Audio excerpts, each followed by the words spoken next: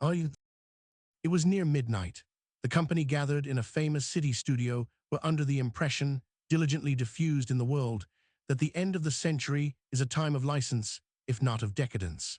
The situation had its own piquancy, partly in the surprise of some of those assembled at finding themselves in Bohemia, partly in a flutter of expectation of seeing something on the borderline of propriety.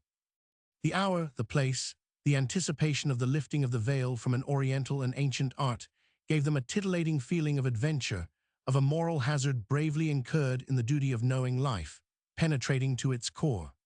Opportunity for this sort of fruitful experience being rare outside the metropolis, students of good and evil had made the pilgrimage to this midnight occasion from less favored cities.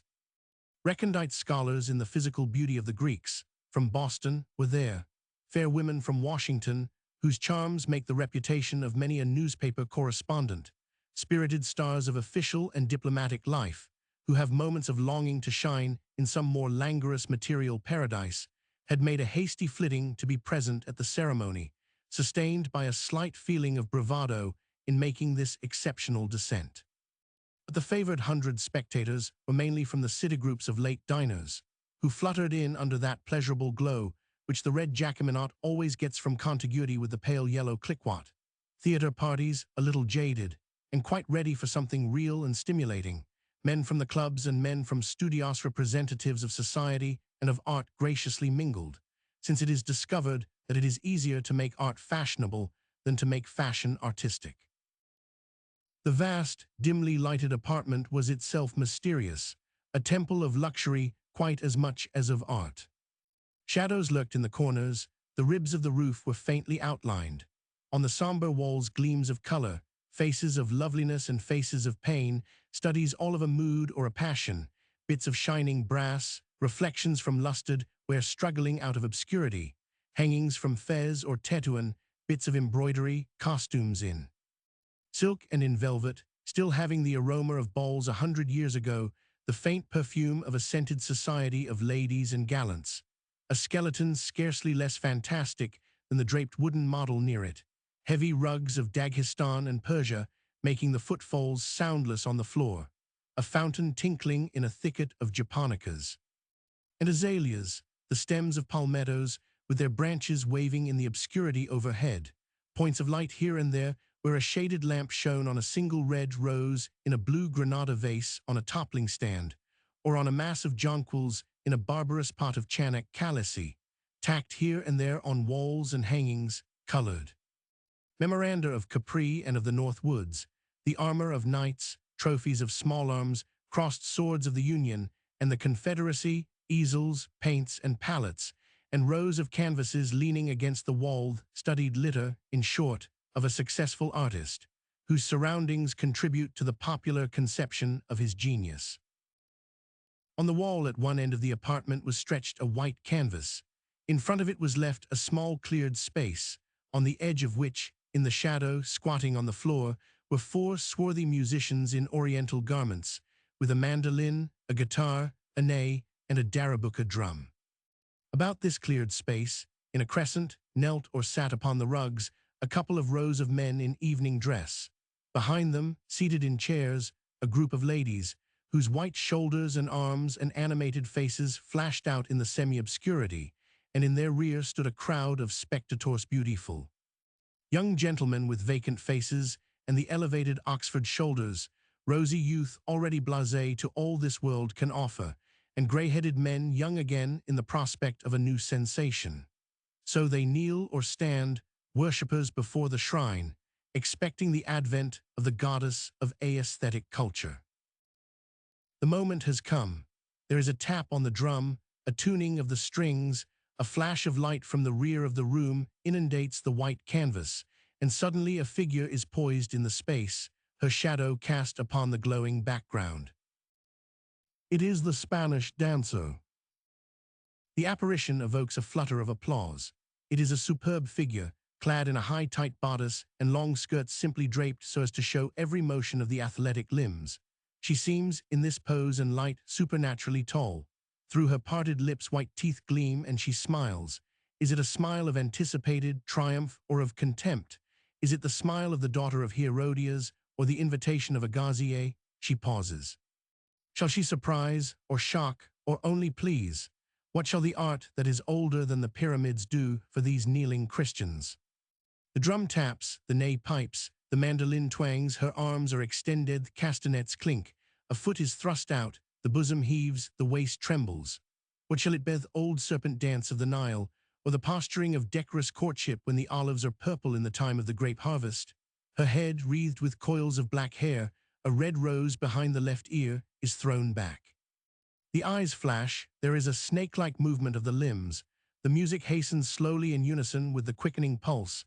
The body palpitates, seems to flash invitation like the eyes. It turns, it twists. The neck is thrust forward, it is drawn in, while the limbs move still slowly, tentatively. Suddenly the body from the waist up seems to twist round, with the waist as a pivot. In a flash of athletic vigor, the music quickens, the arms move more rapidly to the click of the heated castanets. The steps are more pronounced. The whole woman is agitated, bounding, pulsing with physical excitement. It is a maenad in an access of gymnastic energy. Yes, it is gymnastics. It is not grace. It is scarcely alluring, yet it is a physical triumph. While the spectators are breathless, the fury ceases, the music dies, and the Spaniard sinks into a chair, panting with triumph, and inclines her dark head to the clapping of hands and the bravos. The kneelers rise, the spectators break into chattering groups. The ladies look at the dancer with curious eyes. A young gentleman with the elevated Oxford shoulders leans upon the arm of her chair and fans her. The pose is correct. It is the somewhat awkward tribute of culture to physical beauty. To be on speaking terms with the phenomenon was for the moment a distinction. The young ladies wondered if it would be proper to go forward and talk with her. "Why not?" said a wit. "The Duke of Donnicastle always shakes hands with the pugilists at a 10.99. It is not so bad." The speaker was a Washington beauty in an evening dress that she would have condemned as indecorous. For the dancer, "It is not so bad as I expected," asked her companion, a sedate man of 35, with the cynical air of a student of life. "As I feared," she added quickly. "I have always had a curiosity to know what these Oriental dances mean." "Oh, nothing in particular now. This was an exhibition dance. Of course its origin, like all dancing, was religious. The fault I find with it is that it lacks seriousness, like the modern exhibition of the dancing dervishes for money." "Do you think, Mr. Mavick, that the decay of dancing is the reason our religion lacks seriousness? We are in Lent now, you know. Does this seem to you a Lenten performance?" "Why, yes, to a degree. Anything that keeps you up till 3 o'clock in the morning has some penitential quality." "You give me a new view, Mr. Mavick. I confess that I did not expect to assist at what New Englanders call an evening meeting. I thought Eros was the deity of the dance." "That, Mrs. Lamon, is a vulgar error. It is an ancient form of worship. Virtue and beauty are the same thing, the two graces." "What a nice apothegm. It makes religion so easy and agreeable." "As easy as gravitation." "Dear me, Mr. Mavick, I thought this was a question of levitation. You are upsetting all my ideas.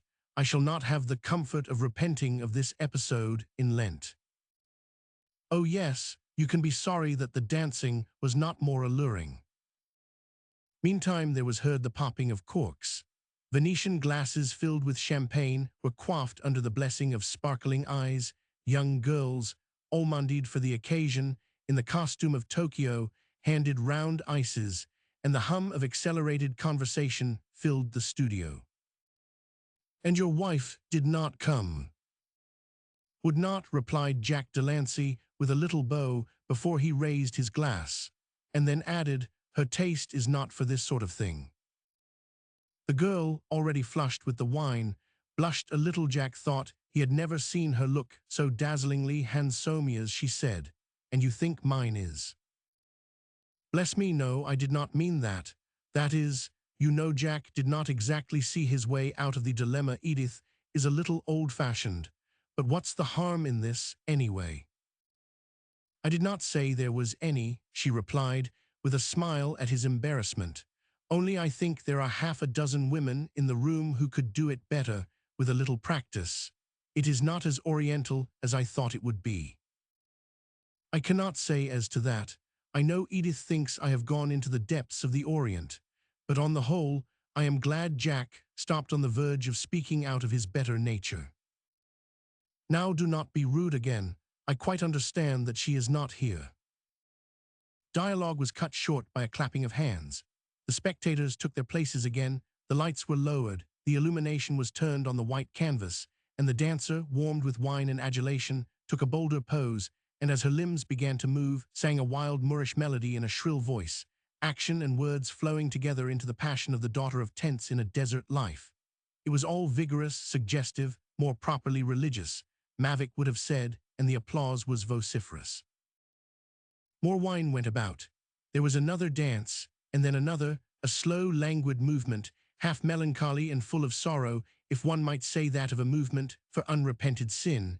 A gypsy dance this, accompanied by the mournful song of Boabdil, the last sigh of the Moor.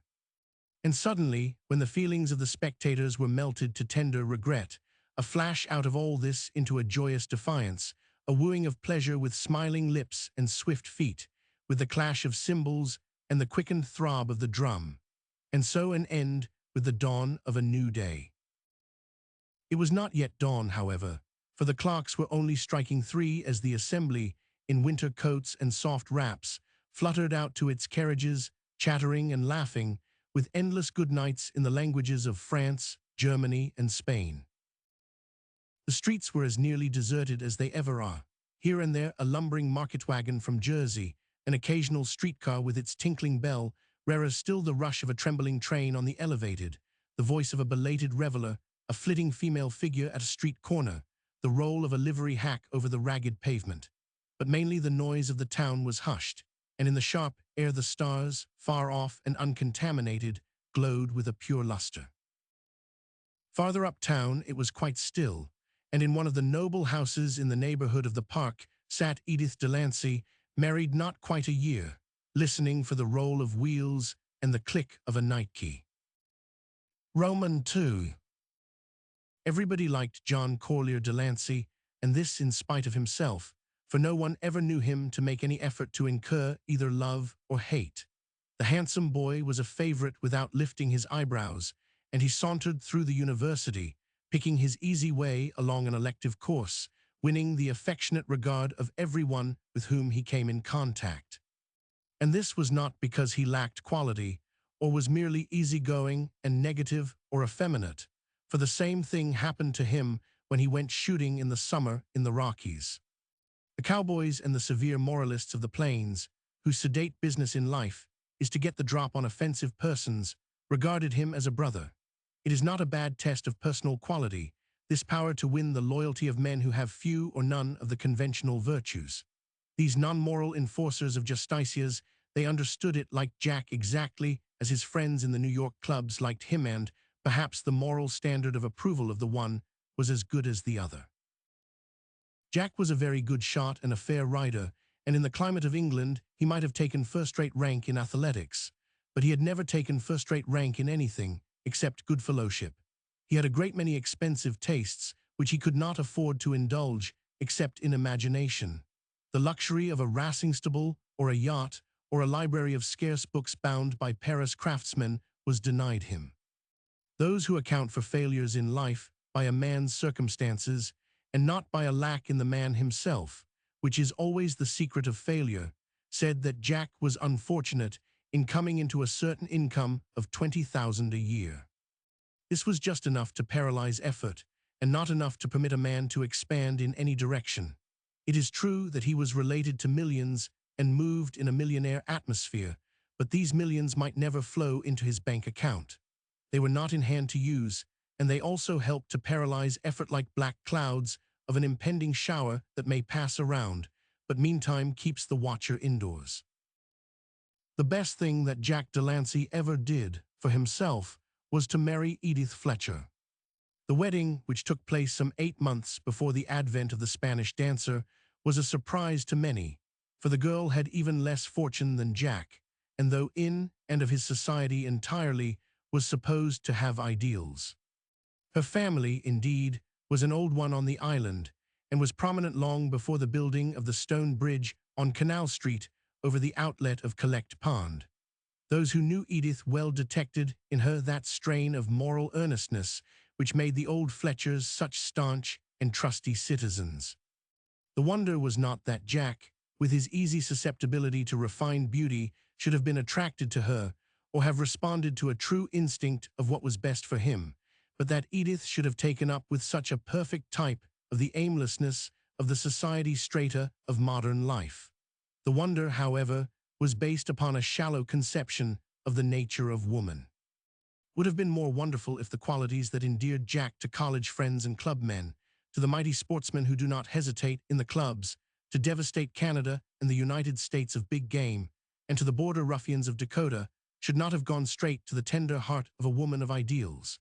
And when in all history was there a woman who did not believe, when her heart went with respect for certain manly traits, that she could inspire and lift a man into a noble life? The silver clock in the breakfast room was striking 10, and Edith was already seated at the coffee urn when Jack appeared. She was as fresh as a rose, and greeted him with a bright smile as he came behind her chair and bent over for the morning kisses ceremony of affection which, if omitted, would have left a cloud on the day for both of them, and which Jack always declared was simply a necessity or the coffee would have no flavor. But when a man has picked a rose, it is always a sort of climax which is followed by an awkward moment, and Jack sat down with the air of a man who has another day to get through with. "Were you amused with the dancing this morning?" So, said Jack, sipping his coffee. It was a stunning place for it, that studio. You would have liked that. The Lamons and Mavic and a lot of people from the provinces were there. The company was more fun than the dance, especially to a fellow who has seen how good it can be and how bad in its home. "You have a chance to see the Spanish dancer again, under proper auspices," said Edith, without looking up. "How's that?" "We are invited by Mrs. Brown, the mother of the Bible class at St. Philip's. Yesterday attend a charity performance for the benefit of the Female Waifs Refuge. She is to dance." "Who, Mrs. Brown?" Edith paid no attention to this impertinence. "They are to make an artificial evening at 11 o'clock in the morning. They must have got hold of Mavic's notion that this dance is religious in its origin. Do you know if the exercises will open with prayer?" "Nonsense, Jack. You know I do not intend to go. I shall send a small check." "Well, draw it 1449.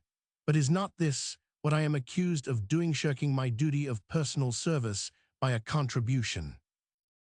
"Perhaps, but you did not have any of that shirking feeling last night, did you?"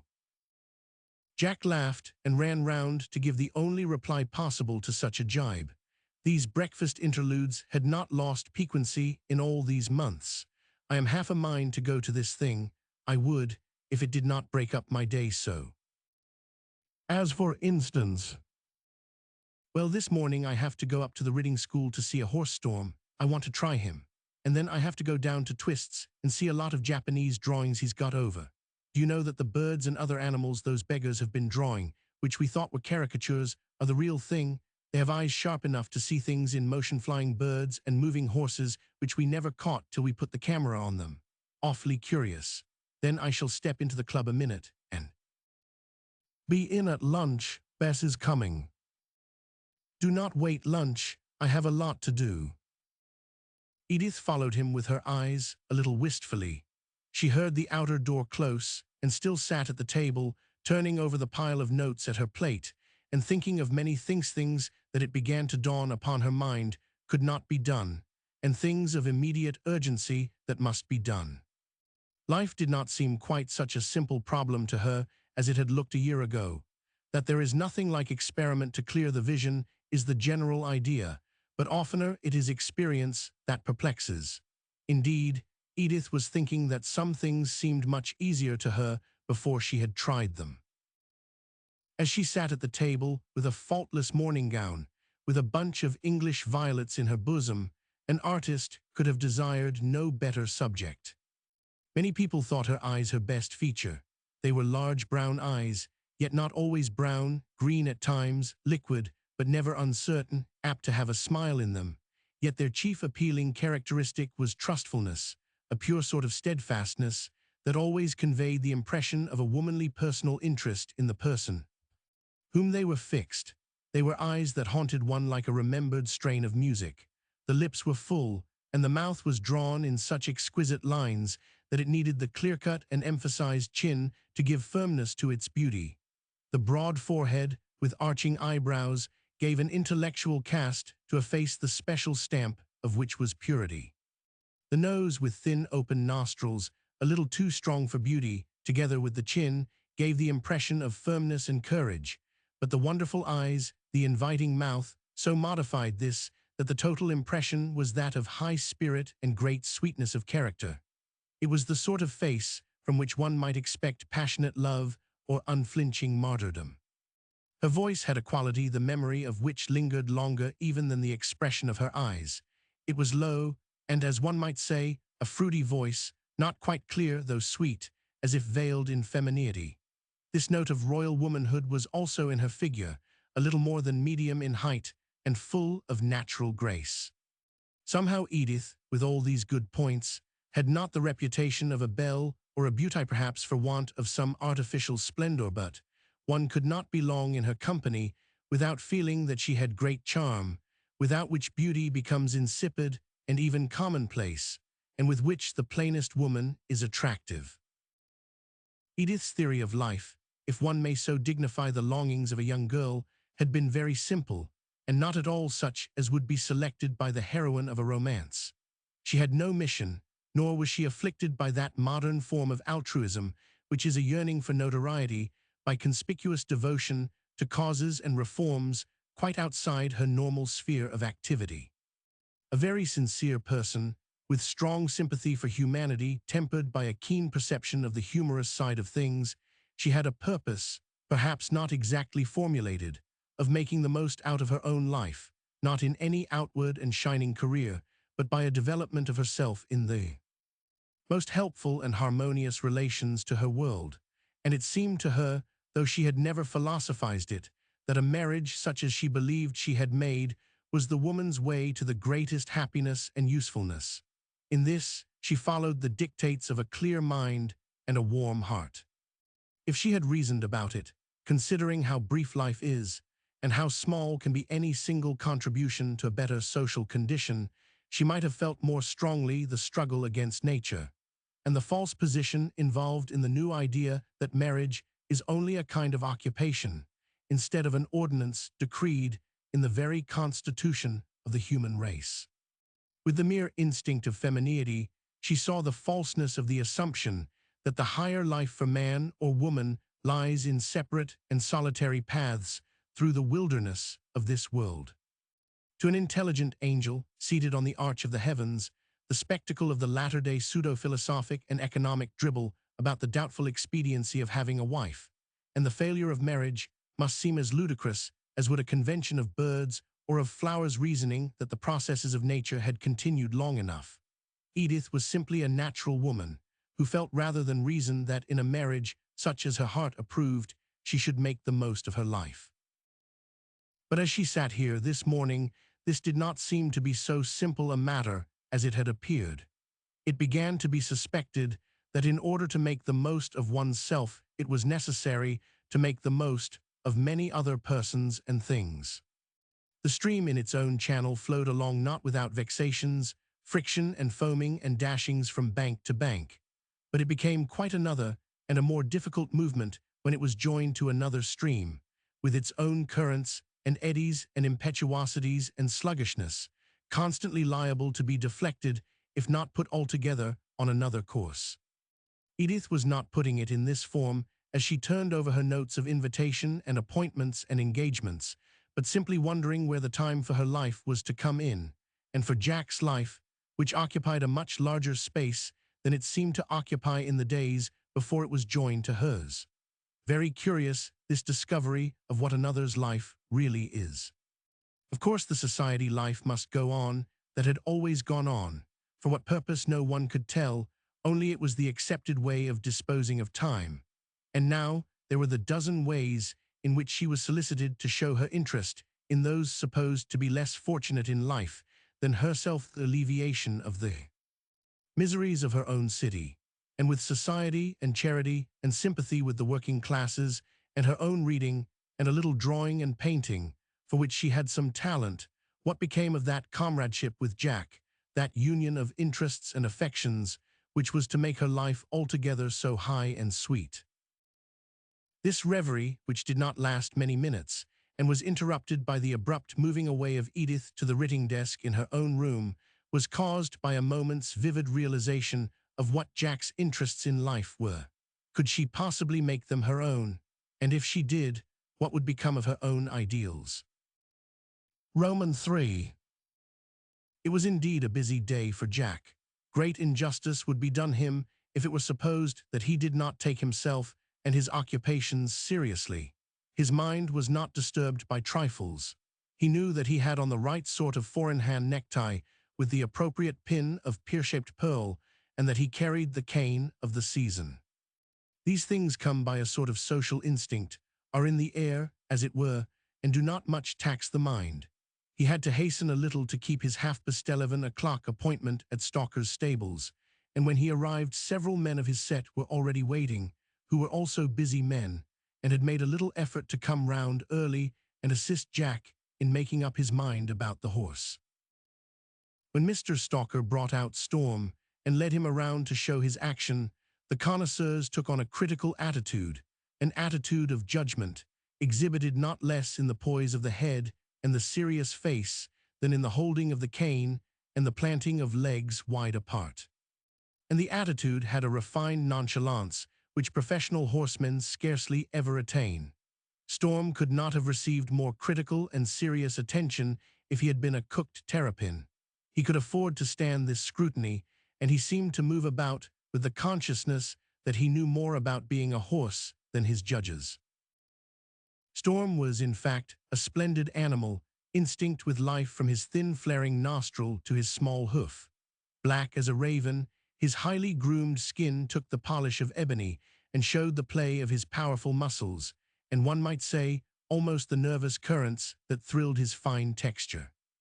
His large, bold eyes, though not wicked, flamed now and then with an energy and excitement that gave ample notice that he would obey no master who had not stronger will and nerve than his own. It was a tribute to Jack's manliness that, when he mounted him for a turn in the ring, Storm seemed to recognize the fine quality of both seat and hand, and appeared willing to take him on probation. "He's got good points," said Mr. Herbert Albert Flick, "but I would like a straighter back." "I will be hanged, though, Jack," was Mr. Mowbray Russell's comment, "if I would ride him in the park before he's docked. Say what you like about action, a horse has got to have style. Moves easy, falls off a little too much to suit me in the quarter," suggested Mr. Pennington Dockstader, sucking the head of his cane. "How about his staying quality, Stalker?" "That's just where he is, Mr. Dockstader.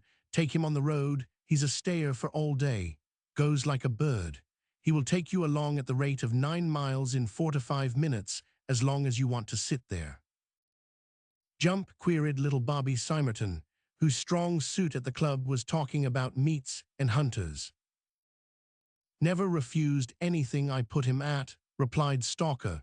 "Takes every fence as if it was the regular thing." Storm was in this way entirely taken to pieces, praised and disparaged, in a way to give Stalker, it might be inferred from his manner, a high opinion of the knowledge of these young gentlemen. "It takes a gentleman, in fact," Stalker said, "to judge a hoss, for a good hoss is a gentleman himself."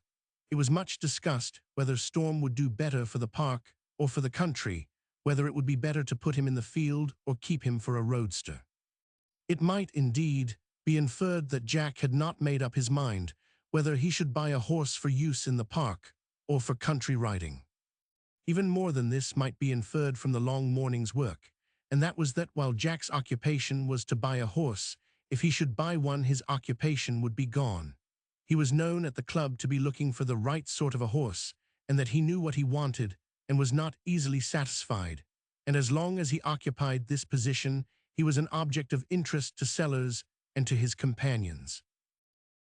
Perhaps Mr. Stalker understood this, for when the buyers had gone, he remarked to the stable boy, Mr. Delancey, "He do not want to buy no horse." When the inspection of the horse was finished, it was time for lunch, and the labors of the morning were felt to justify this indulgence, though each of the party had other engagements and was too busy to waste the time. They went down to the Knickerbocker. The lunch was slight, but its ordering took time and consideration, as it ought, for nothing is so destructive of health and mental tone as the snatching of a midday meal at a lunch counter from a bill of fare prepared by God knows whom. Mr. Russell said that if it took time to buy a horse, it ought to take at least equal time and care to select the fodder that was to make a human being wretched or happy. Indeed, a man who did not give his mind to what he ate would not have any mind by and by to give to anything. This sentiment had the assent of the table and was illustrated by varied personal experience, and a deep feeling prevailed, a serious feeling, that in ordering and eating the right sort of lunch, a chief duty of a useful day had been discharged. It must not be imagined from this, however, that the conversation was about trifles. Businessmen and operators could have learned something about stocks and investments, and politicians about city politics. Mademoiselle Vivienne, the new skirt dancer, might have been surprised at the intimate tone in which she was alluded to, but she could have got some useful hints in effects, for her judges were cosmopolitans who had seen the most suggestive dancing in all parts of the world. It came out incidentally that everyone at table had been over in the course of the season, not for any general purpose, not as a sightseer, but to look at somebody's stables, or to attend a wedding, or a sale of etchings, or to see his bootmaker, or for a little shooting in Scotland, just as one might run down to Bar Harbor or Tuxedo. It was only an incident in a busy season, and one of the fruits of it appeared to be as perfect a knowledge of the comparative merits of all the ocean racers and captains as of the English and American stables and the trainers. One not informed of the progress of American life might have been surprised to see that the fad is to be American, with a sort of patronage of things and ways foreign, especially of things British, a large continental kind of attitude, begotten of hearing much about Western roughing it, of Alaska, of horse breeding and fruit raising on the Pacific, of the Colorado River Cannon. As for stuffs, well, yes, London. As for style, you cannot mistake a man who is dressed in New York. The wine was a white Riesling from California. Doc Stater said his attention had been called to it by Tom Dillingham at the Union, who had a ranch somewhere out there. It was declared to be sound and palatable. You know what you are drinking. This led to a learned discussion of the future of American wines, and a patriotic impulse was given to the trade by repeated orders. It was declared that in American wines lay the solution of the temperance question. Bobby Simerton said that Burgundy was good enough for him, but Russell put him down, as he saw the light yellow through his glass, by the emphatic affirmation that plenty of cheap American well-made wine would knock the bottom out of all the sentimental temperance societies and shut up the saloons, dry up all those not limited to light wines and beer. It was agreed that the saloons would have to go. This satisfactory conclusion was reached before the coffee came on and the cigarettes, and the sound quality of the Riesling was emphasized by a pony of cognac. It is fortunate when the youth of a country have an ideal. No nation is truly great without a common ideal, capable of evoking enthusiasm and calling out its energies. And where are we to look for this if not in the youth, and especially in those to whom fortune and leisure give an opportunity of leadership? It is they who can inspire by their example and by their pursuits attract others to a higher conception of the national life. It may take the form of patriotism, as in this country, pride in the great republic, jealousy of its honor and credit, eagerness for its commanding position among the nations, patriotism which will show itself in all the ardor of believing youth, in the administration of law, in the purity of politics, in honest local government, and in a noble aspiration for the glory of the country. It may take the form of culture, of a desire that the republicable, like all self-made nations, To worship wealth should be distinguished not so much by a vulgar national display as by an advance in the arts, the sciences, the education that adorns life in the noble spirit of humanity and in the nobler spirit of recognition of a higher life, which will be content with no civilization that does not tend to make the country for every citizen a better place to live in today than it was yesterday.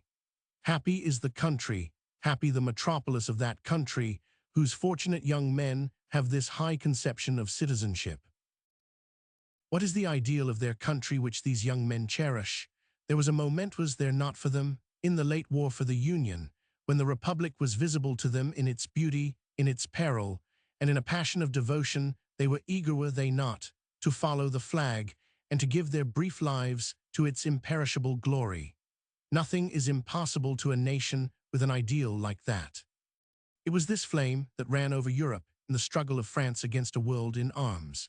It was this national ideal that was incarnate in Napoleon, as every great idea that moves the world is sooner or later incarnated. What was it that we saw in Washington on his knees at Valley Forge, or blazing with wrath at the cowardice on Monmouth, in Lincoln entering Richmond with bowed head and infinite sorrow and yearning in his heart, an embodiment of a great national idea and destiny? In France, this ideal burns yet like a flame and is still evoked by a name. It is the passion of glory, but the desire of a nation, and Napoleon was the incarnation of passion. They say that he is not dead as others are dead, but that he may come again and ride at the head of his legions and strike down the enemies of France, that his bugle will call the youth from every hamlet, that the roll of his drum will transform France into a camp, and the grenadiers will live again and ride with him, amid hurrahs and streaming tears and shouts of my emperor. Oh, my emperor, is it only a legend? But the spirit is there, not a boy but dreams of it, not a girl but knots the thought in with her holiday tricolor. That is to have an abiding ideal, and patiently to hold it, in isolation, in defeat, even in an overripe civilization. We believe, do we not, in other triumphs than those of the drum and the sword. Our aspirations for the Republic are for a nobler example of human society than the world has yet seen. Happy is the country and the metropolis of the country whose youth, gilded only by their virtues, have these aspirations. When the party broke up, the street lamps were beginning to twinkle here and there, and Jack discovered to his surprise that the twist business would have to go over to another day. It was such a hurrying life in New York. There was just time for a cup of tea at Mrs. Trafton's. Everybody dropped in there after 5 o'clock, when the duties of the day were over, with the latest news, and to catch breath before rushing into the program of the evening. There were a dozen ladies in the drawing-room when Jack entered, and his first impression was that the scream of conversation would be harder to talk against than a Wagner opera. But he presently got his cup of tea and found a snug seat in the chimney corner by Miss Tavish. Indeed, they moved to it together, and so got a little out of the Babel. Jack thought the girl looked even prettier in her walking dress than when he saw her at the studio. She had style, there was no doubt about that.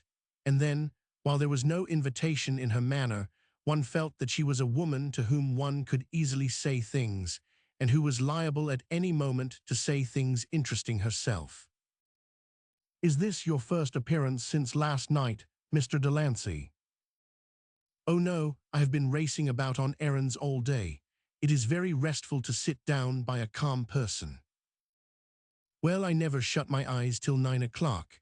I kept seeing that Spanish woman whirl around and contort, and do you mind my telling you, I could not just help it. I leaning forward to Jack got up and tried it before the glass. There, are you shocked?" "Not so much shocked as excluded," Jack dared to say, "but do you think?"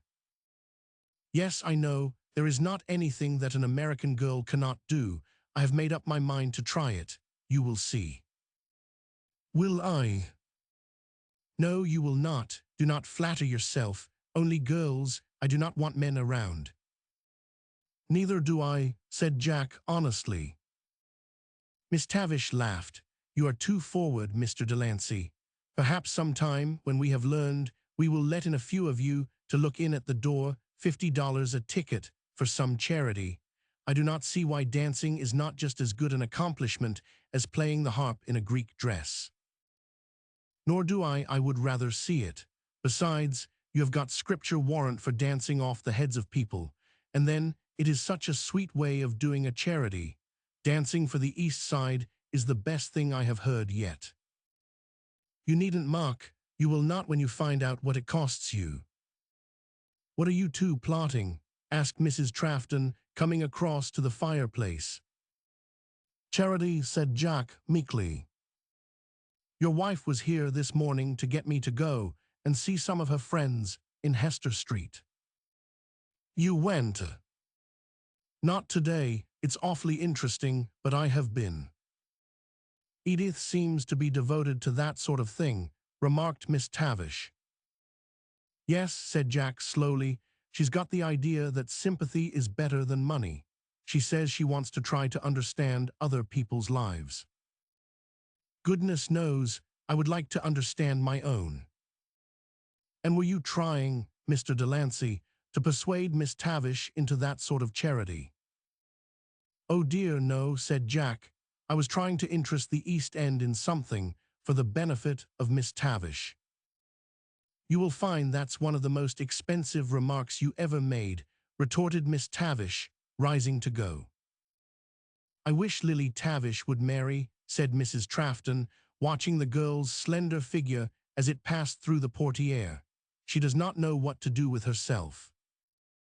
Jack shrugged his shoulders. Yes, she would be a lovely wife for somebody, and then he added, as if reminiscently, if he could afford it, Goodby. That's just a fashion of talking. I never knew a time when so many people afforded to do what they wanted to do, but you men are all alike. Goodby. When Jack reached home, it was only a little after 6 o'clock, and as they were not to go out to dine till 8, he had a good hour to rest from the fatigues of the day and run over the evening papers and dip into the foreign periodicals to catch a topic or two for the dinner table. Yes, sir, said the maid. Mrs. Delancey came in an hour ago. Roman 4. Edith's day had been as busy as Jack's, notwithstanding she had put aside several things that demanded her attention. She denied herself the morning attendance on the literature class that was raking over the 18th century. This week Swift was to be arraigned. The last time when Edith was present, it was Steele. The judgment, on the whole, had been favorable, and there had been a little stir of tenderness among the bonnets over Thackeray's comments on the Christian soldier. It seemed to bring him near to them. Poor Dick Steele, said the essayist. Edith declared afterwards that the large woman who sat next to her, Mrs. Jerry Hollowell, whispered to her that she always thought his name was Bessemer. But this was, no doubt, a pleasantry. It was a beautiful essay and so stimulating. And then there was bouillon and time to look about at the toilets. Poor Steele, it would have cheered his life to know that a century after his death so many beautiful women, so exquisitely dressed, would have been concerning themselves about him. The function lasted 2 hours. Edith made a little calculation. In 5 minutes, she could have got from the encyclopedia all the facts in the essay, and while her maid was doing her hair, she could have read 5 times as much of Steele as the essayist read. And somehow she was not stimulated, for the impression seemed to prevail that now Steele was disposed of, and she had her doubts whether literature would, after all, prove to be a permanent social distraction. But Edith may have been too severe in her judgment. There was probably not a woman in the class that day who did not go away with the knowledge that Steele was an author and that he lived in the 18th century. The hope for the country is in the diffusion of knowledge. Leaving the class to take care of Swift, Edith went to the managers' meeting at the Women's Hospital, where there was much to do of very practical work, pitiful cases of women and children suffering through no fault of their own, and money more difficult too. Raised than sympathy, the meeting took time and thought. Dismissing her carriage and relying on elevated and surface cars, Edith then took a turn on the east side, in company with a dispensary physician whose daily duty called her into the worst parts of the town. She had a habit of these tours before her marriage, and though they were discouragingly small in direct results, she gained a knowledge of city life that was of immense service in her general charity work. Jack had suggested the danger of these excursions, but she had told him that a woman was less liable to insult in the East Side than in Fifth Avenue, especially at twilight, not because the East Side was a nice quarter of the city, but because it was accustomed to see women who minded their own business go about unattended, and the prowlers had not the habit of going there. She could even relate cases of chivalrous protection of ladies in some of the worst streets. What Edith saw this day, open to be seen, was not so much sin as ignorance of how to live, squalor, filthy surroundings acquiesced in as the natural order, wonderful patience in suffering and deprivation, incapacity, ill-paid labor, the kindest spirit of sympathy and helpfulness of the poor for each other. Perhaps that which made the deepest impression on her was the fact that such conditions of living could seem natural to those in them, and that they could get so much enjoyment of life in situations that would have been simple misery to her. The visitors were in a foreign city. The shop signs were in foreign tongues, in some streets all Hebrew. On chance newsstands were displayed newspapers in Russian, Bohemian, Arabic, Italian, Hebrew, Polish, Germanon in English. The theater bills were in Hebrew or other unreadable type. The sidewalks and the streets swarmed with noisy dealers in every sort of second-hand merchandise, vegetables that had seen a better day, fish in shoals. It was not easy to make one's way through the stands and pushcarts and the noisy dickering buyers and sellers who haggled over trifles and chaffed good-naturedly and were strictly intent on their own affairs. No part of the town is more crowded or more industrious.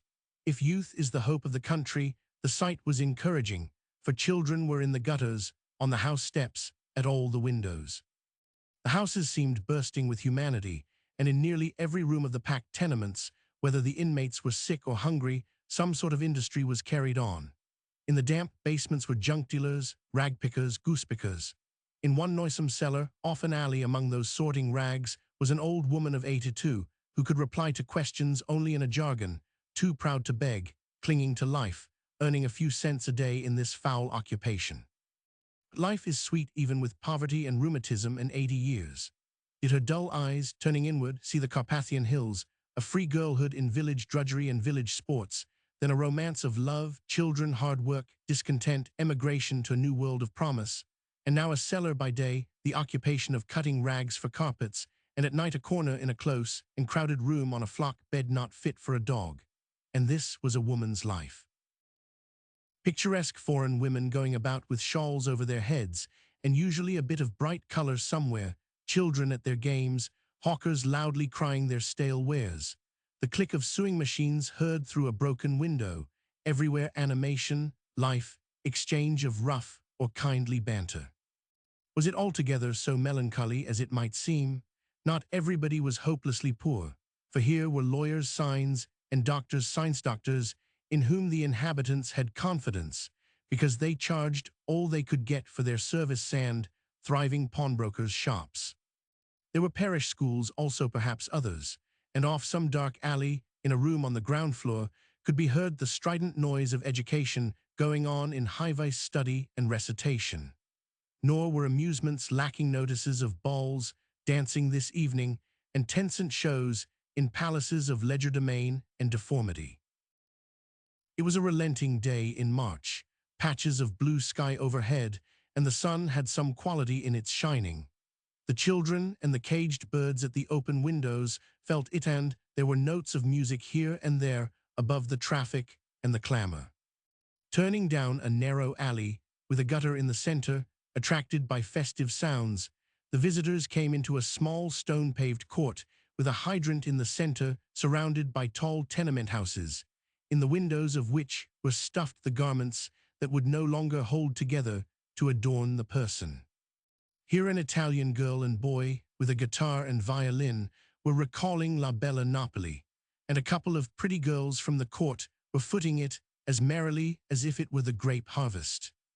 A woman opened a lower room door and sharply called to one of the dancing girls to come in, when Edith and the doctor appeared at the bottom of the alley, but her tone changed when she recognized the doctor, and she said, by way of apology, that she did not like her daughter to dance before strangers. So the music and the dance went on, even little dots of girls and boys shuffling about in a stifflegged fashion, with applause from all the windows, and at last a largesse of penniesses, many as 5 altoge there for the musicians, and the sun fell lovingly upon the pretty scene.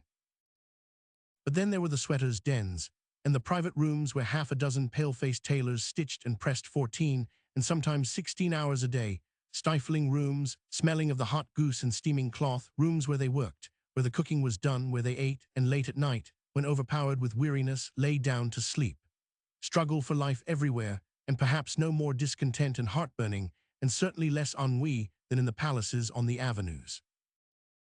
The residence of Karl Mulhouse, one of the doctor's patients, was typical of the homes of the better class of poor. The apartment fronted on a small and not too cleanly court, and was in the 3rd story. As Edith mounted the narrow and dark stairways, she saw the plan of the house. 4 apartments opened upon each landing, in which was the common hydrant and sink. The Mulhouse apartment consisted of a room large enough to contain a bed, a cook stove, a bureau, a rocking chair, and 2 other chairs, and it had 2 small windows, which would have more freely admitted the southern sun if they had been washed, and a room adjoining, dark, and nearly filled by a big bed. On the walls of the living room were hung highly colored advertising chromos of steamships and palaces of industry, and on the bureau Edith noticed 2 illustrated newspapers of the last year, a patent medicine almanac, and a volume of Schiller. The bureau also held Mr. Mulhouse's bottles of medicine, a comb which needed a dentist, and a broken hairbrush.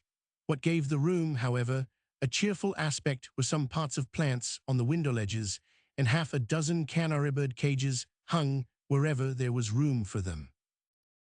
None of the family happened to be at home, except Mr. Mulhouse, who occupied the rocking chair, and 2 children, a girl of 4 years and a boy of 8, who were on the floor playing store with some blocks of wood, a few tacks, some lumps of coal, some scraps of paper, and a tangle of twine. In their prattle they spoke the English they had learned from their brother who was in a store. "I feel some better today," said Mr. Mulhouse, brightening up as the visitors entered, "but the cough hangs on. It's 3 months since this weather that I have not been out, but the birds are a good deal of company." He spoke in German and with effort. He was very thin and sallow, and his large feverish eyes added to the pitiful look of his refined face. The doctor explained to Edith that he had been getting fair wages in a type foundry until he had become too weak to go any longer to the shop. It was rather hard to have to sit there all day, he explained to the doctor, but they were getting along. Mrs. Mulhouse had got a job of cleaning that day. That would be 50 cents. Alice was 12 years learning to sew. That was her afternoon to go to the college settlement. Jimmy, 14, had got a place in a store and earned $2 a week. "And Vicky?" asked the doctor. "Oh, Vicky," piped up the 8-year-old boy. "Vicky's up to the Station Hospital, was probably the institution referred to ever so long now. I seen her there, me and Jim 999. Such a beautiful place. And the chicken," he added. "Sis got hurt by a cart." Vicky was 17 and had been in a fancy store. "Yes," said Mulhouse, in reply to a question, "it pays pretty well raising canaries when they turn out singers. I made $15 last year. I hain't sold much lately. Seems as if people stopped wanting 'em such weather. I guess it'll be better in the spring." "No doubt it will be better for the poor fellow himself before spring," said the doctor, as they made their way down the dirty stairways. "Now, I will show you one of my favorites." They turned into a broader street, one of the busy avenues, and passing under an archway between 2 tall buildings, entered a court of back buildings. In the 3rd story back lived Aunt Margaret.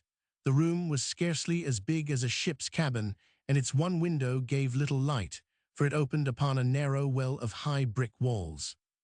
In the only chair, Aunt Margaret was seated close to the window. In front of her was a small worktable, with a kerosene lamp on it, but the side of the room towards which she looked was quite occupied by a narrow couch, ridiculously narrow, for Aunt Margaret was very stout. There was a thin chest of drawers on the other side, and the small coal stove that stood in the center so nearly filled the remaining space that the 2 visitors were one too many. "Oh, come in," said the old lady cheerfully when the door opened. "I am glad to see you." And how goes it? Asked the doctor.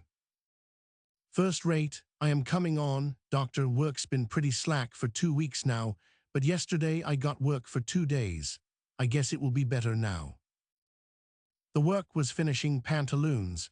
It used to be a good business before there was so much cutting in.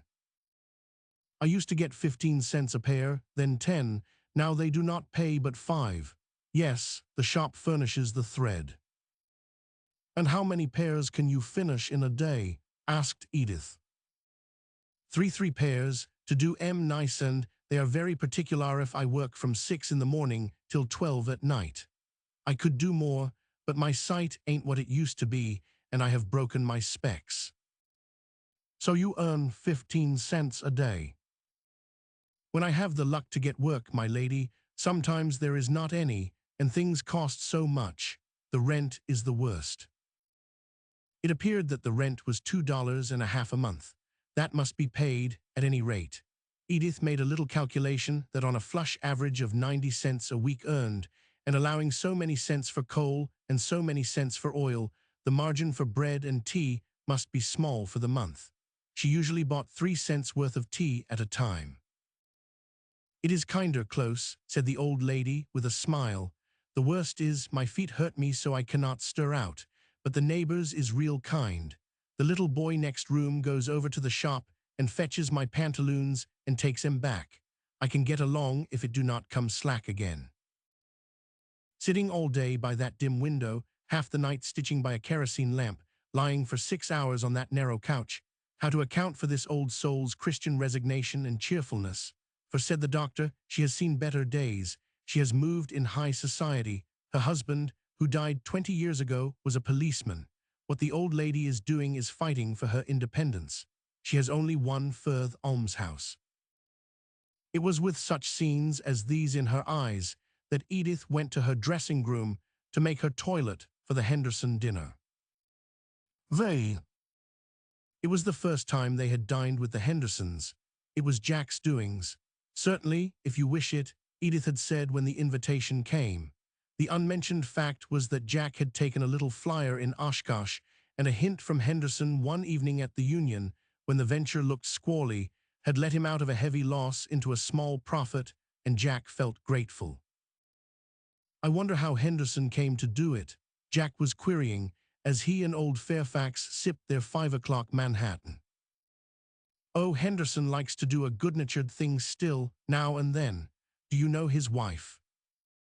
No, who was she? Why, old Eschel's daughter, Carmen.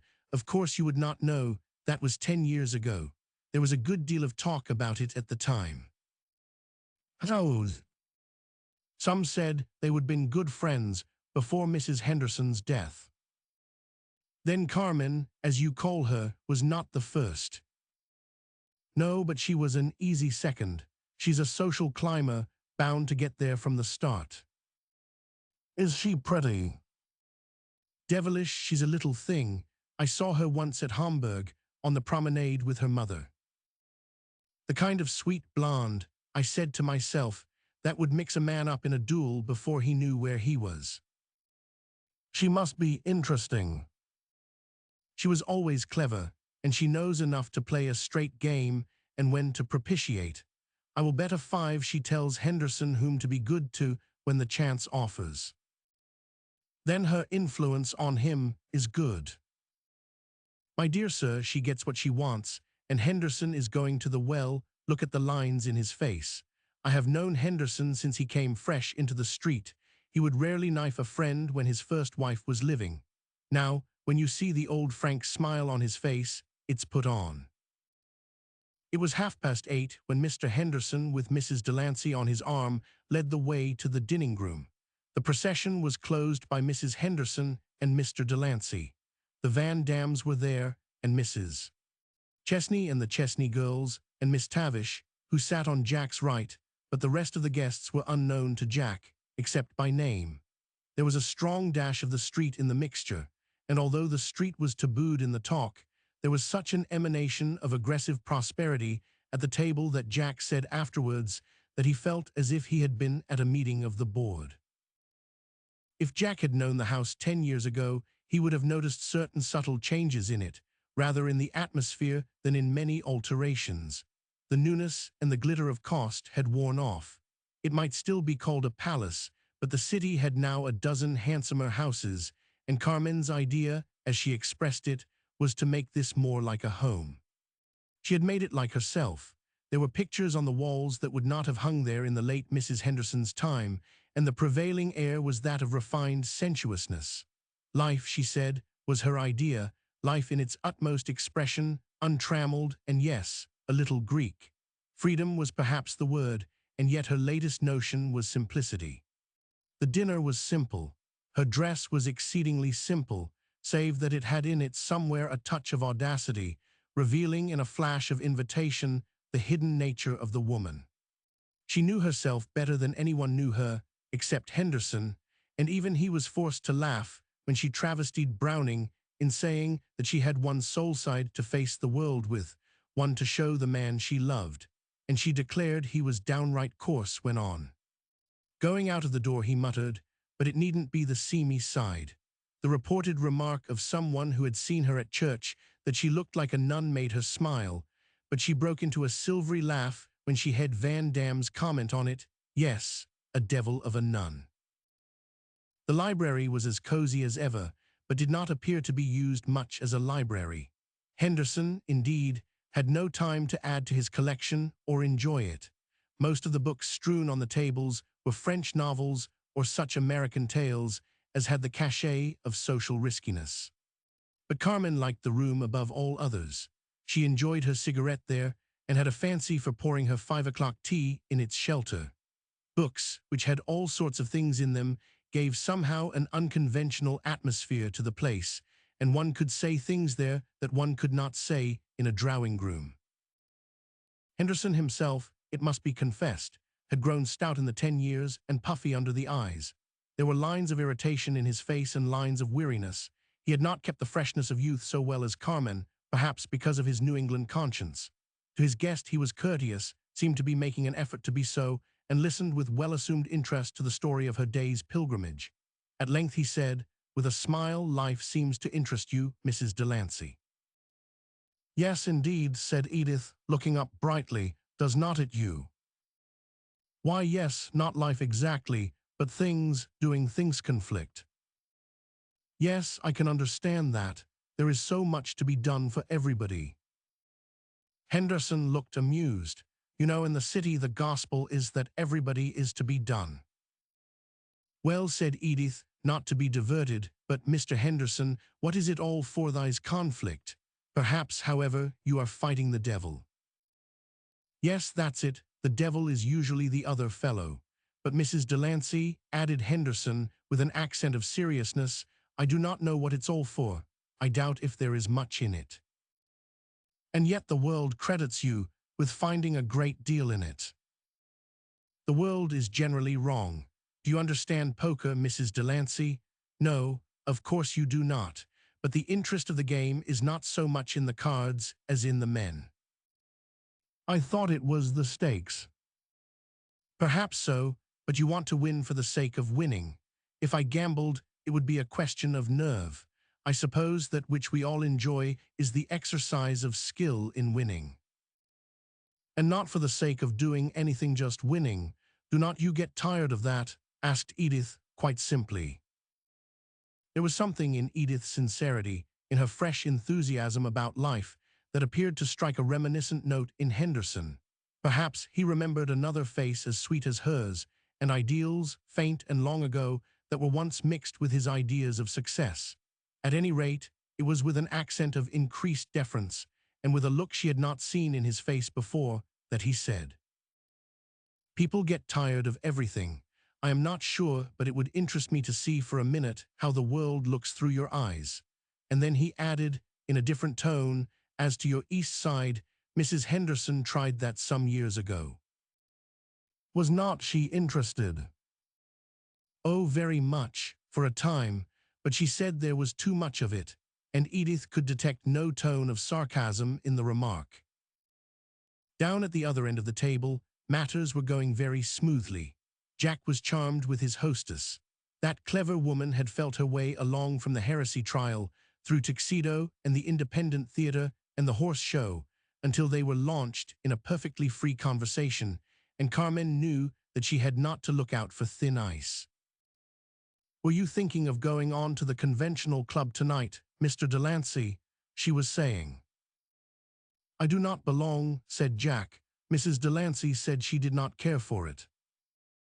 "Oh, I do not care for it, for myself," replied Carmen. "I do," struck in Miss Tavish. "It's awfully nice."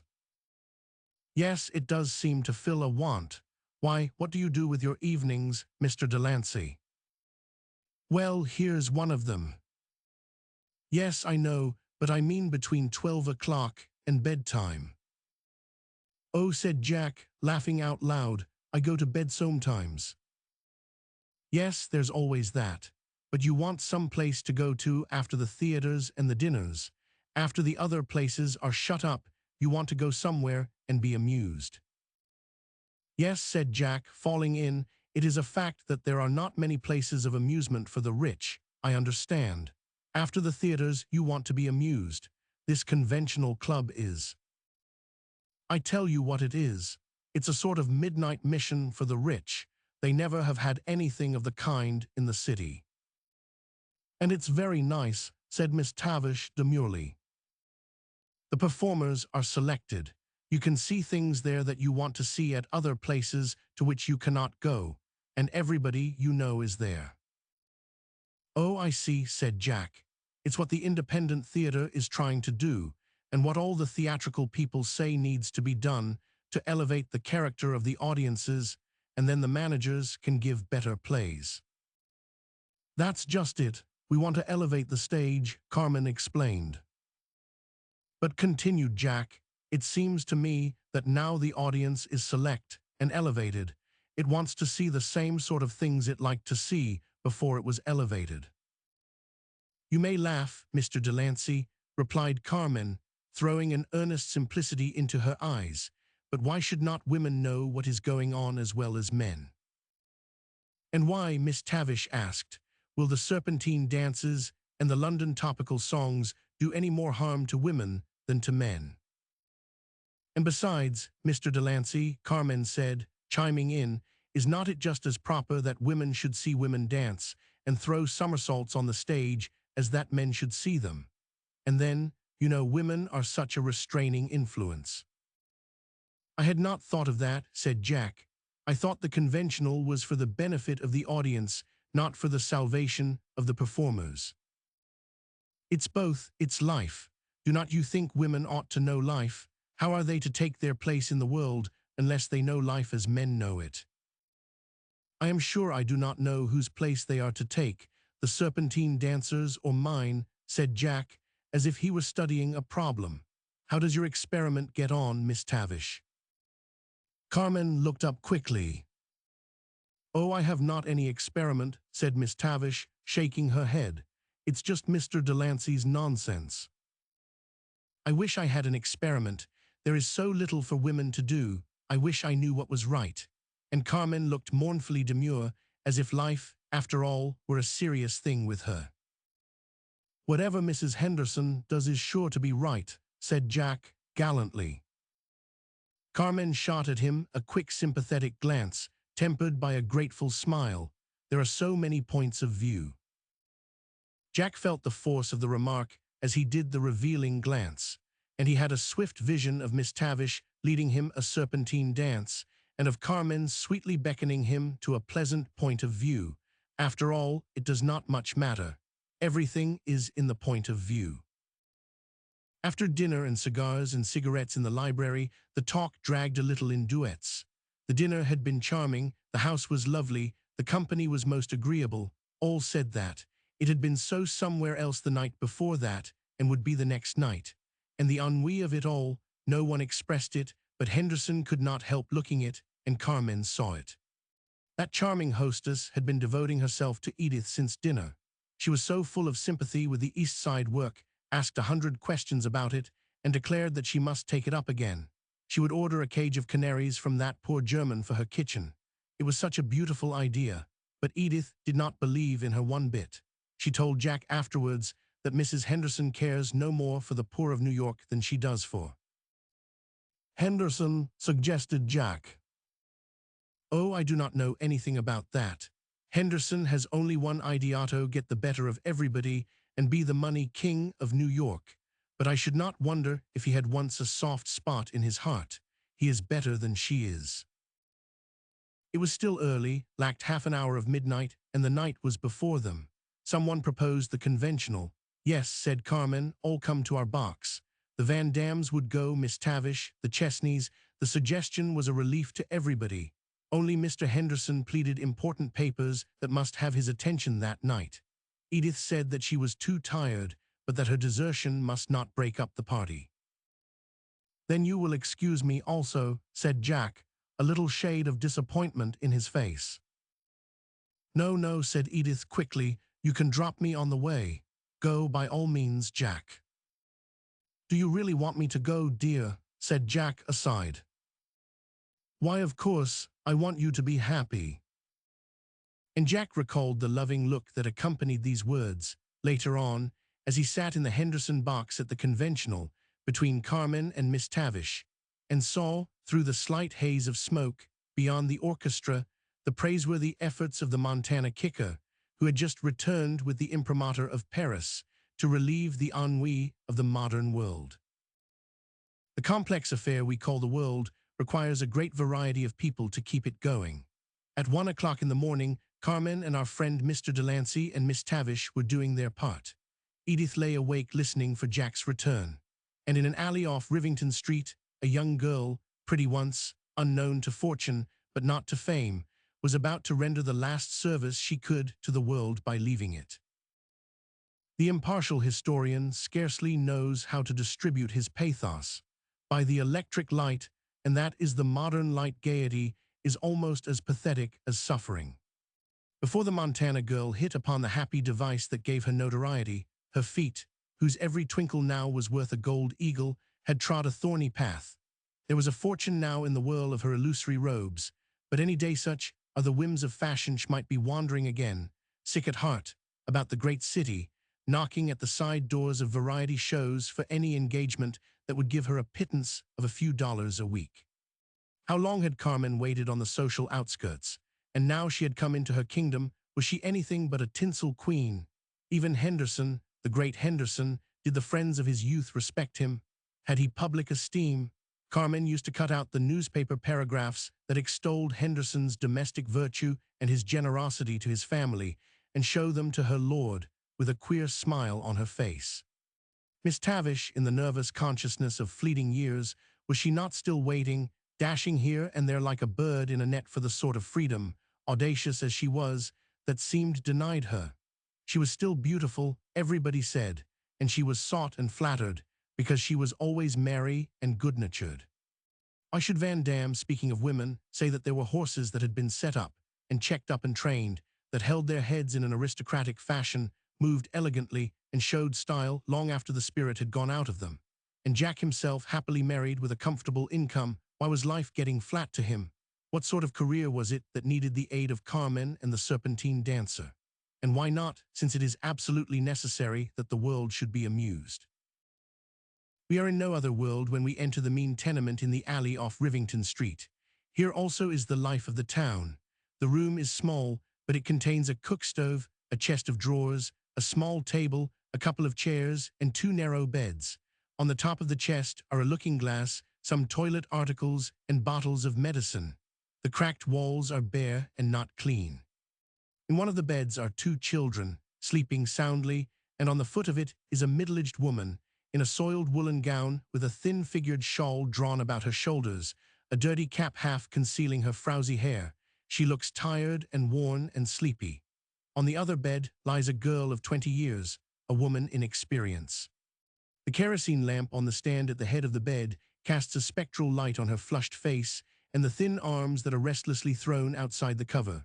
By the bedside sits the doctor, patient, silent, and watchful. The doctor puts her hand caressingly on that of the girl. It is hot and dry.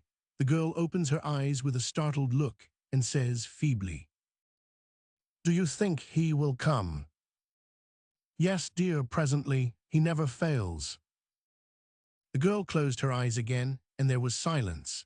The dim rays of the lamp, falling upon the doctor, revealed the figure of a woman of less than medium size, perhaps of the age of 30 or more, a plain little body, you would have said, who paid the slightest possible attention to her dress, and when she went about the city was not to be distinguished from a working woman. Her friends, indeed, said that she had not the least care for her personal appearance, and unless she was watched, she was sure to go out in her shabbiest gown and most battered hat.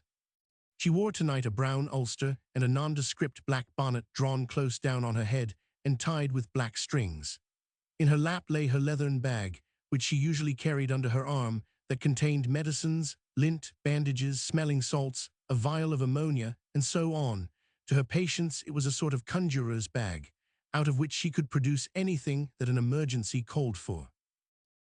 Dr. Lee was not in the least nervous or excited.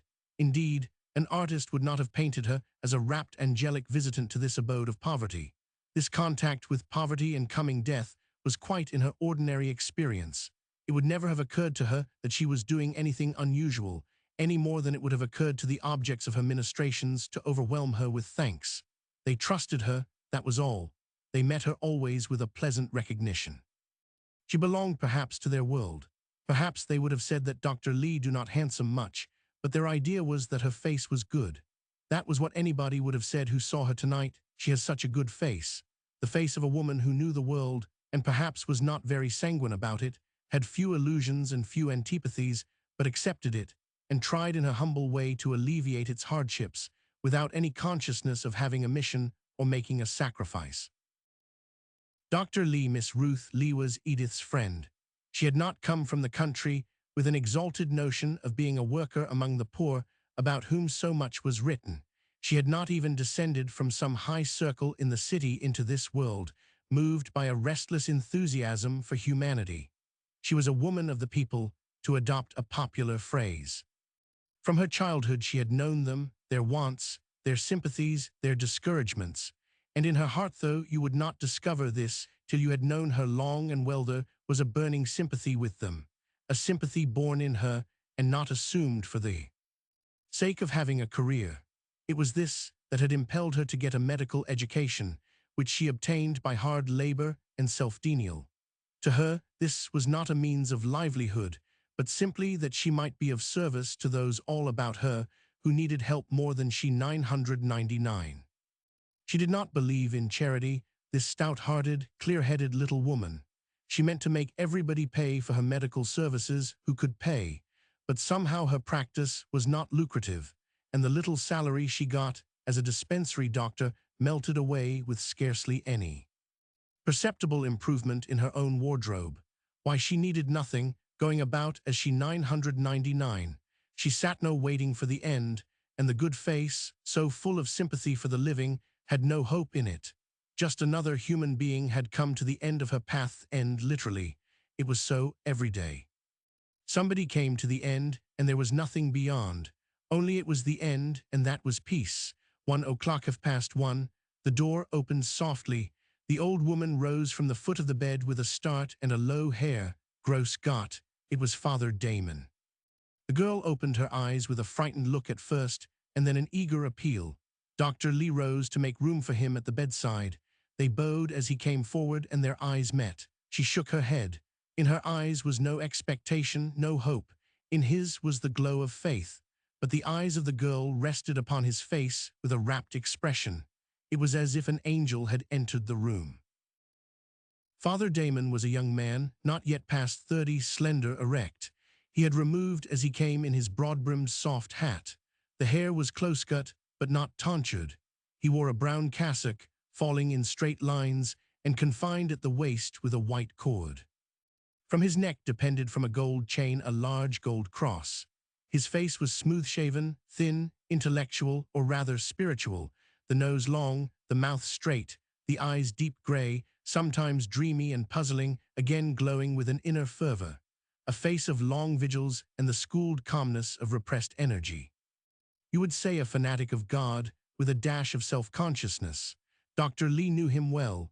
They met often on their diverse errands, and she liked, when she could, to go to Vespers in the little mission chapel of St. Anselm where he ministered. It was not the confessional that attracted her, that was sure, perhaps not altogether the service, though that was soothing in certain moods, but it was the noble personality of Father Damon. He was devoted to the people as she was, he understood them, and for the moment their passion of humanity assumed the same aspect, though she knew that what he saw, or thought he saw, lay beyond her agnostic vision. Father Damon was an Englishman, a member of a London Anglican order, who had taken the 3 vows of poverty, chastity, and obedience, who had been for some years in New York, and had finally come to live on the East Side where his work was. In a way he had identified himself with the people. He attended their clubs. He was a Christian socialist. He spoke on the inequalities of taxation. The strikers were pretty sure of his sympathy. He argued the injustice of the present ownership of land. Some said that he had joined a lodge of the Knights of Labor.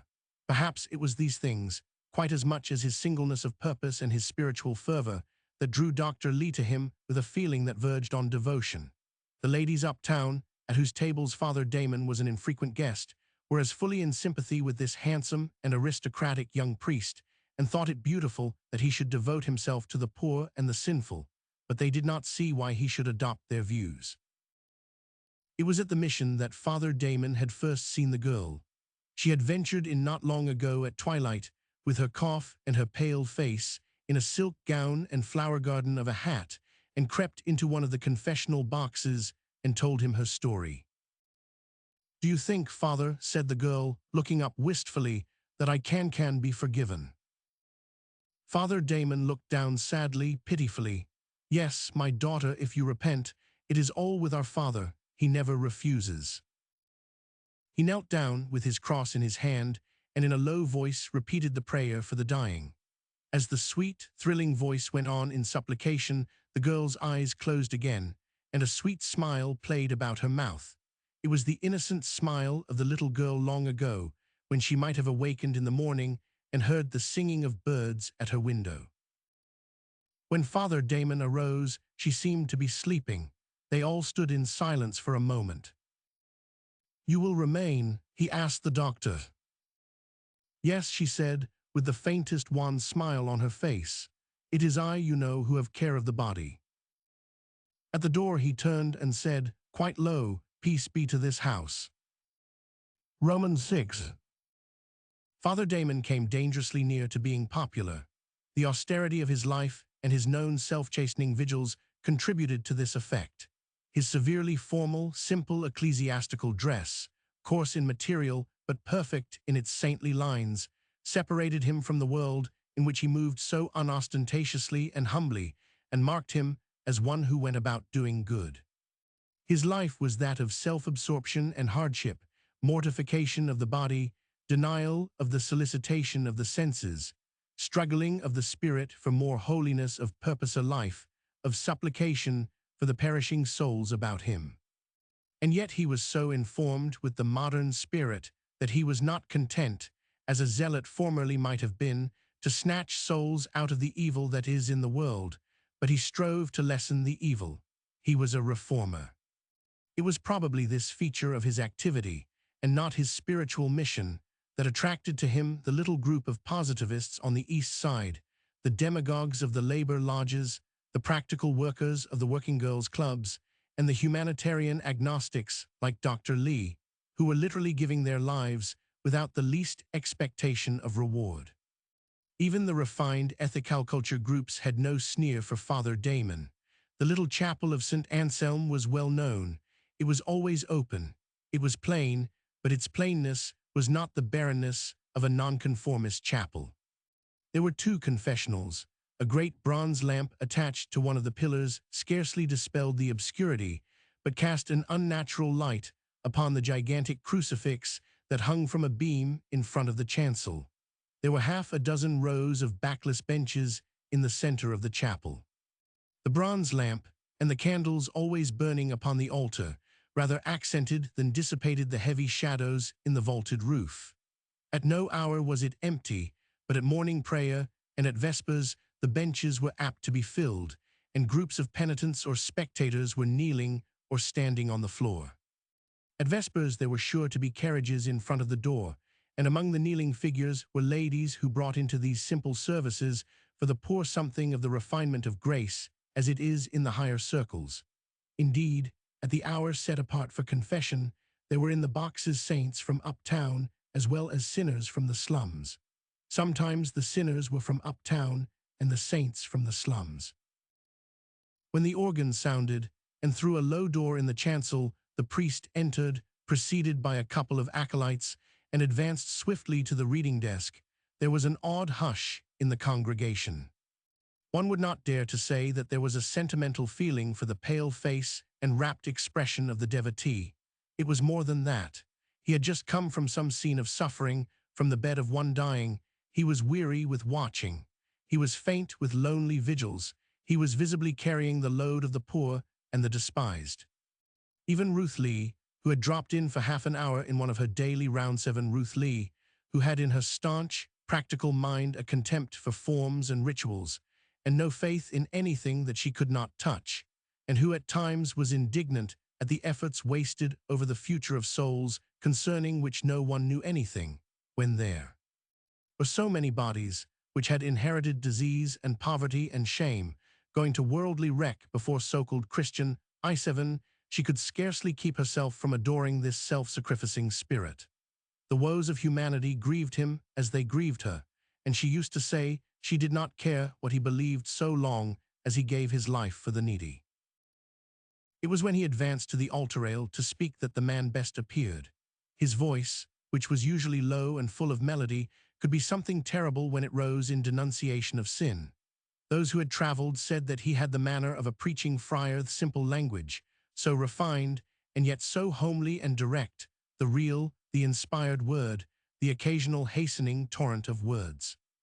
When he had occasion to address one of the societies of ladies for the promotion of something among the poor, his style and manner were simplicity itself.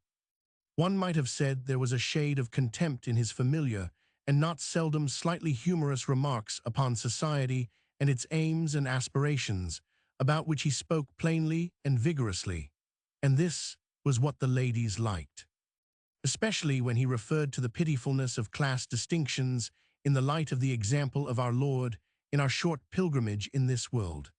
This unveiling and denunciation made them somehow feel nearer to their work, and indeed, while they sat there, co-workers with this apostle of righteousness. Perhaps there was something in the priestly dress that affected not only the congregation in the chapel, but all the neighborhood in which Father Damon lived. There was in the long robe, with its feminine lines, an assurance to the women that he was set apart and not as others were. And on the other hand, the semi-feminine suggestion of the straight-falling garment may have had for the men a sort of appeal for defense and even protection. It is certain, at any rate, that Father Damon had the confidence of high and low, rich and poor. The forsaken sought him out, the hungry went to him, the dying sent for him, the criminal knocked at the door of his little room. Even the rich reprobate would have opened his bad heart to him sooner than to anyone else. It is evident, therefore, that Father Damon was dangerously near to being popular. Human vanity will feed on anything within its reach, and there has been discovered yet no situation that will not minister to its growth. Suffering perhaps it prefers, and contumely and persecution. Are not opposition, despiteful anger, slander even, rejection of men, stripes even, if such there could be in these days, manna to the devout soul consciously set apart for a mission? But success, obsequiousness, applause, the love of women, the concurrent good opinion of all humanitarians, are these not almost as dangerous as persecution?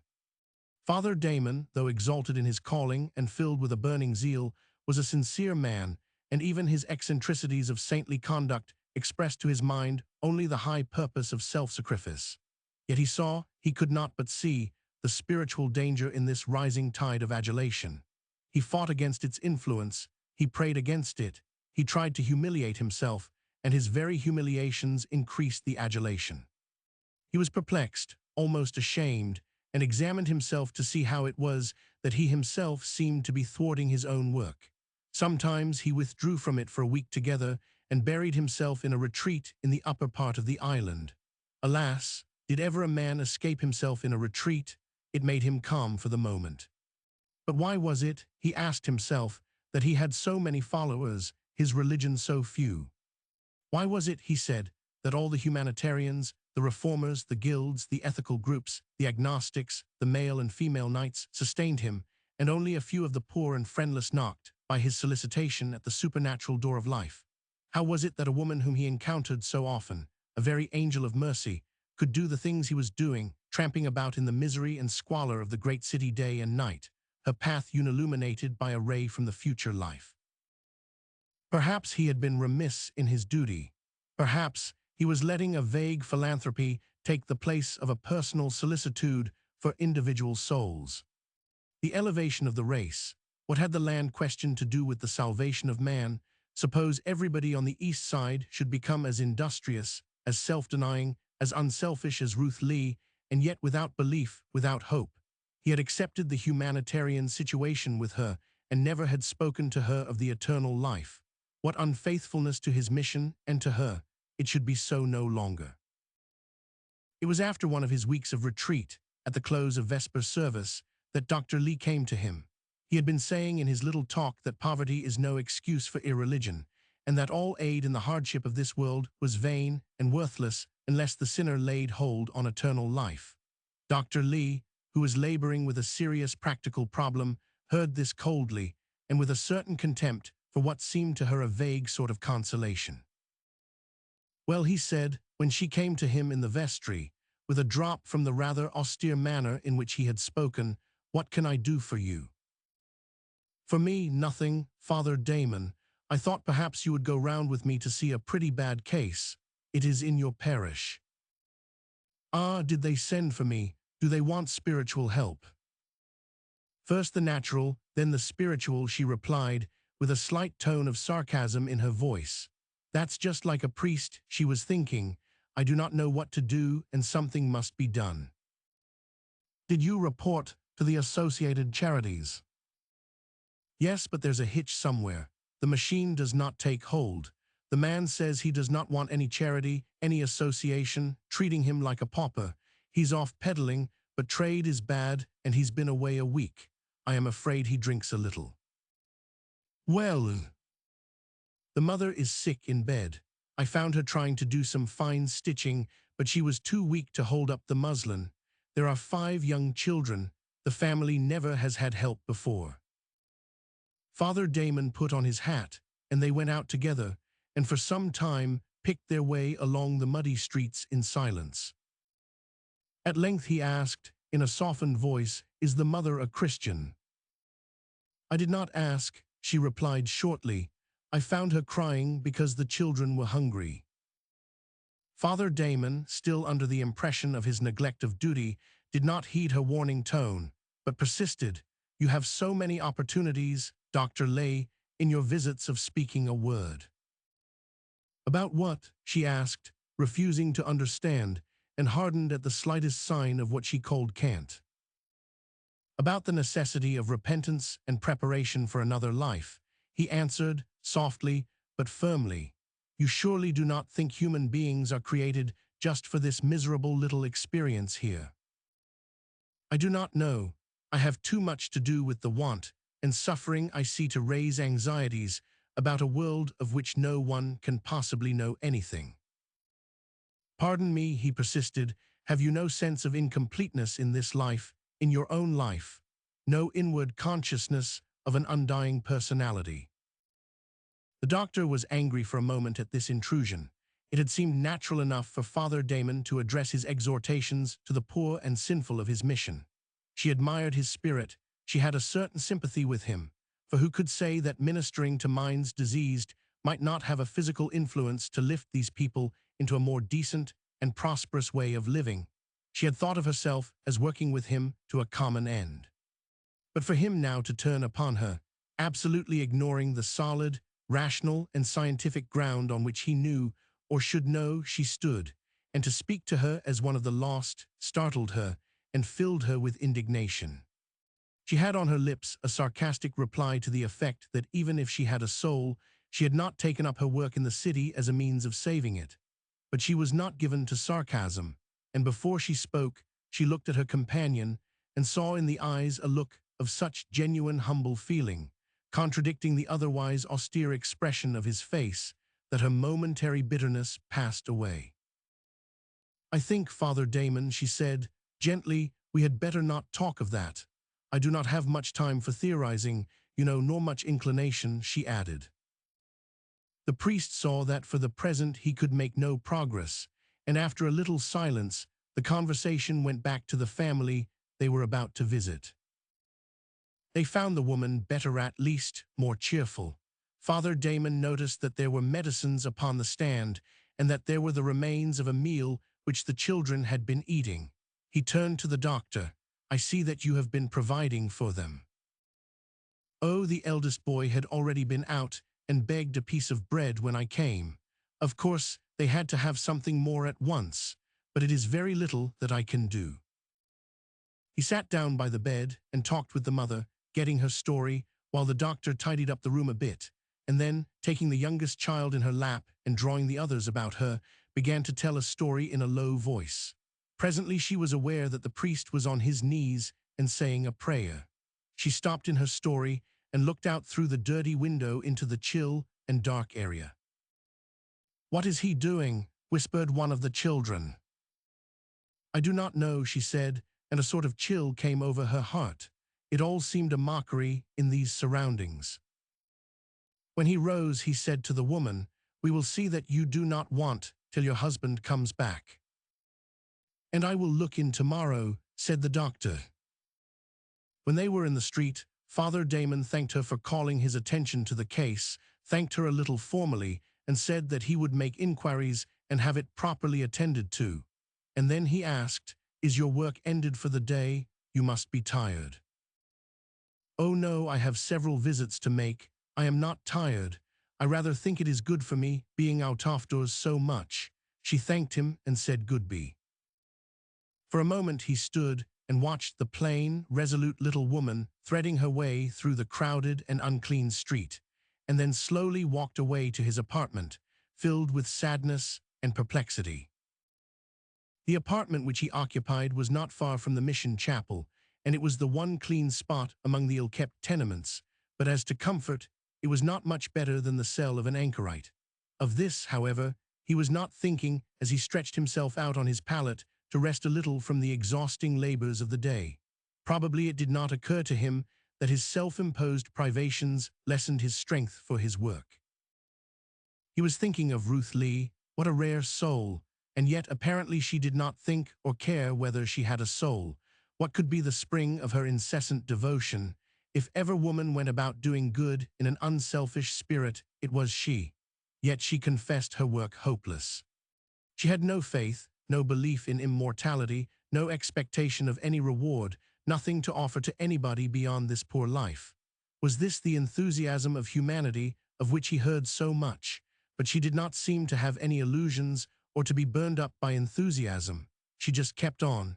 Ah, he thought, what a woman she would be if she were touched by the fire of faith.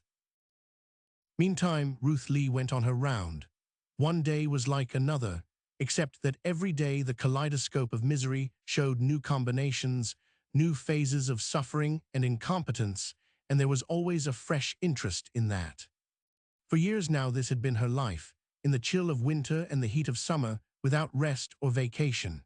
The amusements, the social duties, the allurements of dress and society that so much occupied the thoughts of other women did not seem to come into her life. For books she had little time, except the books of her specialty. The most exciting novels were pale compared with her daily experiences of real life.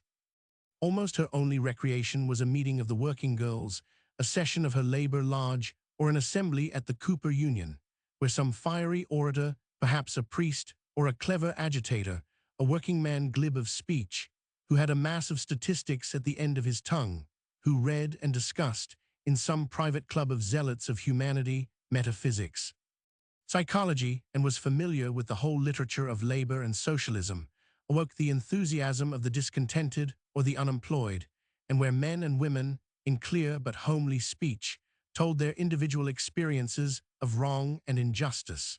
There was evidence in all these demonstrations and organizations that the world was moving, and that the old order must change. Years and years, the little woman had gone on with her work, and she frankly confessed to Edith, one day when they were together going her rounds, that she could see no result from it all. The problem of poverty and helplessness and incapacity seemed to her more hopeless than when she began. There might be a little enlightenment here and there, but there was certainly not less misery. The state of things was worse than she thought at first, but one thing cheered her: the people were better than she thought. They might be dull and suspicious in the mass, but she found so much patience, unselfishness, so many people of good hearts and warm affections. They are the people, she said, I should choose for friends. They are natural, unsophisticated. And do you know, she went on, that what most surprises me is the number of reading, thoughtful people among those who do manual labor. I doubt if on your side of town the best books, the real fundamental and abstruse books, are so read and discussed, or the philosophy of life is so seriously considered, as in certain little circles of what you call the working classes. Is not it all very revolutionary? Asked Edith. Perhaps, replied the doctor dryly, but they have no more fads than other people. Their theories seem to them not only practical, but they try to apply them to actual legislation. At any rate, they discriminate in vagaries. You would have been amused the other night in a small circle at the lamentations over a member was a car driver who was the authoritative expositor of Schopenhauer because he had gone off into theosophy. It showed such weakness. I have heard that the members of that circle were nihilists.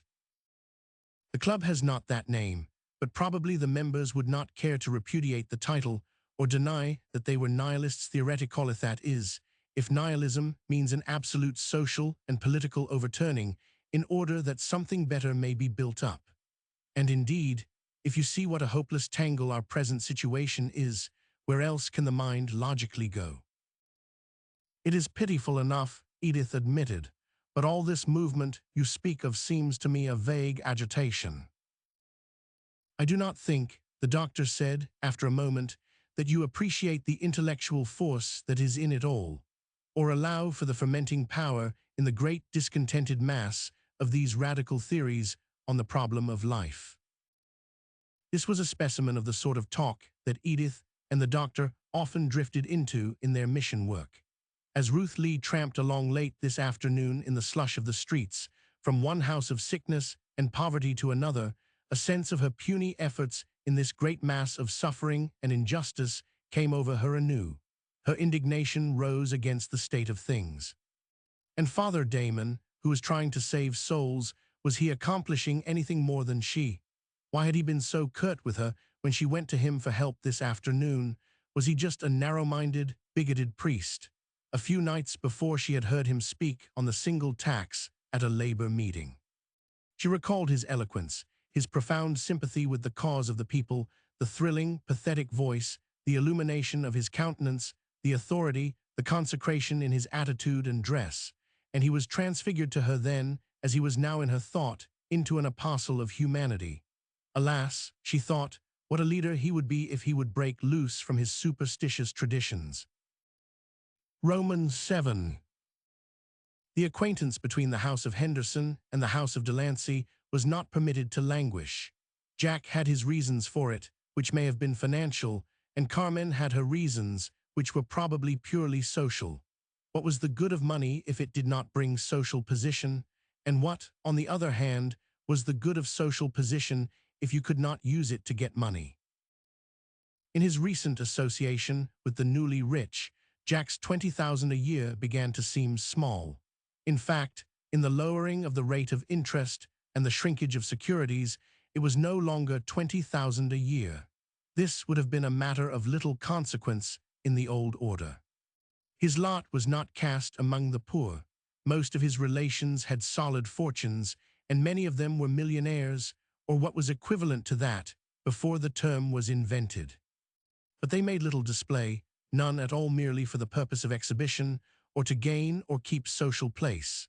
In this atmosphere in which he was born, Jack floated along without effort, with no demand upon him to keep up with a rising standard of living. Even impecuniosity, though inconvenient, would not have made him lose caste. All this was changing now. Since the introduction of a new element, even the conservative old millions had begun to feel the stir of uneasiness and to launch out into extravagance in rivalry with the new millions. Even with his relations, Jack began to feel that he was poor. It did not spur him to do anything, to follow the example, for instance, of the young fellows from the country who were throwing themselves into Wall Street with the single purpose of becoming suddenly rich, but it made him uneasy.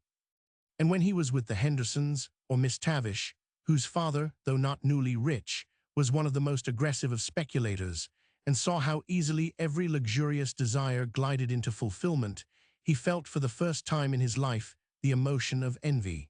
It seemed then that only unlimited money could make the world attractive. Why even to keep up with the unthinking whims of Miss Tavish would bankrupt him in 6 months. That little spread at Wary's for the theatre party the other night, though he made light of it to Edith, was almost the price he could not afford to pay for Storm. He had a grim thought that midwinter flowers made dining as expensive as dying.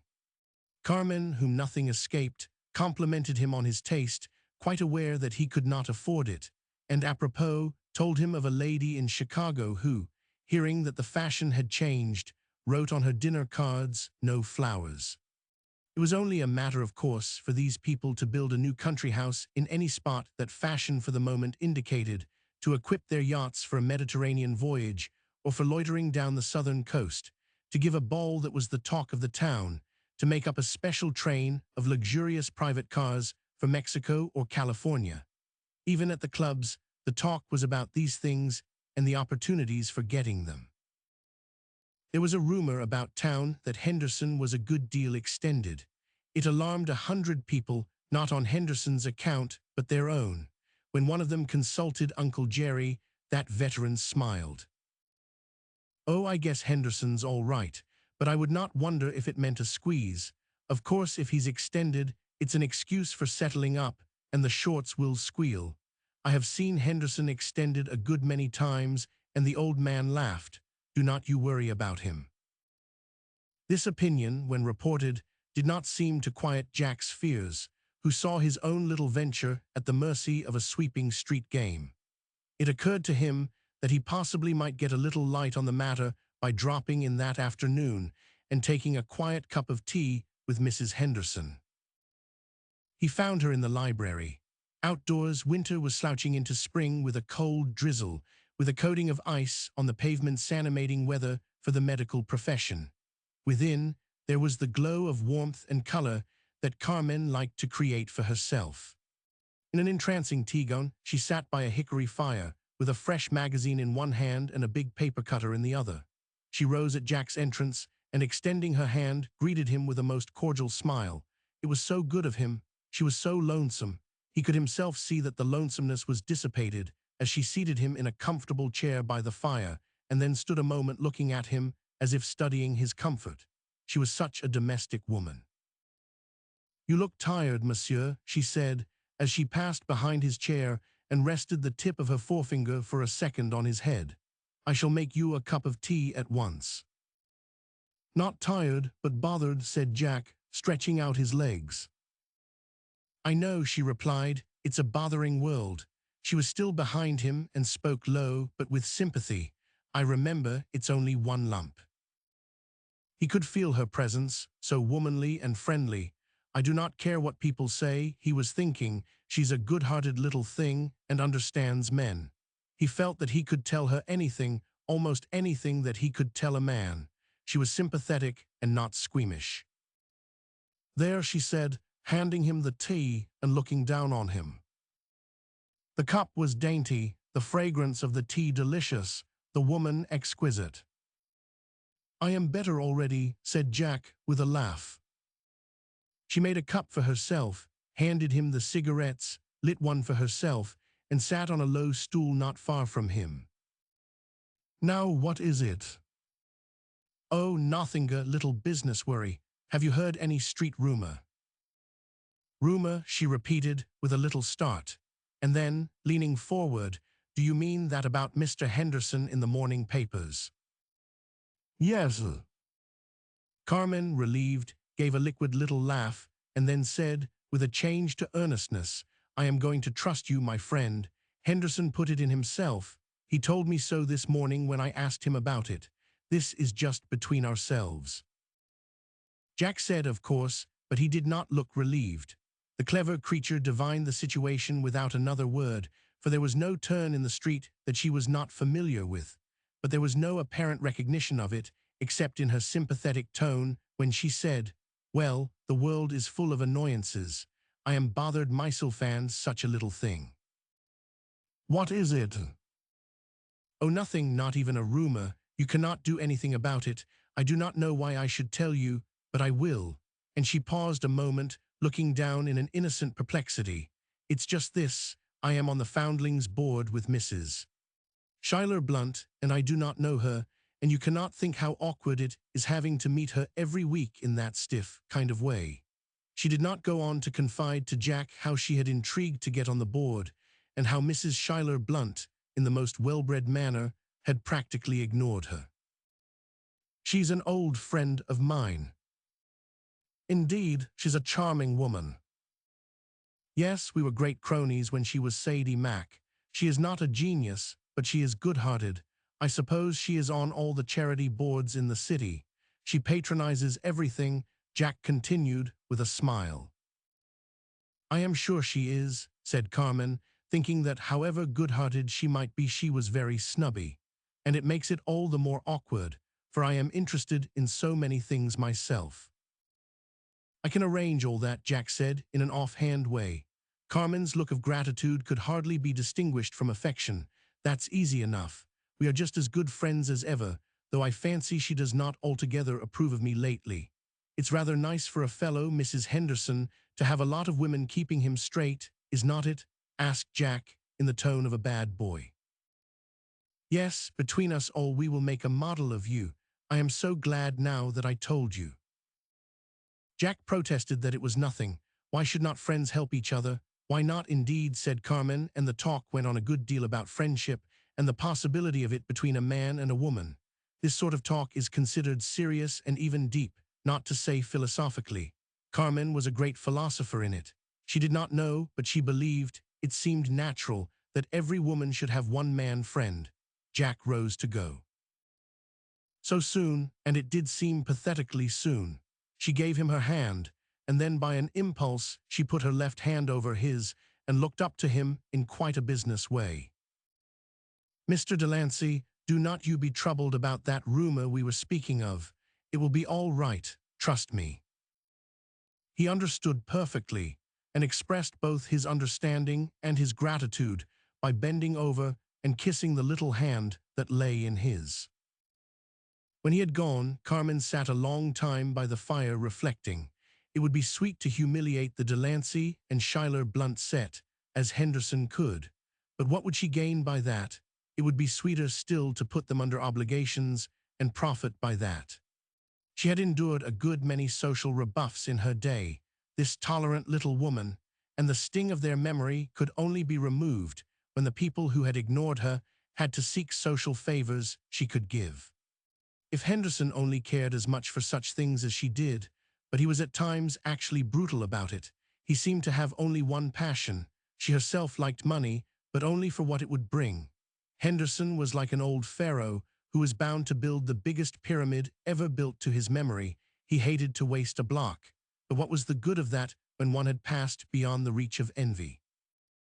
Revolving these deep things in her mind, she went to her dressing room and made an elaborate toilet for dinner.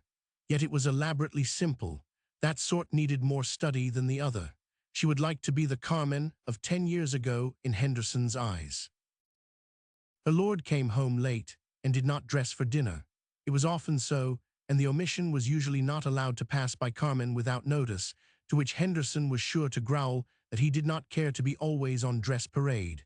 Tonight Carmen was all graciousness and warmth. Henderson did not seem to notice it. He ate his dinner abstractedly and responded only in monosyllables to her sweet attempts at conversation. The fact was that the day had been a perplexing one. He was engaged in one of his big fights, a scheme that aroused all his pugnacity and taxed all his resources. He would win, of course. He would smash everybody, but he would win. When he was in this mood, Carmen felt that she was like a daisy in the path of a cyclone. In the first year of their marriage, he used to consult her about all his schemes and value her keen understanding. She wondered why he did not now. Did he distrust even her as he did everybody else? Tonight she asked no questions. She was unruffled by his short responses to her conversational attempts. By her subtle, wifely manner, she simply put herself on his side, whatever the side was. In the library, she brought him his cigar and lighted it. She saw that his coffee was just as he liked it. As she moved about, making things homelike, Henderson noticed that she was more Carmenish than he had seen her in a long time.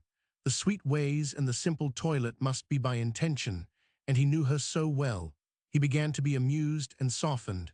At length he said, in his ordinary tone, "Well, what is it?" "What is what, dear? What do you want?" Carmen looked perplexed and sweetly surprised. There is nothing so pitiful about habitual hypocrisy as that it never deceives anybody.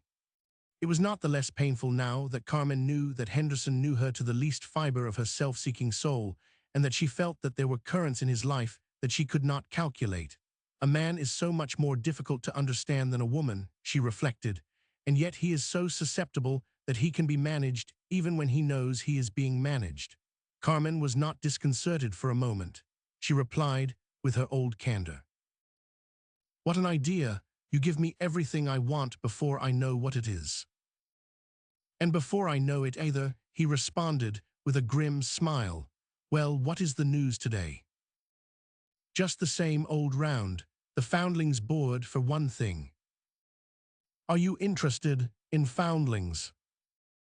"Not much," said Carmen, frankly. "I am interested in those that find them. I told you how hateful that Mrs. Schuyler Blunt is. Why do not you cut her? Why do not you make it uncomfortable for her?" "I cannot find out," she said, with a laugh, dropping into the language of the street.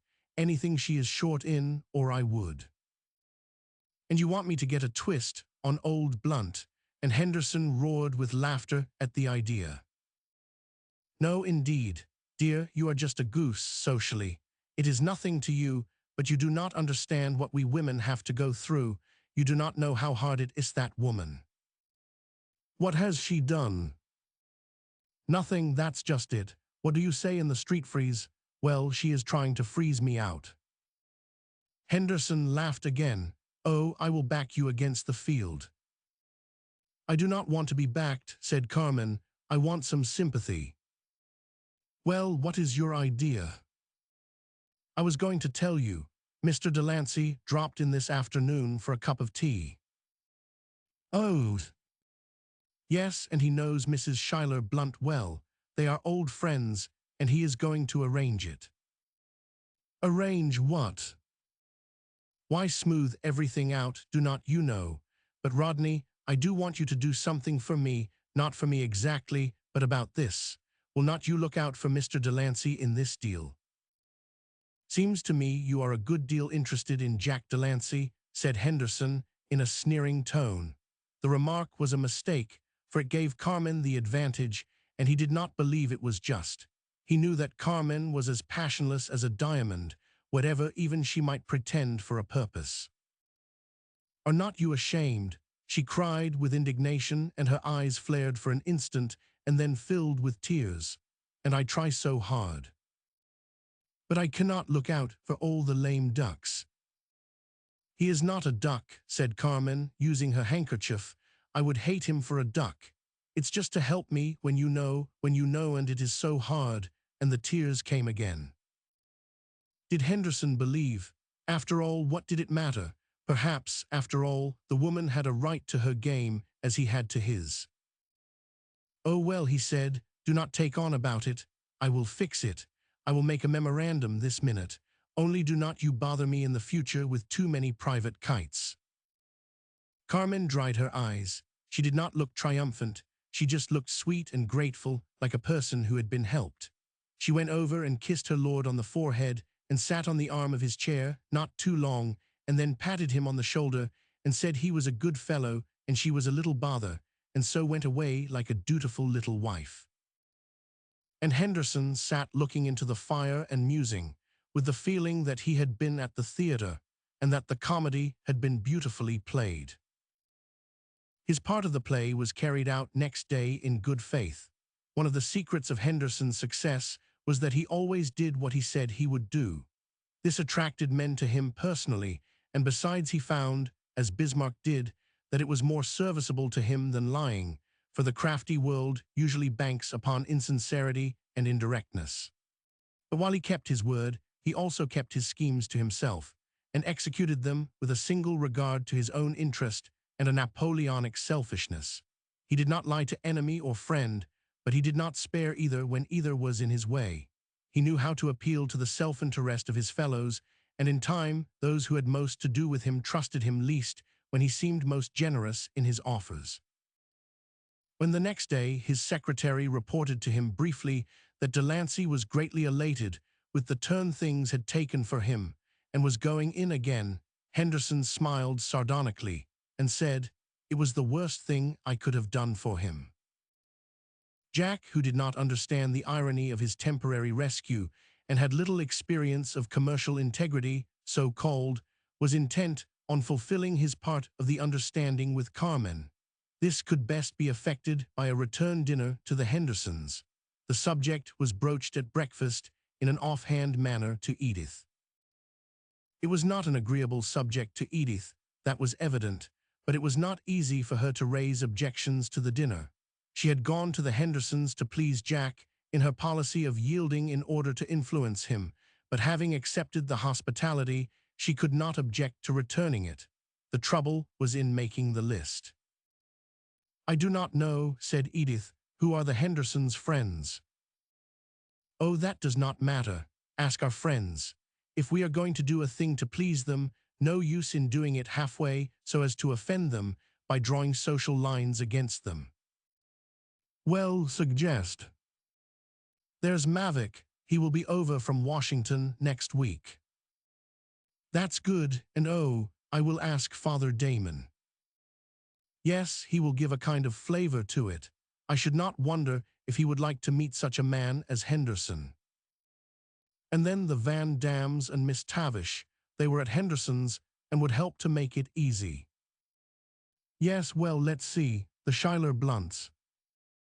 "Oh, they would not do at all. They would not come. She would not think of going to the Hendersons." "But she would come to us. I do not think she would mind once in a way." "But why do you want them?" "I do not want them particularly, but it would no doubt please the Hendersons more than any other thing we could don't. Well, I do not want to offend Henderson just now. It's a little thing anyway. What's the use of all this social nonsense? We are not responsible for either the Hendersons or the Blunts being in the world. No harm done if they do not come.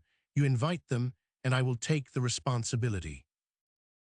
So it was settled, against Edith's instinct of propriety, and the dinner was made up by the addition of the elder Miss Chesney.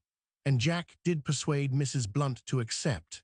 In fact, she had a little curiosity to see the man whose name was in the newspapers more prominently than that of the president.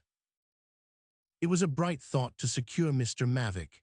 Mr. Thomas Mavic was socially one of the most desirable young men of the day. Matrimonially, he was not a prize, for he was without fortune and without powerful connections. He had a position in the State Department. Originally, he came from somewhere in the West, it was said, but he had early obtained 1 or 2 minor diplomatic places. He had lived a good deal abroad. He had traveled a little a good deal, it would seem, from his occasional Oriental allusions. He threw over his past a slight mystery, not too much, and he always took himself seriously. His salary was sufficient to set up a bachelor very comfortably who always dined out. He dressed in the severity of the fashion.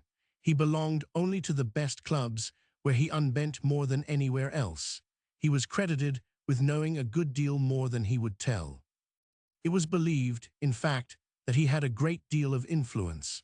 The president had been known to send for him on delicate personal business with regard to appointments, and there were certain ticklish diplomatic transactions that he was known to have managed most cleverly. His friends could see his hand in state papers. This he disclaimed, but he never denied that he knew the inside of whatever was going on in Washington. Even those who thought him a snob said he was clever. He had perfectly the diplomatic manner and the reserve of one charged with grave secrets. Whatever he disclosed was always in confidence, so that he had the reputation of being as discreet as he was knowing. With women he was of course a favorite, for he knew how to be confidential without disclosing anything, and the hints he dropped about persons in power simply showed that he was secretly maneuvering important affairs and could make the most interesting revelations if he chose. His smile and the shake of his head at the club when talk was personal conveyed a world of meaning. Tom Mavick was, in short, a most accomplished fellow. It was evident that he carried on the State Department, and the wonder to many was that he was not in a position to do it openly. His social prestige was as mysterious as his diplomatic, but it was now unquestioned, and he might be considered as one of the first of a class who are to reconcile social and political life in this country. Roman 8. Looking back upon this dinner of the Delanceys, the student of human affairs can see how Providence uses small means for the accomplishment of its purposes. Of all our social contrivances, the formal dinner is probably the cause of more anxiety in the arrangement, of more weariness in the performance, and usually of less satisfaction in the retrospect than any other social function. However carefully the guests are selected, it lacks the spontaneity that gives intellectual zest to the chance dining together of friends. This Delancey party was made up for reasons which are well understood, and it seemed to have been admirably well selected, and yet the moment it assembled it was evident that it could not be very brilliant or very enjoyable. Doubtless you, madam, would have arranged it differently and not made it up of such incongruous elements. As a matter of fact, scarcely one of those present would not have had more enjoyment somewhere else. Father Damon, whose theory was that the rich needed saving quite as much as the poor, would nevertheless have been in better spirits sitting down to a collation with the working women in Clinton Place. It was a good occasion for the cynical observation of Mr. Mavick, but it was not a company that he could take in hand and impress with his mysterious influence in public affairs. Henderson was not in the mood, and would have had much more ease over a chop and a bottle of half and half with Uncle Jerry. Carmen, socially triumphant, would have been much more in her element at a petty super of a not too fastidious 4. Mrs. Schuyler Blunt was in the unaccustomed position of having to maintain a not too familiar and not too distant line of deportment. Edith and Jack felt the responsibility of having put an incongruous company on thin conventional ice. It was only the easygoing Miss Tavish and 2 or 3 others who carried along their own animal spirits and love of amusement who enjoyed the chance of a possible contretemps. And yet the dinner was providentially arranged. If these people had not met socially, this history would have been different from what it must be. The lives of several of them were appreciably modified by this meeting.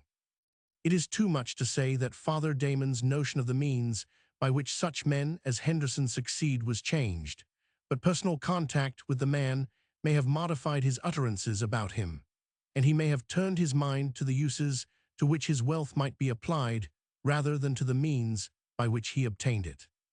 Carmen's ingenuous interest in his work may have encouraged the hope that at least a portion of this fortune might be rescued to charitable uses. For Carmen, dining with Mrs.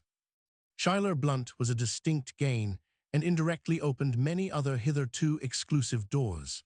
That lady may not have changed her opinion about Carmen, but she was good-natured and infected by the incoming social tolerance, and as to Henderson, she declared that he was an exceedingly well-bred man, and she did not believe half the stories about him.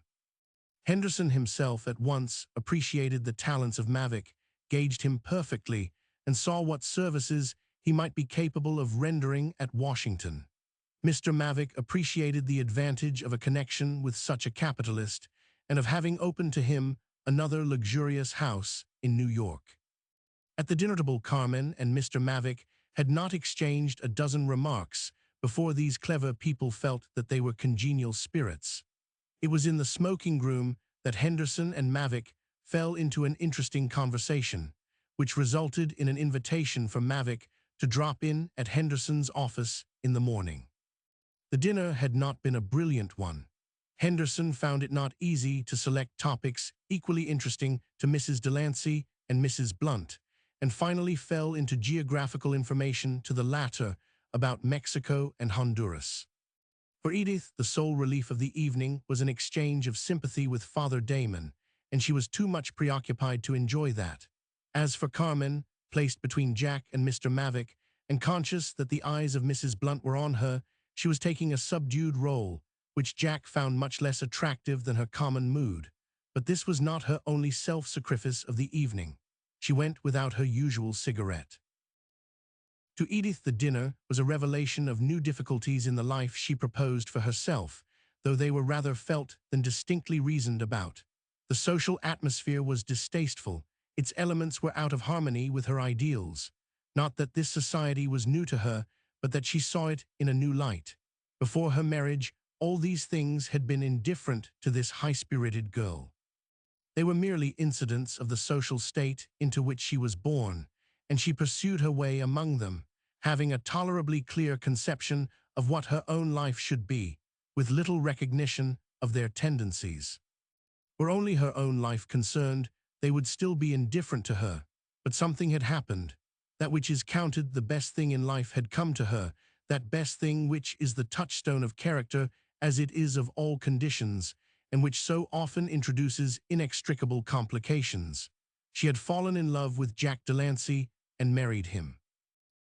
The first effect of this was to awake and enlarge what philosophers would call her enthusiasm of humanity. The second effect was to show Heron this was what this little dinner emphasized, that she had put limitations upon herself and taken on unthought-of responsibilities.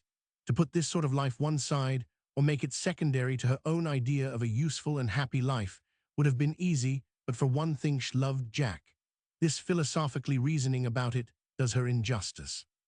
It did not occur to her that she could go her way and let him go his way.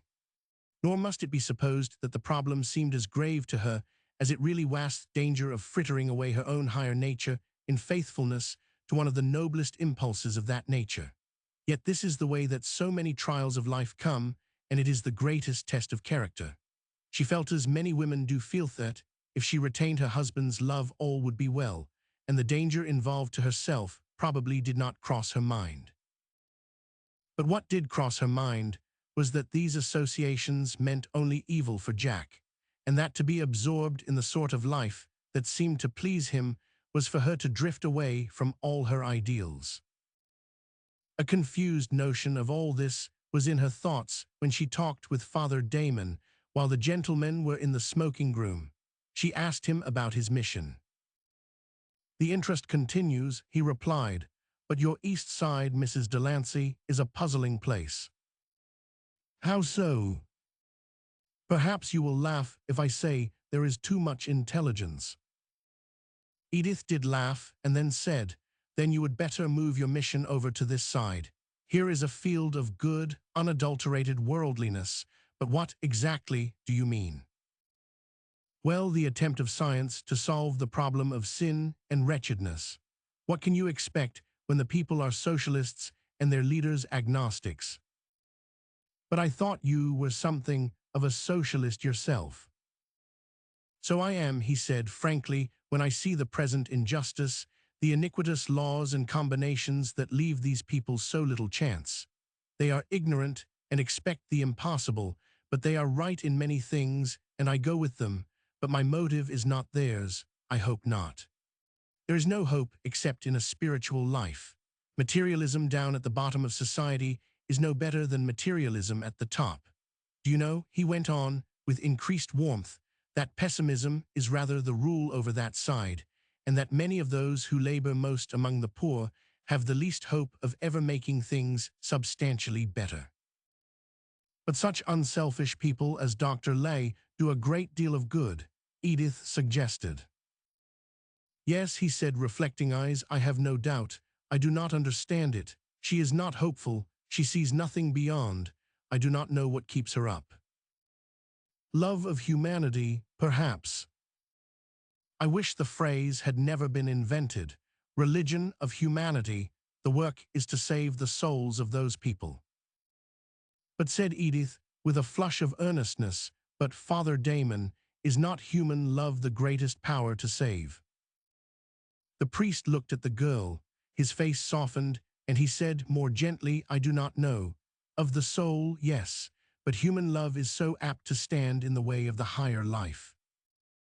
In her soul, Edith resented this as an ascetic and priestly view, but she knew his devotion to that humanity which he in vain tried to eliminate from his austere life, and she turned the talk lightly by saying, "Ah, that is your theory, but I am coming over soon and shall expect you and Dr. Lee to take me about."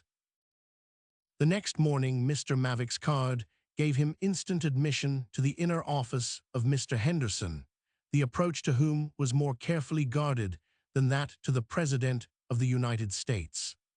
This was not merely necessary to save him from the importunities of cranks who might carry concealed dynamite arguments, but as well to protect him from hundreds of businessmen with whom he was indirectly dealing, and with whom he wished to evade explanations. He thoroughly understood the advantages of delay. He also understood the value of the mystery that attends inaccessibility. Even Mr. Mavick himself was impressed by the show of ceremony, by the army of clerks, and by the signs of complete organization. He knew that the visitor was specially favored, who penetrated these precincts so far as to get an interview, usually fruitless, with Henderson's confidential man. This confidential man was a very grave and confidence-begetting person, who dealt out dubious hints and promises, and did not at all mind when Henderson found it necessary to repudiate as unauthorized anything that had been apparently said in his name. To be sure, this gave a general impression that Henderson was an inscrutable man to deal with, but at the same time it was confessed that his spoken word could be depended on. Anything written might, it is true, lead to litigation, and this gave rise to a saying in the street that Henderson's word was better than his bond. Henderson was not a politician, but he was a friend of politicians. It was said that he contributed about equally to both sides in a political campaign, and that this showed patriotism more than partisanship. It was for his interest to have friends on both sides in Congress and friends in the cabinet, and it was even hinted that he was concerned to have men whose economic and financial theories accorded with his own on the Supreme Bench. He had unlimited confidence in the power of money. His visitor of the morning was not unlike him in many respects. He also was not a politician. He would have described himself as a governmental man and had a theory of running the government with as little popular interference as possible. He regarded himself as belonging to the governing class. Between these two men, who each had his own interests in view, there was naturally an apparent putting aside of reserve. "I was very glad to make your acquaintance, Mr. Mavick," said Henderson cordially. "I have known of you for a long time." "Yes, I have been in the employ of the government for some time." "And I suppose it pays pretty well," said Henderson smilingly. "Oh, extravagantly," Mavick rejoined in the same spirit. "You just about get your board and clothes out of government. Your washing is another thing. You are expected, you know, to have your washing done where you vote." "Well, it's a sure thing." "Yes, till you are turned out. You know the theory at Washington is that virtue is its own reward. Tom Faculty says it's enough." "I wonder how he knows." "Observation, probably. Tom startled a dinner table the other day with the remark that when a man once gives himself up to the full enjoyment of a virtuous life, it seems strange to him that more people do not follow his example. The trouble with the virtue of Washington is that it always wants to interfere with other people's business. Fellows like Tom are always hunting up mares' nests in order to be paid for breaking them up." "I cannot say about Tom," rejoined Mavick. "I suppose it is necessary to live." "I suppose so, and that goes along with another proposition that the successful have no rights which the unsuccessful are bound to respect. As soon as a man gets ahead," Henderson continued, with a tone of bitterness, "the whole pack are trying to pull him down. A capitalist is a public enemy. Why, look at that Hodge bill, strikes directly at the ability of the railways to develop the country. Have you seen it? Yes, Mavic admitted. The drawer of it was good enough to consult me on its constitutionality. It's a mighty queer bill. It cannot get through the Senate, said Henderson, but it's a bother. Such schemes are coming up all the time, and they unsettle business. These fellows need watching. And managing, added Mavic. Exactly, I cannot be in Washington all the time, and I need to know what is going on every 24 hours from the inside. I cannot rely on politicians or lobbyists. Well, said Mr. Mavic, in his easiest manner, that's easy enough. You want a disinterested friend. Henderson nodded, but did not even smile, and the talk went on about other measures, and confidentially about certain men in Washington, until, after 20 minutes' conversation, the two men came to a perfect understanding. When Mavic arose to go, they shook hands even more cordially than at first, and Henderson said, "Well, I expect to hear from you, and remember that our house will always be your home in the city." Roman 9. It seemed very fortunate to Jack Delancey that he should have such a clever woman as Carmen for his confidant, a man so powerful as Henderson as his backer, and a person so omniscient as Mavic for his friend. No combination could be more desirable for a young man who proposed to himself a career of getting money by adroit management and spending it in pure and simple self-indulgence. There are plenty of men who have taken advantage of like conditions to climb from one position to another, and have then kicked down the ladders behind them as fast as they attained a new footing. It was Jack's fault that he was not one of these. You could scarcely dignify his character by saying that he had an aim, except to saunter through life with as little personal inconvenience as possible. His selfishness was boneless. It was not by any means negative, for no part of his amiable nature was better developed than regard for his own care and comfort. But it was not strong enough to give him Henderson's capacity for hard work and even self-denial, nor Mavic's cool, persevering skill in making a way for himself in the world. Why was not Edith his confidant? His respect for her was undoubted. His love for her was unquestioned. His trust in her was absolute. And yet with either Carmen or Miss Tavish, he fell into confidential revelations of himself, which instinctively he did not make to Edith. The explanation of this is on the surface, and it is the key to half the unhappiness in domestic life. He felt that Edith was not in sympathy with the associations and the life he was leading. The pitiful and hopeless part of it is that if she had been in sympathy with them, Jack would have gone on in his frivolous career at an accelerated pace. It was not absence of love, it was not unfaithfulness, that made Jack enjoy the hours he spent with Carmen, or with the pleasing and not too fastidious Miss Tavish, with a zest that was wanting to his hours at home.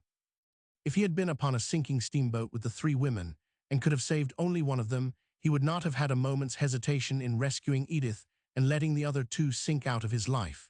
The character is not unusual, nor the situation uncommon. What is a woman to do? Her very virtues are enemies of her peace. If she appears as a constant check and monitor, she repels. If she weakly acquiesces, the stream will flow over both of them. The dilemma seems hopeless. It would be a mistake to suppose that either Edith or Jack put their relations in any such definite shape as this. He was unthinking. She was too high-spirited, too confident of her position to be assailed by such fears. And it must be said, since she was a woman, that she had the consciousness of power which goes along with the possession of loveliness and keen wit. Those who knew her best knew that under her serenity was a gay temperament, inherited from the original settlers of Manhattan, an abounding enjoyment of life, and capacity for passion. It was early discovered in her childhood that little Edith had a will of her own. Lent was over. It was the time of the twittering of sparrows, of the opening of windows, of putting in order the little sentimental spots called squares, where the poor children get their idea of forests, and the rich renew their faint recollections of innocence and country life, when the hawkers go about the streets, and the hand organs celebrate the return of spring and the possibility of love. Even the idle felt that it was a time for relaxation and quiet. "Have you answered Miss Tavish's invitation?" asked Jack one morning at the breakfastable. "Not yet. I shall decline today for myself." "Why, it's for charity." "Well, my charity extends to Miss Tavish. I do not want to see her dance." "That leaves me in a nice hole. I said I would go." "And why not? You go to a good many places you do not take meth clubs, brokers' offices, stalkers, the conventional end." "Oh, go on. Why do you object to my going to see this dance?" "My dear Jack," said Edith, "I have not objected the least in the world," and her animated face sparkled with a smile which seemed to irritate Jack more than a frown would have done. "I do not see why you set yourself up. I will bet Miss Tavish will raise more money for the Baxter Street Guild, yes, and do more good, than you and the priest and that woman doctor slopping about on the East Side in 6 months." "Very likely," replied Edith, still with the same good-humored smile. "But Jack, it's delightful to see your philanthropic spirit stirred up in this way. You ought to be encouraged. Why do not you join Miss Tavish in this charity? I have no doubt that if it was advertised that Miss Tavish and Mr. Jack Delancey would dance for the benefit of an East Side guild in the biggest hall in the city, there would not be standing room." "Oh, bosh," said Jack, getting up from his chair and striding about the room, with more irritation than he had ever shown to Edith before. "I would not be a prude." Edith's eyes flashed and her face flushed, but her smile came back in a moment, and she was serene again.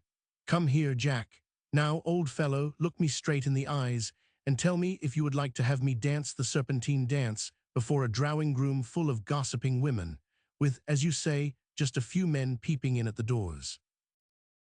Jack did look, and the serene eyes, yet dancing with amusement at the incongruous picture, seemed to take a warmer glow of love and pleading. "Oh, hang it, that's different," and he stooped and gave her an awkward kiss. "I am glad you know it's different," she said, with a laugh that had not a trace of mockery in it. "And since you do, you would better go along and do your charity, and I will stay at home and try to be different when you come back." And Jack went, with a little feeling of sheepishness that he would not have acknowledged at the time, and he found himself in a company where he was entirely at his ease. He admired the dancing of the blithe, graceful girl. He applauded her as the rest did with hand-clapping and bravas, and said it was ravishing. It all suited him perfectly. And somehow, in the midst of it all, in the sensuous abandon of this electric-light eccentricity at midday, he had a fleeting vision of something very different, of a womanhood of another sort, and a flush came to his face for a moment as he imagined Edith in a skirt dance under the gaze of this sensation-loving society. But this was only for a moment. When he congratulated Miss Tavish, his admiration was entirely sincere, and the girl, excited with her physical triumph, seemed to him as one emancipated out of acquired prudishness into the Greek enjoyment of life. Miss Tavish, who would not for the world have violated one of the social conventions of her set, longed, as many women do, for the sort of freedom and the sort of applause which belongs to women who succeed upon the stage. Not that she would have forfeited her position by dancing at a theater for money, but within limits she craved the excitement, the abandon, the admiration that her grace and passion could win. This was not at all the ambition which led the Egyptian Queen Hatshepsut to assume the dress of a man, but rather that more famous aspiration which led the daughter of Herodias, in a pleasure-loving court, to imitate and excel the professional dancing girls. If in this inclination of the women of the day, which is not new, but has characterized all societies to which wealth has brought idleness, there was a note of demoralization, it did not seem so to Jack, who found the world day by day more pleasing and more complacent. As the months went by, everything prospered with him on his drifting voyage. Of all voyages, that is the easiest to make which has no port in view, that depends upon the varying winds, if the winds happen to be soft and the chance harbors agreeable. Jack was envied, thanks to Henderson. He was lucky in whatever he touched.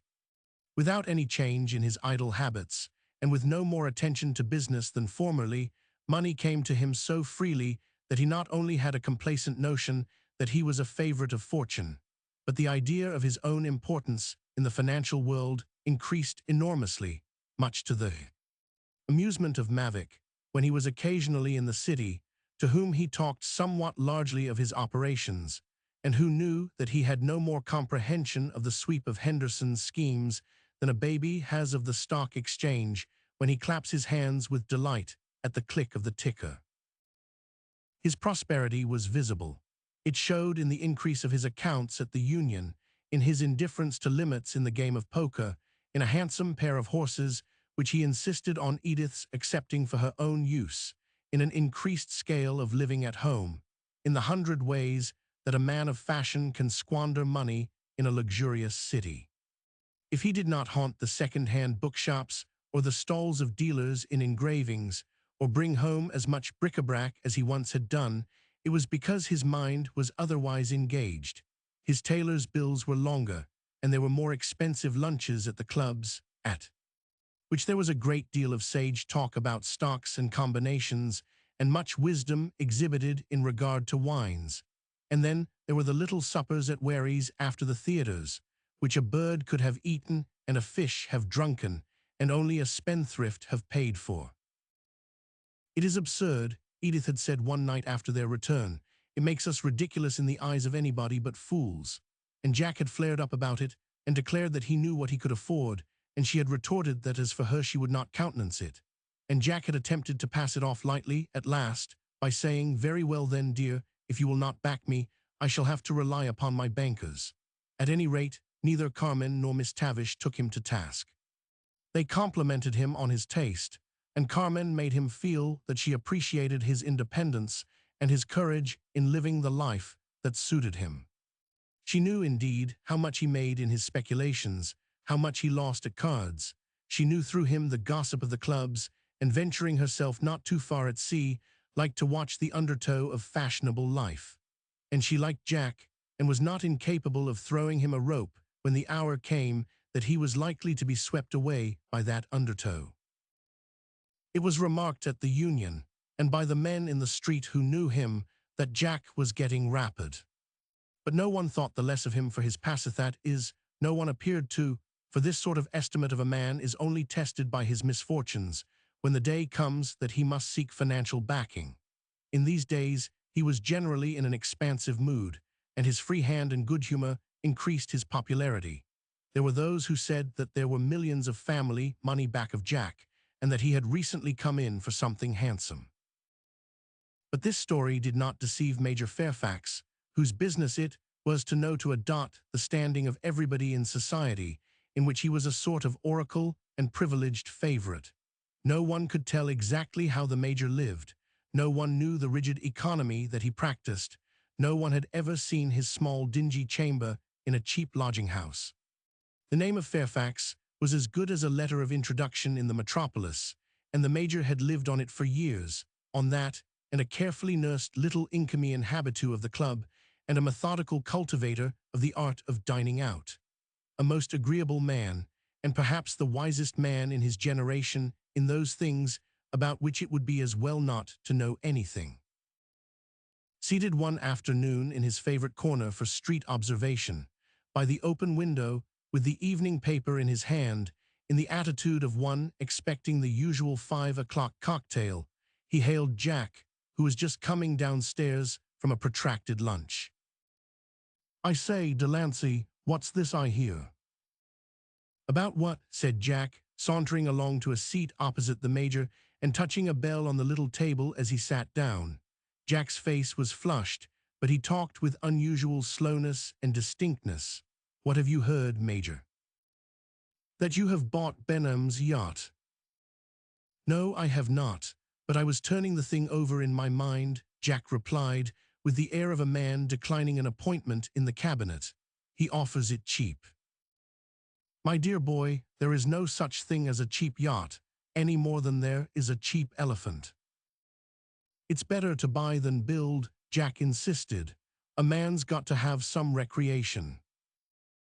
"Recreation? Why do not you charter a Fifth Avenue stage and take your friends on a voyage to the Battery? That will make 'em sick enough." It was a misery of the Major's life that, in order to keep in with necessary friends, he had to accept invitations for cruises on yachts and pretend he liked it. Though he had the gout, he vowed he would rather walk to Newport than go round Point Judith in one of those tipping tubs. He had tried it, and as he said afterwards, the devil of it was that Mrs. Henderson and Miss Tavish sympathized with me. Gad, it takes away a person's manhood, that sort of thing. The Major sipped his bitters and then added, or I will tell you what, if you must do something, start a newspaper with drama, society and letters, that sort of thing, with pictures. I heard Miss Tavish say she wished she had a newspaper. But said Jack, with gravity, I am not buying a yacht for Miss Tavish. I did not suppose you were. Devilish fine girl, though. I do not care who you buy it for if you do not buy it for yourself. Why do not you buy it for Henderson? He can afford it. I would like to know what you mean, Major Fairfax, cried Jack. What business? There, exclaimed the Major, sinking back in his chair, with a softened expression in his society-beaten face. It's no use of nonsense, Jack. I am an average old sinner, and I am not old enough yet to like a milksop. But I have known you since you were so high, and I knew your father. He used to stay weeks on my plantation when we were both younger. And your mother, that was a woman, did me a kindness once when I was in a tight place, and I never forgot it. See here, Jack, if I had money enough I would buy a yacht and put Carmen and Miss Tavish on it and send them off on the longest voyage there is. Who's been talking? Exclaimed Jack, touched a little, but very much offended. The town, Jack. Do not mind the talk. People always talk. I suppose people talk about me. At your age I should have been angry too at a hint even from an old friend. But I have learned. It does not pay. I do not get angry any more. Now there's Henderson. What have you got against Henderson? Nothing. He is a very good fellow for that sort of man. But Lord, Henderson is a big machine.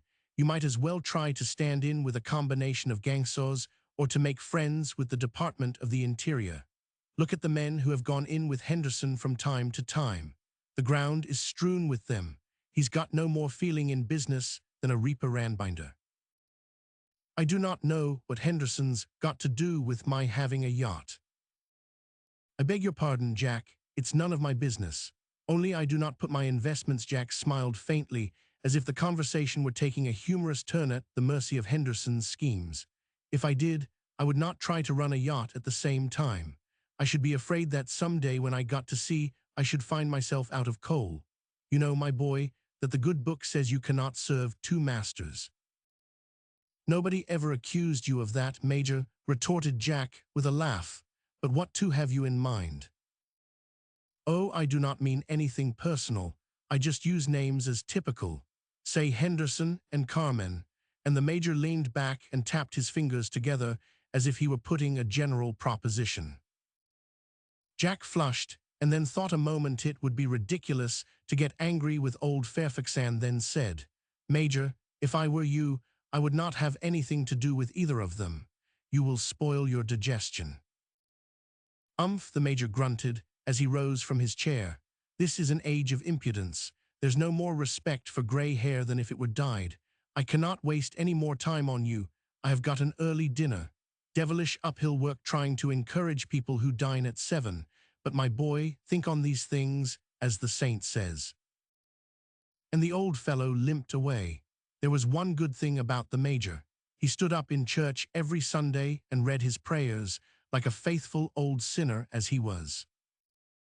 Jack, sobered by the talk, walked home in a very irritated mood, blaming everybody except himself. For old Fairfax's opinion, he did not care, but evidently the old fellow represented a lot of gossip. He wished people would mind their own business. His irritation was a little appeased by Edith's gay and loving greeting, but she, who knew every shade of his face, saw it. Have you had a worrying day? No, not specially. I have had an hour of old Fairfax, who has not any business of his own to attend to. Oh, nobody minds the Major, Edith said, as she gave him a shake and another kiss. But a sharp pang went through her heart, for she guessed what had happened, since she had had a visit that afternoon from another plain-speaking person. They were staying late in town. Edith, who did not care to travel far, was going presently to a little cottage by the sea, and Mrs. Schuyler Blunt had looked in for a moment to say goodbye before she went up to her Lennox house.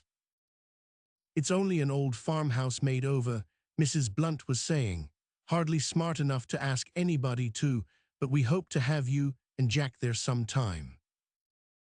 "That would be very nice. I hear Lennox is more beautiful than ever."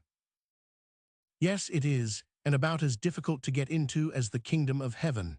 It's being spoiled for moderate people. The Hendersons and the Van Dams and that sort are in a race to see who shall build houses with the biggest rooms and give the most expensive entertainments. It's all show. The old flavor has gone. But they cannot spoil the scenery." "My child, they are the scenery. You cannot see anything else. It does not bother me, but some of my old neighbors are just ruining themselves trying to keep the pace. I do think the Americans are the biggest fools on earth. Father Damon says the trouble is we have not any middle class for a balance." "Yes, that's the English of it. But it's a pity that fashion has got hold of the country and is turning our summers into a worry and a burden. I thought years ago when we went to Lennox that it was a good thing the country was getting to be the fashion, but now it's fashionable, and before we know it every desirable spot will be what they call syndicated. Miss Tavish says she is coming to visit the Hendersons there." "I thought she went to Bar Harbor." "But she is coming down for part of the season. These people do not stay anywhere, just long enough in one place to upset everything with their extravagance. That's the reason I did not ask you and Jack up this summer." "Thank you, we could not go, you know," said Edith simply, and then, with curiosity in her eyes, asked, "But I do not quite understand what's the reason." "Well," said Mrs. Blunt, as if nerving herself up to say what must be said, "I thought perhaps you would not like to be where they are." "I do not know why I should, or why I should not," Edith replied. "Nor have Jack with them," continued Mrs. Blunt stoutly. "What do you mean, Mrs. Blunt?" cried Edith, her brown eyes flaming. "Do not turn on me, Edith dear. I oughtn't to have said anything, but I thought it was my duty. Of course it is only talk." "Well, that Jack is always with one or the other of those women." "It is false," cried Edith, starting up with tears now in her eyes. "It's a cruel lie if it means anything wrong in Jack. So am I with those women, so are you. It's a shame. If you hear anyone say such things, you can tell them for me that I despise them." "I said it was a shame, all such talk. I said it was nonsense. But dear, as a friend, oughtn't I to tell you?" And the kind-hearted gossip put her arm round Edith and kept saying that she perfectly understood it and that nobody really meant anything. But Edith was crying now, with a heart both hurt and indignant. "It's a most hateful world, I know," Mrs. Blunt answered, "but it's the best we have, and it's no use to fret about it." When the visitor had gone, Edith sat a long time in misery. It was the first real shock of her married life, and in her heart she prayed for Jack. Oh no, the dear girl prayed for herself, that suspicions might not enter her heart. She could not endure that the world should talk thus of him. That was all, and when she had thought it all over and grown calm, she went to her desk and wrote a note to Carmen. It asked Mrs. Henderson, as they were so soon to leave town, to do her the favor to come round informally and lunch with her the next day, and afterwards perhaps a little drive in the park. "Thanks." Jack was grateful for Edith's intervention. He comprehended that she had stepped forward as a shield to him in the gossip about Carmen. He showed his appreciation in certain lover-like attentions and in a gaiety of manner, but it was not in his nature to feel the sacrifice she had made or its full magnanimity. He was relieved and in a manner absolved. Another sort of woman might have made him very uncomfortable. Instead of being rebuked, he had a new sense of freedom. "Not one woman in 1,000 would have done it," was the comment of Major Fairfax when he heard of the drive in the park.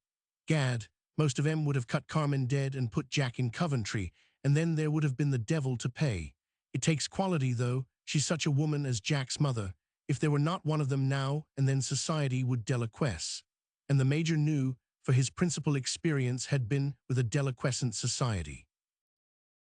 Whether Carmen admired Mrs. Delancey or thought her weak, it is impossible to say, but she understood the advances made and responded to them, for they fell in perfectly with her social plans.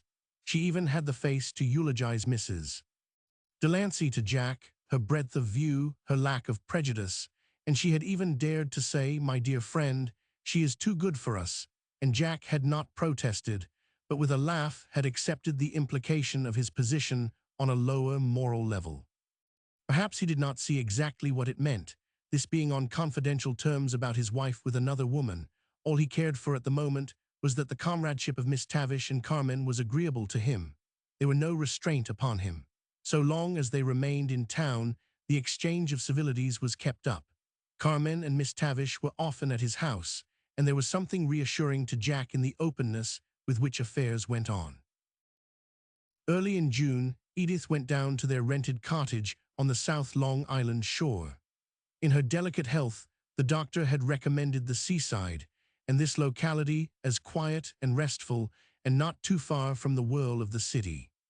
The place had a charm of its own, the charm, namely, of a wide sky, illimitable, flashing, changing sea, rolling in from the far tropical south with its message of romance to the barren northern shore, and the pure sand dunes, the product of the whippings of tempests and wild weather. The cottage was in fact an old farmhouse, not an impertinent, gay, painted piece of architecture set on the sand like a tent for a month, but a solid, ugly, fascinating habitation, with barns and outhouses and shrubs, and an old Gardena place with a salty air friendly to delicate spring blossoms and summer fruits and foliage. If it was a farmhouse, the sea was an important part of the farm, and the low-ceiled rooms suggested cabins. It required little imagination to fancy that an East Indian ship had sometime come ashore and settled in the sand, that it had been remodeled and roofed over, and its sides pierced with casement windows, over which roses had climbed in order to bind the wanderer to the soil. It had been painted by the sun and the wind and the salt air, so that its color depended upon the day, and it was sometimes dull and almost black or blue-black under a lowering sky, and again a golden brown, especially at sunset, and Edith, feeling its character rather than its appearance to ordinary eyes, had named it the Golden House. Nature is such a beautiful painter of wood.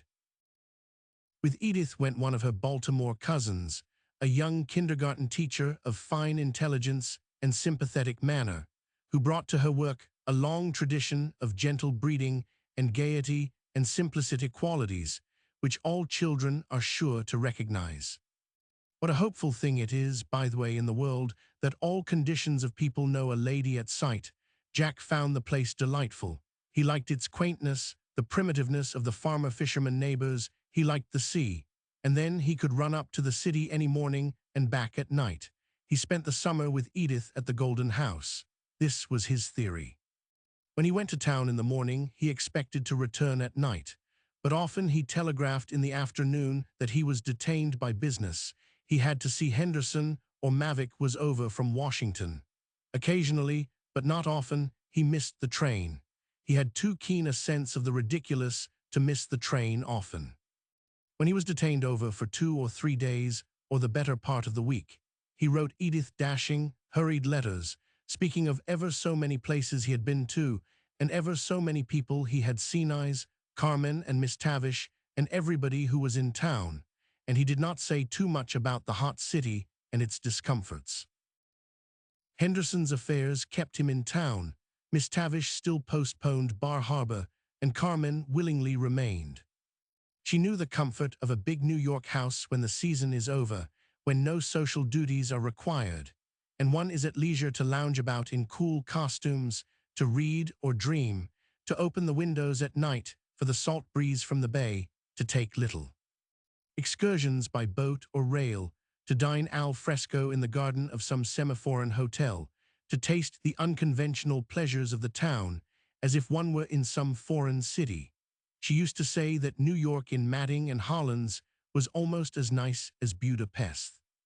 These were really summer nights, operatic sorts of nights, with music floating in the air, gay groups in the streets, a stage imitation of nature in the squares with the thick foliage and the heavy shadows cast on the asphalt by the electric lights, the brilliant shops, the nonsense of the summer theaters, where no one expected anything and no one was disappointed, the general air of enjoyment and the suggestion of intrigue.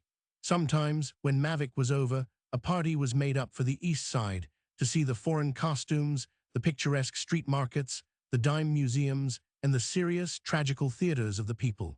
The East Side was left pretty much to itself, now that the winter philanthropists had gone away, and was enjoying its summer nights and its irresponsible poverty. They even looked in at Father Damon's chapel, the dimly lighted fragrant refuge from the world and from sin. Why not? They were interested in the morals of the region. Had not Miss Tavish danced for one of the guilds, and had not Carmen given Father Damon a handsome check in support of his mission? It was so satisfactory to go into such a place and see the penitents kneeling here and there, the little group of very plainly dressed sinners attracted by Father Damon's spiritual face and unselfish enthusiasm. Carmen said she felt like kneeling at one of the little boxes and confessing the sins of her neighbors.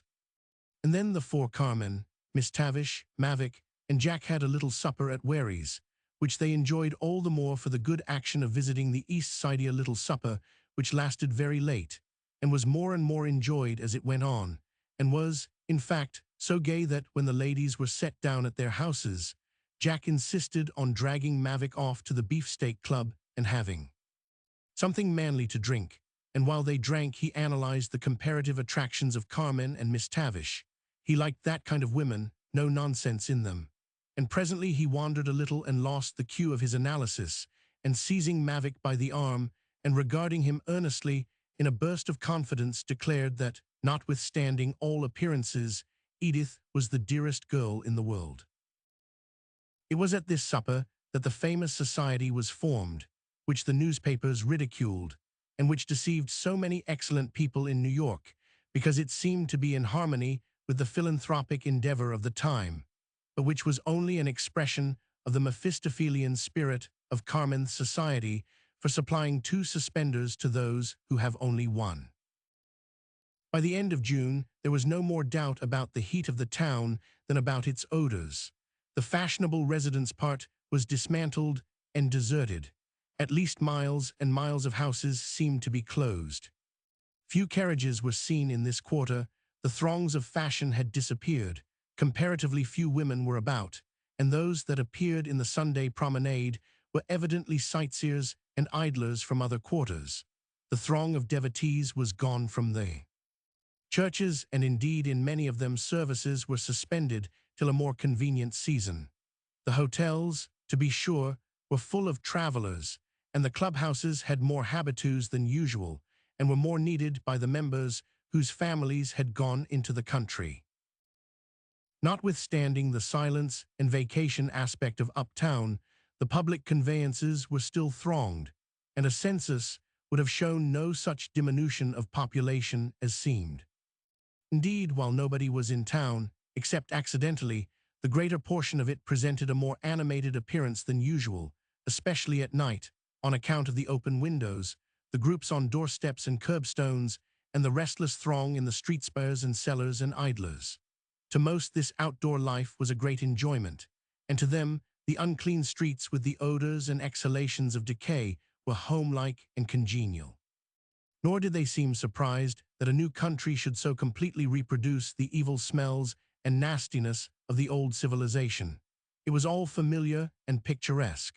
Work still went on in the crowded tenement houses, and sickness simply changed its character, death showing an increased friendliness to young children.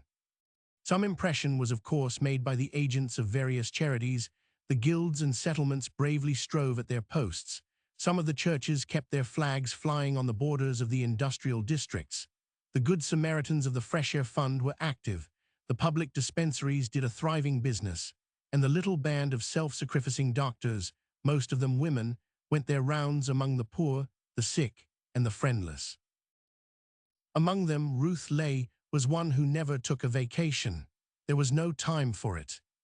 The greater the heat, the more noisome the town, the more people became ill from decaying food and bad air and bad habits, The more people were hungry from improvidence or lack of work, the more were her daily visits a necessity. And though she was weary of her monotonous work, and heartsick at its small result in such a mass, there never came a day when she could quit it. She made no reputation in her profession by this course. Perhaps she awoke little gratitude from those she served, and certainly had not so much of their confidence as the quacks who imposed upon them and took their money, and she was not heartened much by hope of anything better in this world or any other. And as for pay, if there was enough of that to clothe her decently, she apparently did not spend it on herself. It was, in short, wholly inexplicable that this little woman should simply go about doing good, without any ulterior purpose whatever, not even notoriety. Did she love these people? She did not ever say anything about that. In the Knights of Labor circle, and in the little clubs for the study of social questions, which she could only get leisure to attend infrequently, she was not at all demonstrative about any religion of humanity. Perhaps she simply felt that she was a part of these people, and that whether they rejected her or received her, there was nothing for her to do but to give herself to them. She would probably have been surprised if Father Damon had told her that she was in this following a great example, and there might have been a tang of agnostic bitterness in her reply.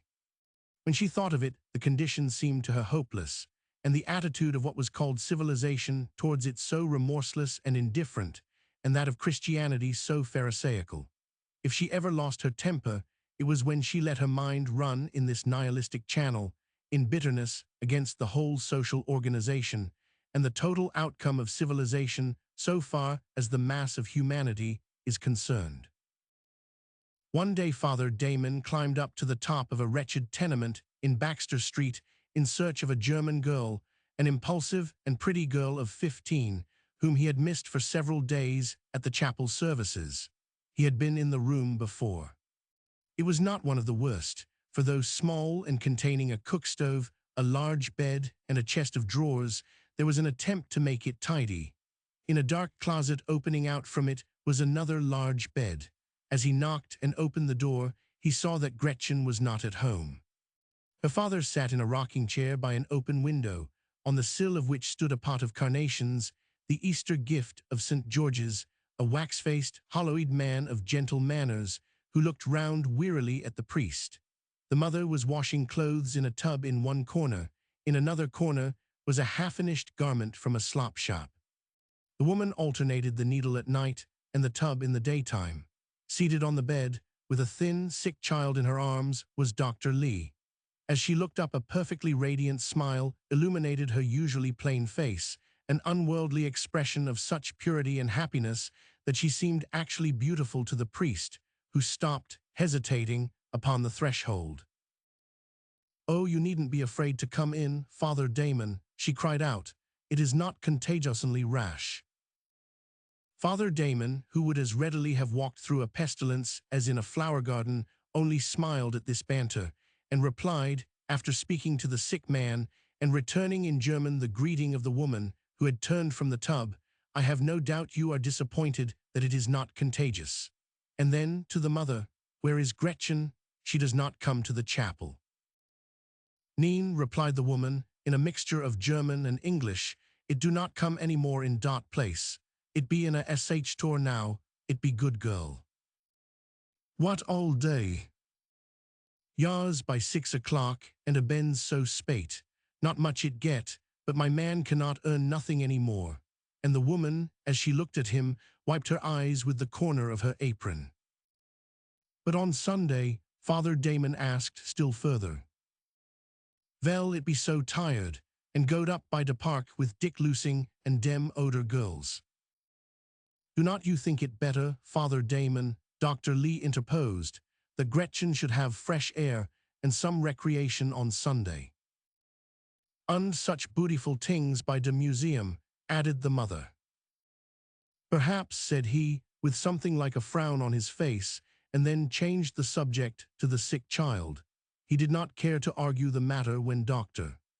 Lee was present, but he resolved to come again and explain to the mother that her daughter needed some restraining power other than her own impulse, and that without religious guidance she was pretty certain to drift into frivolous and vulgar if not positively bad ways. The father was a free thinker, but Father Damon thought he had some hold on the mother, who was of the Lutheran communion, but had followed her husband so far as to become indifferent to anything but their daily struggle for life. Yet she had a mother's instinct about the danger to her daughter, and had been pleased to have her go to Father Damon's chapel. And besides, he could not bring himself in that presence to seem to rebuke Ruth Lee. Was she not practically doing what his Lord did, going about healing the sick, sympathizing with the poor and the discouraged, taking upon herself the burden of the disconsolate, literally, without thought of self, sharing, as it were, the misery and sin of this awful city? And today, for the first time, he seemed to have seen the woman in her, or was it the saint? And he recalled that wonderful illumination of her plain face that made her actually beautiful as she looked up from the little waif of humanity she held in her arms. It had startled him and struck a new chord in his heart and planted a new pang there that she had no belief in a future life. It did not occur to him that the sudden joy in her face might have been evoked by seeing him, for it was a long time since she had seen him, nor did he think that the pang at his heart had another cause than religious anxiety. Ah, priest and worldly saint, how subtle and enduring are the primal instincts of human nature. Yes, he said, as they walked away, in reply to her inquiry as to his absence, I have been in retreat a couple of weeks. I suppose, she said softly, you needed the rest, though, and she looked at him professionally, if you will allow me to say it, it seems to me that you have not rested enough. I needed strength hand. It was the priest that spoke in meditation and prayer to draw upon resources not my own. And in fasting, too, I dare say, she added, with a little smile. And why not? He asked. Pardon me, she said, I do not pretend to know what you need. I need to eat, though heaven knows it's hard enough to keep up an appetite down here, but it is physical endurance you need for the work here. Do you think fasting strengthens you to go through your work night and day? I know I could not do it on my own strength. And Dr. Lee recalled times when she had seen him officiating in the chapel, apparently sustained by nothing but zeal and pure spirit, and wondered that he did not faint and fall. And faint and fall he did, she was sure, when the service was over. Well, it may be necessary to you, but not as an example to these people. I see enough involuntary fasting. We look at these people from different points of view, I fear, and after a moment he said, but doctor, I wanted to ask you about Gretchen. You see her. Occasionally, she works too many hours, but she seems to be getting on very well and brings her mother all she earns. Do you think she is able to stand alone? Dr. Lee winced a little at this searching question, for no one knew better than she the vulgarizing influence of street life and chance associations upon a young girl and the temptations. She was even forced to admit the value in the way of restraint as a sort of police force of the church and priestly influence, especially upon girls at the susceptible age. But she knew that Father Damon meant something more than this, and so she answered. But people have got to stand alone. She might as well begin. But she is so young. Yes, I know, she is in the way of temptation, but so long as she works industriously and loves her mother and feels the obligation, which the poor very easily feel, of doing her share for the family, she is not in so much moral danger as other girls of her age who lead idle and self-indulgent lives. The working girls of the city learn to protect themselves. And you think this is enough, without any sort of religion, that this East Side can go on without any spiritual life? Ruth Lee made a gesture of impatience. In view of the actual struggle for existence she saw around her, this talk seemed like cant, and she said, I do not know that anything can go on. Let me ask you a question, Father Damon. Do you think there is any more spirituality, any more of the essentials of what you call Christianity, in the society of the other side than there is on the East Side? It is a deep question, this of spirituality, replied Father Damon, who was in the depths of his proselyting action, a Democrat and in sympathy with the people, and rated quite at its full value the conventional fashion in religion. I should not like to judge, but there is a great body of Christian men and women in this city who are doing noble work. Yes, replied the little doctor, bitterly, trying to save themselves. How many are trying to save other authors except the distant and foreign sinners? You surely cannot ignore, replied the father, still speaking mildly, the immense amount of charitable work done by the churches. Yes, I know, charity, charity, the condescension of the rich to the poor. What we want are understanding, fellowship, and we get alms. If there is so much spirituality as you say, and Christianity is what you say it is today, how happens it that this side is left in filth and misery and physical wretchedness? You know what it is, and you know the luxury elsewhere. And you think to bridge over the chasm between classes with flowers, in pots, yes, and Bible readers and fashionable visitors, and little aid society's little palliatives for an awful state of things. Why, look at it. Last winter the city authorities hauled off the snow and the refuse from the fashionable avenues and dumped it down in the already blockaded and filthy side streets, and left us to struggle with the increased pneumonia and diphtheria and general unsanitary conditions. And you wonder that the little nihilist groups and labor organizations and associations of agnostics, as you call them, meeting to study political economy and philosophy, say that the existing state of things has got to be overturned violently if those who have the power and the money continue indifferent. I do not wonder, replied Father Damon sadly. The world is evil, and I should be as despairing as you are if I did not know there was another life and another world. I could not bear it. Nobody could. And all you have got to offer, then, to this mass of wretchedness, poverty, ignorance, at close quarters with hunger and disease, is to grin and bear it, in hope of a reward somewhere else. I think you do not quite. The doctor looked up and saw a look of pain on the priest's face. Oh, she hastened to say, almost as impetuously as she had spoken before, I do not mean you, I do not mean you, I know what you do. Pardon me for speaking so, I get so discouraged sometimes. They stood still a moment, looking up and down the hot, crowded, odorful street they were in, with its flaunting rags of poverty and inefficiency. I see so little result of what I can do, and there is so little help. I know, said the father, as they moved along. I do not see how you can bear it alone. This touched a sore spot and aroused Ruth Lee's combativeness. It seemed to her to approach the verge of cant again. But she knew the father's absolute sincerity. She felt she had already said too much, and she only murmured, as if to herself, if we could only know. And then, after a moment, she asked, do you, Father Damon, see any sign of anything better here? Yes, today, and he spoke very slowly and hesitatingly, if you will excuse the personality of it.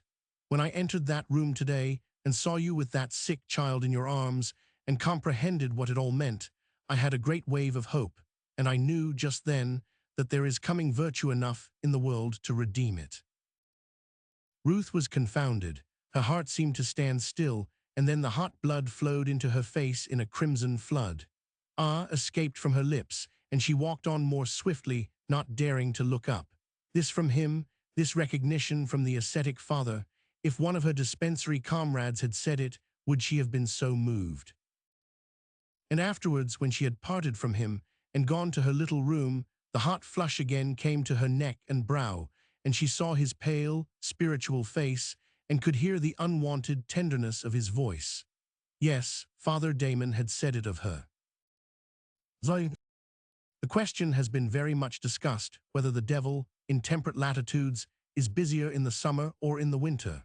When Congress and the various state legislatures are in session, and the stock and grain exchanges are most active, and society is gayest, and the churches and benevolent and reformatory associations are most aggressive this season, which is the cool season, he seems to be most animated and powerful. But is not this because he is then most opposed? The stream may not flow any faster because it is dammed, but it exhibits at the obstructed points greater appearance of agitation.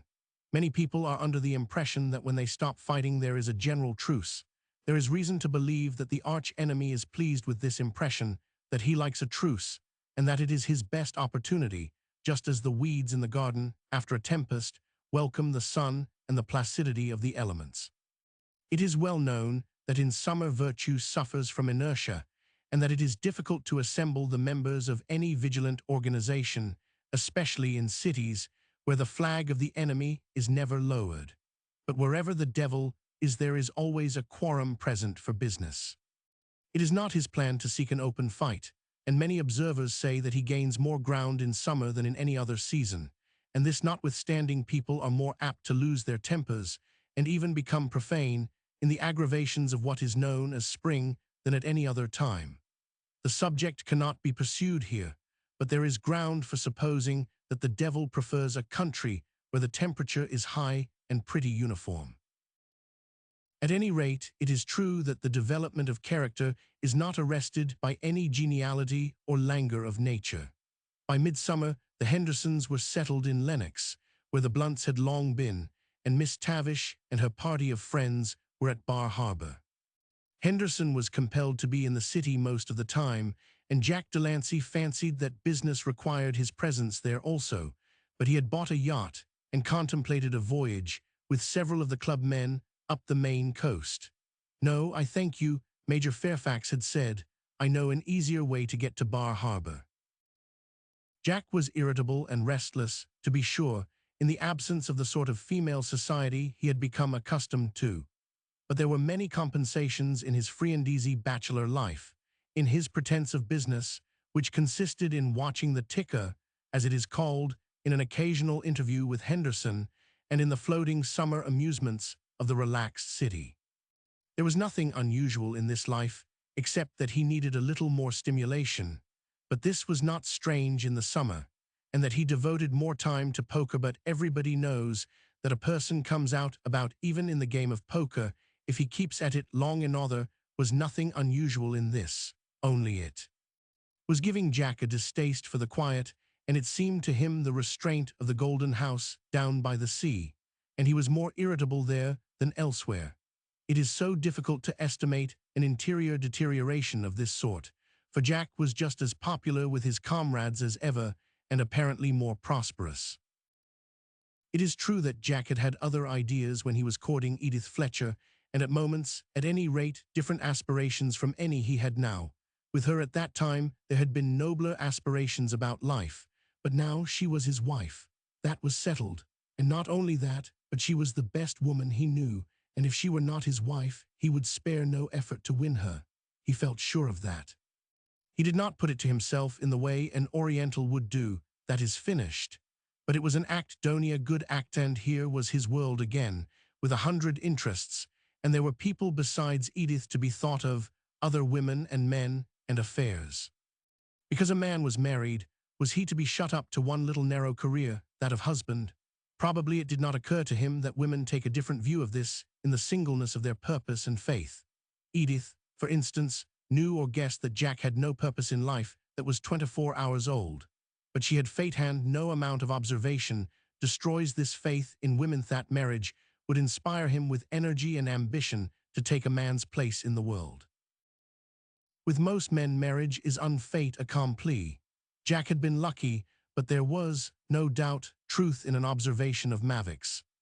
One night as they sat at the club, Jack had asked him a leading question apropos of Henderson's successful career.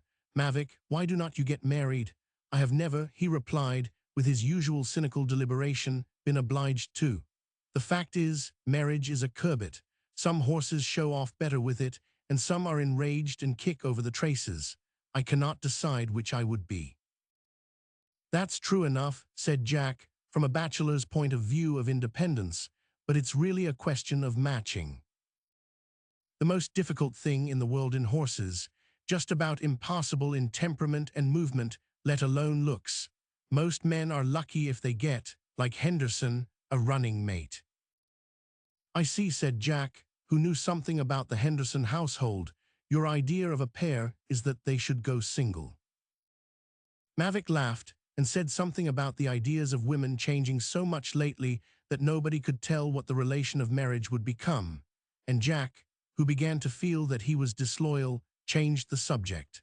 To do him justice, He would have been ashamed for Edith to hear this sort of flippant and shallow talk, which would not have been at all out of place with Carmen or Miss Tavish.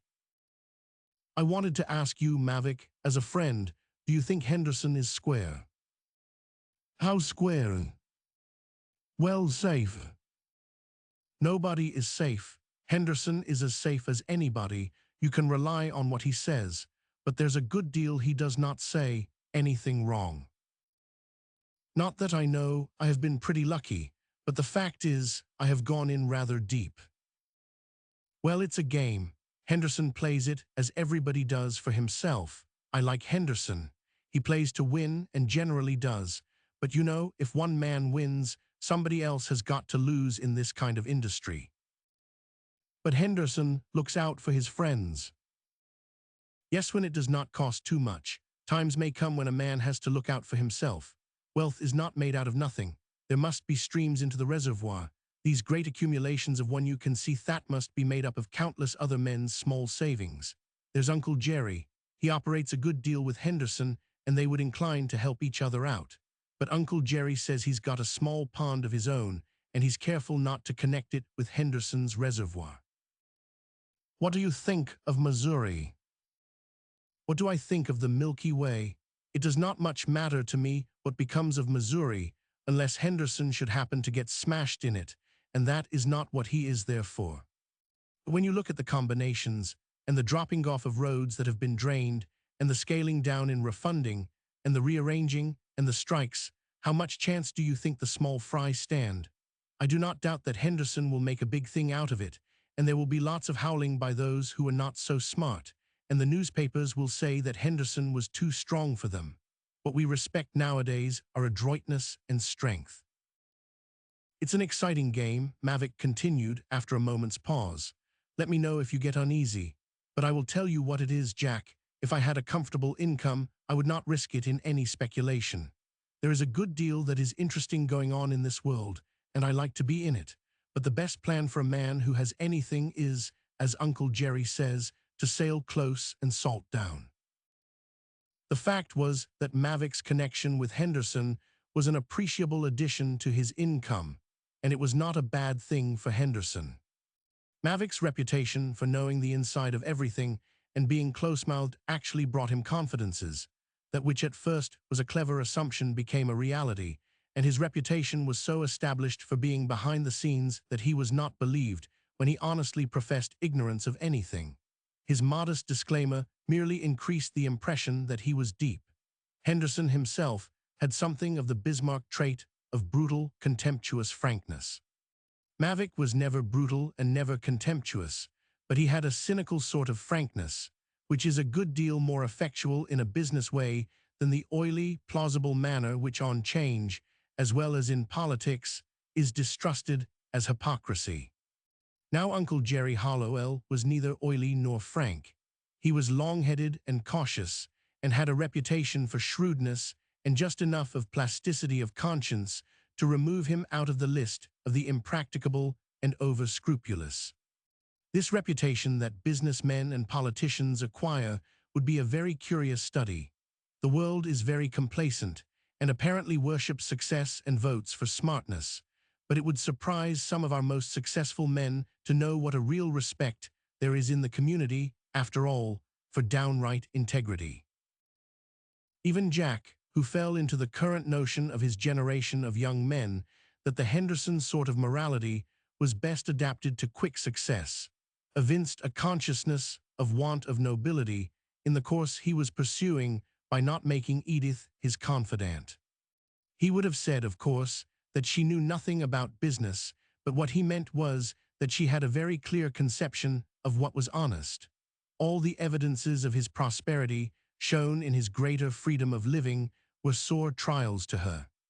She belonged to that old class of New Yorkers who made trade honorable, like the merchants of Holland and Venice, and she knew also that Jack's little fortune had come out of honest toil and strict business integrity. Could there be any happiness in life in any other course? It seemed cruel to put such a problem as this upon a young woman hardly yet out of girlhood, in the first flush of a new life, which she had dreamed should be so noble and high and so happy, in the period which is consecrated by the sweetest and loveliest visions and hopes that ever come into a woman's life. As the summer wore on to its maximum of heat and discomfort in the city, Edith, who never forgot to measure the hardships of others by her own more fortunate circumstances, urged Dr. Lay to come away from her labors and rest a few days by the sea. The reply was a refusal, but there was no complaint in the brief businesslike note. One might have supposed that it was the harvest time of the doctor if he had not known that she gathered nothing for herself. There had never been so much sickness, she wrote, and such an opportunity for her. She was learning a great deal, especially about some disputed contagious diseases. She would like to see Mrs. Delancey, and she would not mind a breath of air that was more easily to be analyzed than that she existed in, but nothing could induce her to give up her cases. All that appeared in her letter was her interest in her profession. Father Damon, who had been persuaded by Edith's urgency to go down with Jack for a few days to the Golden House, seemed uncommonly interested in the reasons of Dr. Lay's refusal to come. "I never saw her," he said, "so cheerful. The more sickness there is, the more radiant she is. I do not mean," he added, laughing in a peril. "Apparently she never thinks of herself, and positively she seems to take no time to eat or sleep. I encounter her everywhere. I doubt if she ever sits down, except when she drops in at the mission chapel now and then and sits quite unmoved on a bench by the door during Vespers." "Then she does go there," said Edith. "That is a queer thing. She would promptly repudiate any religious interest, but I tell her she is a bit of a humbug. When I speak about her philanthropic zeal, she says her interest is purely scientific." "Anyway, I believe," Jack put in, "that women doctors are less mercenary than men. I dare say they will get over that when the novelty of coming into the profession has worn off." "That is possible," said Father Damon, "but that which drives women into professions now is the desire to do something rather than the desire to make something. Besides, it is seldom, in their minds, a finality. Marriage is always a possibility." "Yes," replied Edith, "and the probability of having to support a husband and family. Then they may be as mercenary as men are." Still, the enthusiasm of women, Father Damon insisted, in hospital and outdoor practice, the singleness of their devotion to it, is in contrast to that of the young men doctors. "And I notice another thing in the city. They take more interest in philanthropic movements, in the condition of the poor, in the labor questions. They dive eagerly into philosophically speculations, and they are more aggressively agnostics. And they are not afraid of any social theories. I have one friend, a skillful practitioner, they tell me, a linguist and a metaphysician, a most agreeable and accomplished woman, who is in theory an extreme nihilist and looks to see the present social and political order upset." "I do not see," Jack remarked, "what women especially are to gain by such a revolution." "Perhaps independence," Jack, replied Edith. "You should hear my club of working girls, who read and think much on these topics, talk of these things." "Yes," said Father Damon, "you toss these topics about and discuss them in the magazines and fancy you are interested in socialistic movements. But you have no idea how real and vital they are, and how the dumb discontent of the working classes is being formulated into ideas. It is time we tried to understand each other." Not all the talk was of this sort at the Golden House. There were three worlds Herathat of Jack, to which Edith belonged by birth and tradition and habit, that of which we have spoken, to which she belonged by profound sympathy, and that of Father Damon, to which she belonged by undefined aspiration. In him was the spiritual element asserting itself in a medieval form, in a struggle to mortify and deny the flesh, and yet take part in modern life. Imagine a celibate and ascetic of the 15th century, who knew that paradise must be gained through poverty and privation and suffering, interesting himself in the tenement house question, in labor leagues, and the single tax. Yet hour after hour, in those idle summer days, when nature was in a mood that suggested grace and peace, when the waves lapsed along the shore and the cicada sang in the hedge, did Father Damon unfold to Edith his ideas of the spiritualization of modern life through a conviction of its pettiness and transitoriness. How much more content there would be if the poor could only believe that it matters little what happens here, if the heart is only pure and fixed on the endless life. "Oh, Father Damon," replied Edith, with a grave smile, "I think your mission ought to be to the rich." "Yes," he replied, for he also knew his world, "if I wanted to make my ideas fashionable, but I want to make them operative. By and by," he added, also with a smile, "we will organize some fishermen and carpenters and tailors on a mission to the rich." Father Damon's visit was necessarily short, for his work called him back to town, and perhaps his conscience smote him a little for indulging in this sort of retreat. By the middle of August, Jack's yacht was ready, and he went with Mavic and the Van Dams and some other men of the club on a cruise up the coast. Edith was left alone with her Baltimore friend. And yet not alone. As she lay in her hammock in those dreamy days, a new world opened to her. It was not described in the chance romance she took up, nor in the volume of poems she sometimes held in her hand, with a finger inserted in the leaves. Of this world she felt herself the center and the creator, and as she mused upon its mysteries, life took a new, strange meaning to her. It was apt to be a little hazy off there in the watery horizon, and out of the mist would glide occasionally a boat, and the sun would silver its sails, and it would dip and toss for half an hour in the blue, laughing sea, and then disappear through the mysterious curtain. Whence did it come? Whither had it gone? Was life like that? Was she on the shore of such a sea, and was this new world into which she was drifting only a dream? By her smile, by the momentary illumination that her sweet thoughts made in her lovely, hopeful face, you knew that it was not. Who can guess the thoughts of a woman at such a time? Are the trees glad in the spring, when the sap leaps in their trunks, and the buds begin to swell, and the leaves unfold in soft response to the creative impulse? The miracle is never old nor commonplace to them, nor to any of the human family. The anticipation of life is eternal. The singing of the birds, the blowing of the south wind, the sparkle of the waves, all found a response in Edith's heart, which leaped with joy. And yet there was a touch of melancholy in it all. The horizon was so vast, and the mist of uncertainty lay along it. Literature, society, charities, all that she had read and experienced and thought, was nothing to this great unknown anxiety and bliss, this saddest and sweetest of all human experiences. She prayed that she might be worthy of this great distinction, this responsibility and blessing. And Jack, dear Jack, would he love her more? Roman 12. Although Father Damon had been absent from his charge only 10 days, it was time for him to return. If he had not a large personal following, he had a wide influence. If comparatively few found their way to his chapel, he found his way to many homes. His figure was a familiar one in the streets, and his absence was felt by hundreds who had no personal relations with him, but who had become accustomed to seeing him go about on his errands of encouragement, and probably had never realized how much the daily sight of him had touched them. The priestly dress, which may once have provoked a sneer at his effeminacy, had now a suggestion of refinement, of unselfish devotion, of consecration to the service of the unfortunate. His spiritual face appealed to their better natures, and the visible heroism that carried his frail figure through labors that would have worn out the stoutest physique stirred in the hearts of the rudest some comprehension of the reality of the spirit. It may not have occurred to them that he was of finer clay than they perhaps.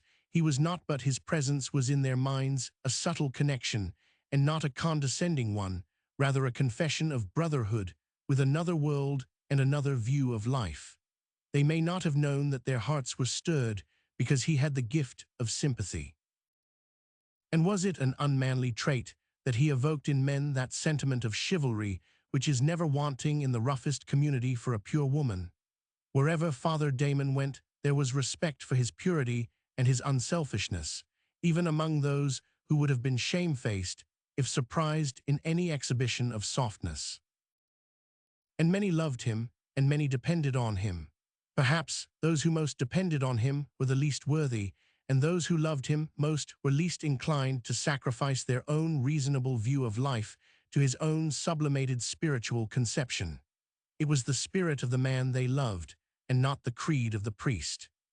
The little chapel in its subdued lights and shadows, with confessionals and crosses and candles and incense, was as restful a refuge as ever to the tired and the dependent, but wanting his inspiring face and voice, it was not the same thing, and the attendance always fell away when he was absent. There was needed there more than elsewhere the living presence.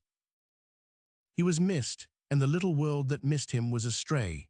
The first day of his return his heart was smitten by the thinness of the congregation. Had he, then, accomplished nothing? Had he made no impression, established in his shifting flock, no habit of continuance in well-doing that could survive even his temporary withdrawal? The fault must be his. He had not sufficiently humiliated and consecrated himself, and put under all strength of the flesh and trust in worldly instrumentalities. There must be more prayer, more vigils, more fasting, before the power would come back to him to draw these wandering minds to the light. And so, in the heat of this exhausting August, at the time when his body most needed reinforcement for the toil he required of it, he was more rigid in his spiritual tyranny and contempt of it. Ruth Lee was not dependent upon Father Damon, but she also learned how long 10 days could be without a sight of him. When she looked into his chapel, occasionally she realized, as never before, how much in the air his ceremonies and his creed were. There was nothing there for her except his memory. And she knew when she stepped in there, for her cool, reasoning mind was honest, that it was the thought of him that drew her to the place, and that going there was a sentimental indulgence. What she would have said was that she admired, loved Father Damon on account of his love for humanity. It was a common saying of all the professional women in her set, and of the working girls, that they loved Father Damon.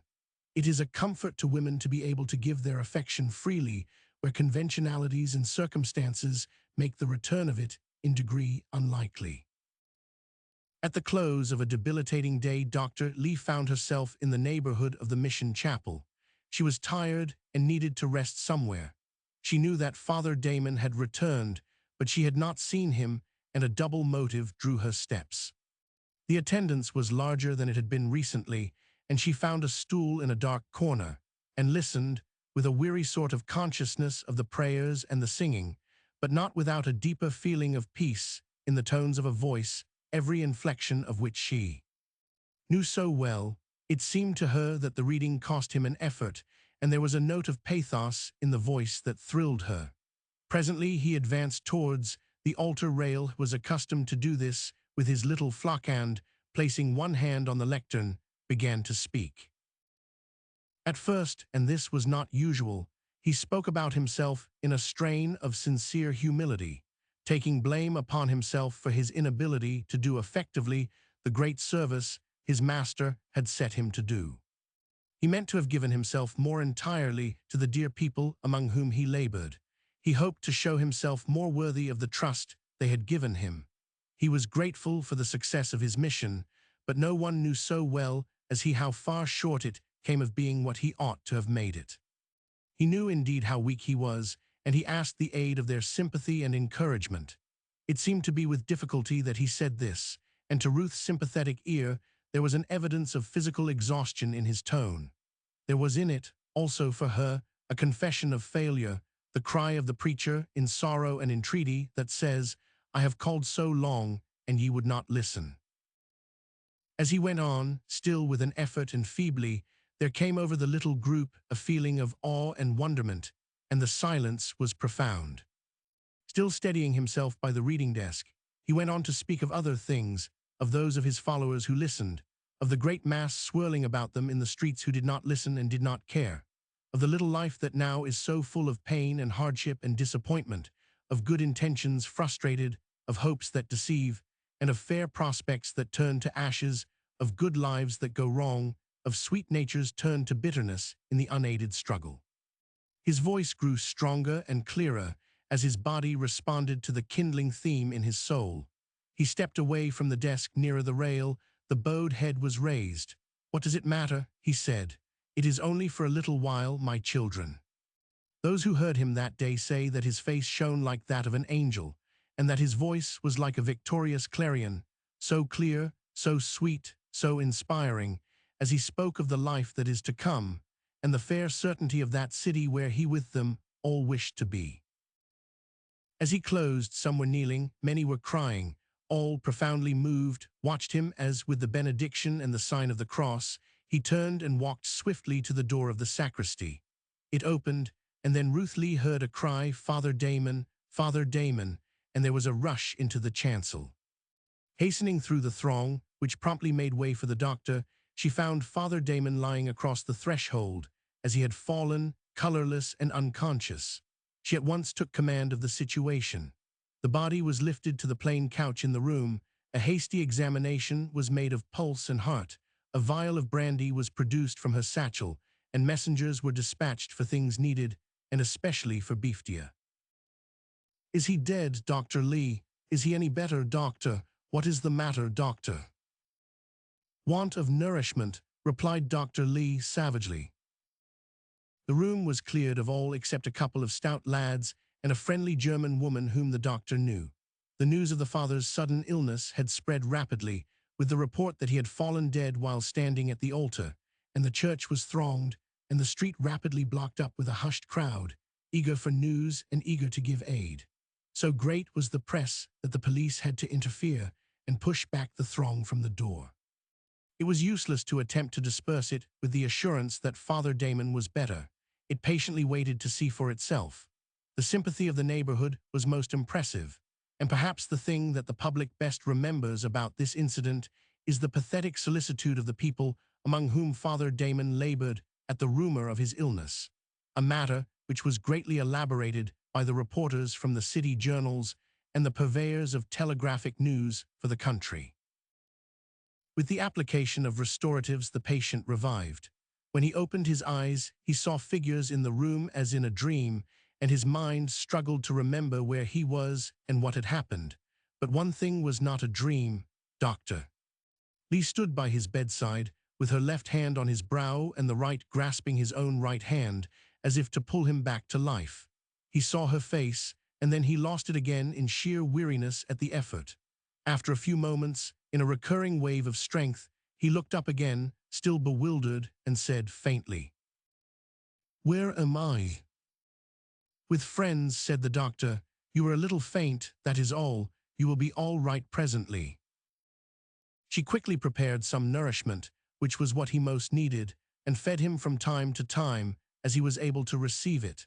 Gradually, he could feel a little vigor coming into his frame, and regaining control of himself, he was able to hear what had happened. Very gently, the doctor told him, making light of his temporary weakness. "The fact is, Father Damon," she said, "you have got a disease common in this neighborhood, hunger." The father smiled, but did not reply. It might be so. For the time he felt his dependence, and he did not argue the point. This dependence upon a woman, a sort of sister of charity, was not altogether unpleasant. When he attempted to rise, but found that he was too weak, and she said not yet, he submitted, with the feeling that to be commanded with such gentleness was a sort of luxury. In an hour's time, he declared that he was almost himself again, and it was decided that he was well enough to be removed to his own apartments in the neighborhood. A carriage was sent for, and the transfer was made through a crowd in the streets, which stood silent and uncovered as his carriage passed through it. Dr. Lee remained with him for an hour longer, and then left him in charge of a young gentleman from the neighborhood guild, who gladly volunteered to watch for the night. Ruth walked slowly home, weary now that the excitement was over, and revolving many things in her mind, as is the custom of women. She heard again that voice, she saw again that inspired face, but the impression most indelible with her was the prostrate form, the pallid countenance, the helplessness of this man whose will had before been strong enough to compel the obedience of his despised body. She had admired his strength, but it was his weakness that drew upon her woman's heart and evolved a tenderness dangerous to her peace of mind. Yet it was the doctor and not the woman that replied to the inquiries at the dispensary. Yes, it was fasting and overwork. Men are so stupid, they think they can defy all the laws of nature, especially priests, and she determined to be quite plain with him next day. And Father Damon, lying weary in his bed before he fell asleep, saw the faces in the dim chapel turn to him in strained eagerness the moment before he lost consciousness. But the most vivid image was that of a woman bending over him, with eyes of tenderness and pity, and the smile with which she greeted his awakening. He could feel yet her hand upon his brow. When Dr. Lee called next day, on her morning rounds, she found a brother of the celibate order, Father Monies, in charge. He was sitting by the window reading, and when the doctor came up the steps he told her in a low voice to enter without knocking. Father Damon was better, much better, but he had advised him not to leave his bed, and the patient had been dozing all the morning. The doctor asked if he had eaten anything and how much. The apartment was small and scantily furnished, a sort of anchorite cell. Through the drawn doors of the next room, the bed was in sight. As they were talking in low voices, there came from this room a cheerful, "Good morning, doctor. I hope you ate a good breakfast," she said, as she arose and went to his bedside. "I suppose you mean better than usual," he replied, with a faint attempt at a smile. "No doubt you and Father Monies are satisfied now you have got me laid up." "That depends upon your intentions." "Oh, I intend to get up tomorrow." "If you do, without other change in your intentions, I am going to report you to the organized charity as a person who has no visible means of support." She had brought a bunch of violets, and as they talked she had filled a glass with water and put them on a stand by the head of the bed. Thano, quite professionalish, smoothed out his pillows and straightened the bedclothes, and talking all the time, and as if quite unconscious of what she was doing, moved about the room, putting things to rights, and saying, in answer to his protest, that perhaps she should lose her reputation as a physician in his eyes by appearing to be a professional nurse. There was a timid knock at the door, and a forlorn little figure, clad in a rumpled calico, with an old shawl over her head, half concealing an eager and pretty face, stood in the doorway and hesitatingly came in. "Main Mutter sent me to see how Father Damon is," she explained.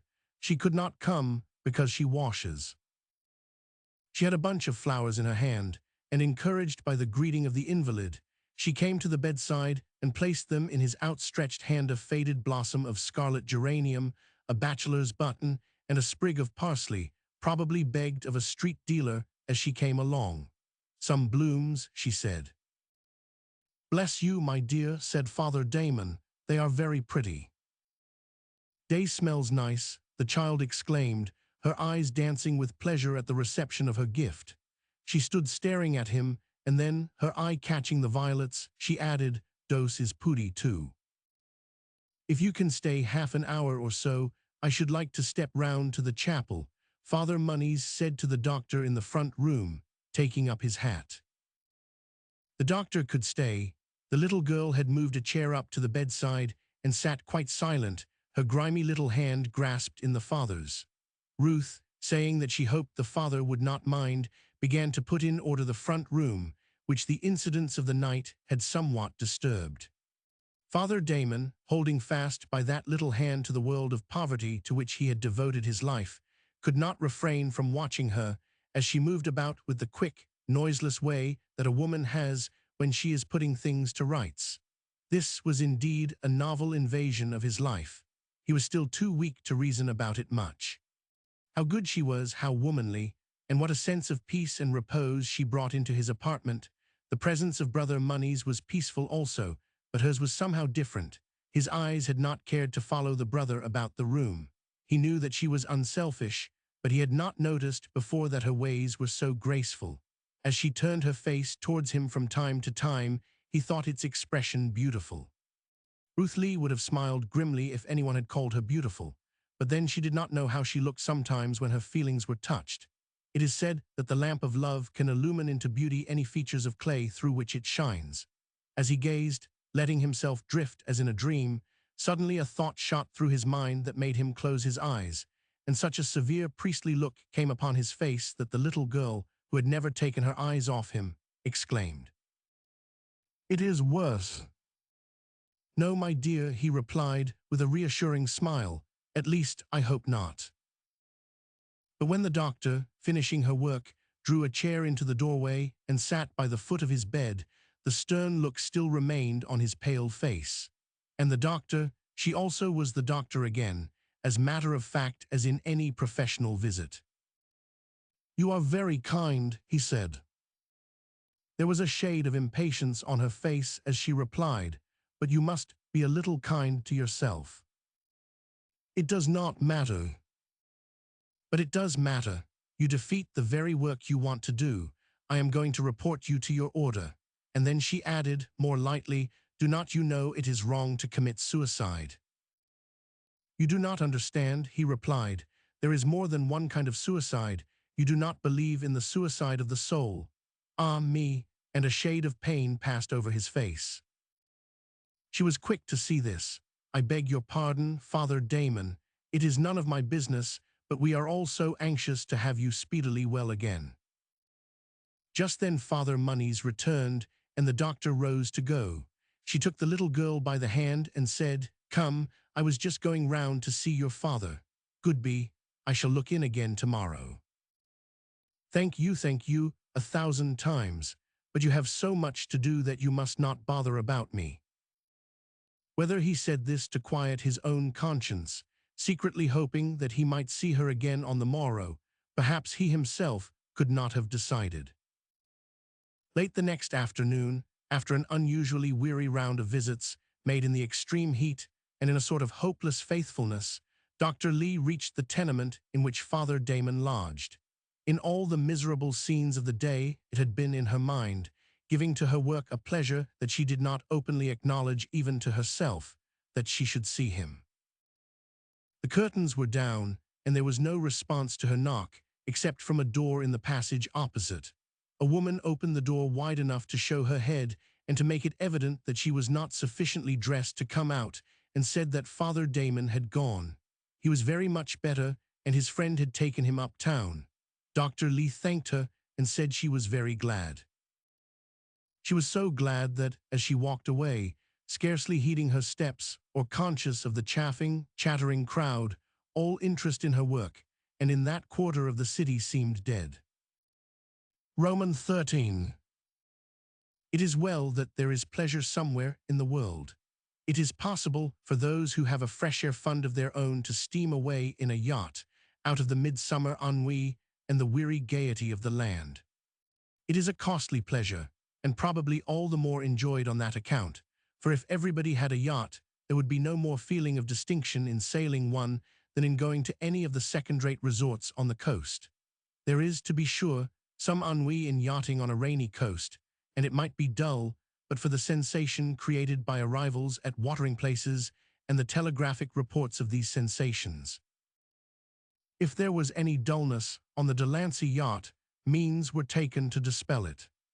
While still in the Sound, a society was formed for the suppression of total abstinence, and so successful was this that Point Judith was passed, in a rain and a high and chopping sea, with a kind of hilarious enjoyment of the commotion, which is one of the things desired at sea. When the party came round to Newport, it declared that it had had a lovely voyage, and inquiry brought out the great general principle, applicable to most coast navigation for pleasure, that the enjoyable way to pass Point Judith is not to know you are passing Point Judith.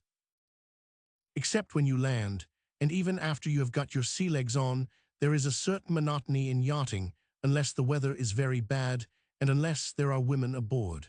A party of lively women make even the sea fresh and entertaining. Otherwise, the game of poker is much what it is on land, and the constant consulting of charts and reckoning of speed evince the general desire to get somewhere, that is, to arrive at a harbor. In the recollections of this voyage, even in Jack's recollections of it after he had paid the bills, it seemed that it had been simply glorious, free from care, generally a physical setting-up performance and a lark of enormous magnitude, and everybody envied the fortunate sailors.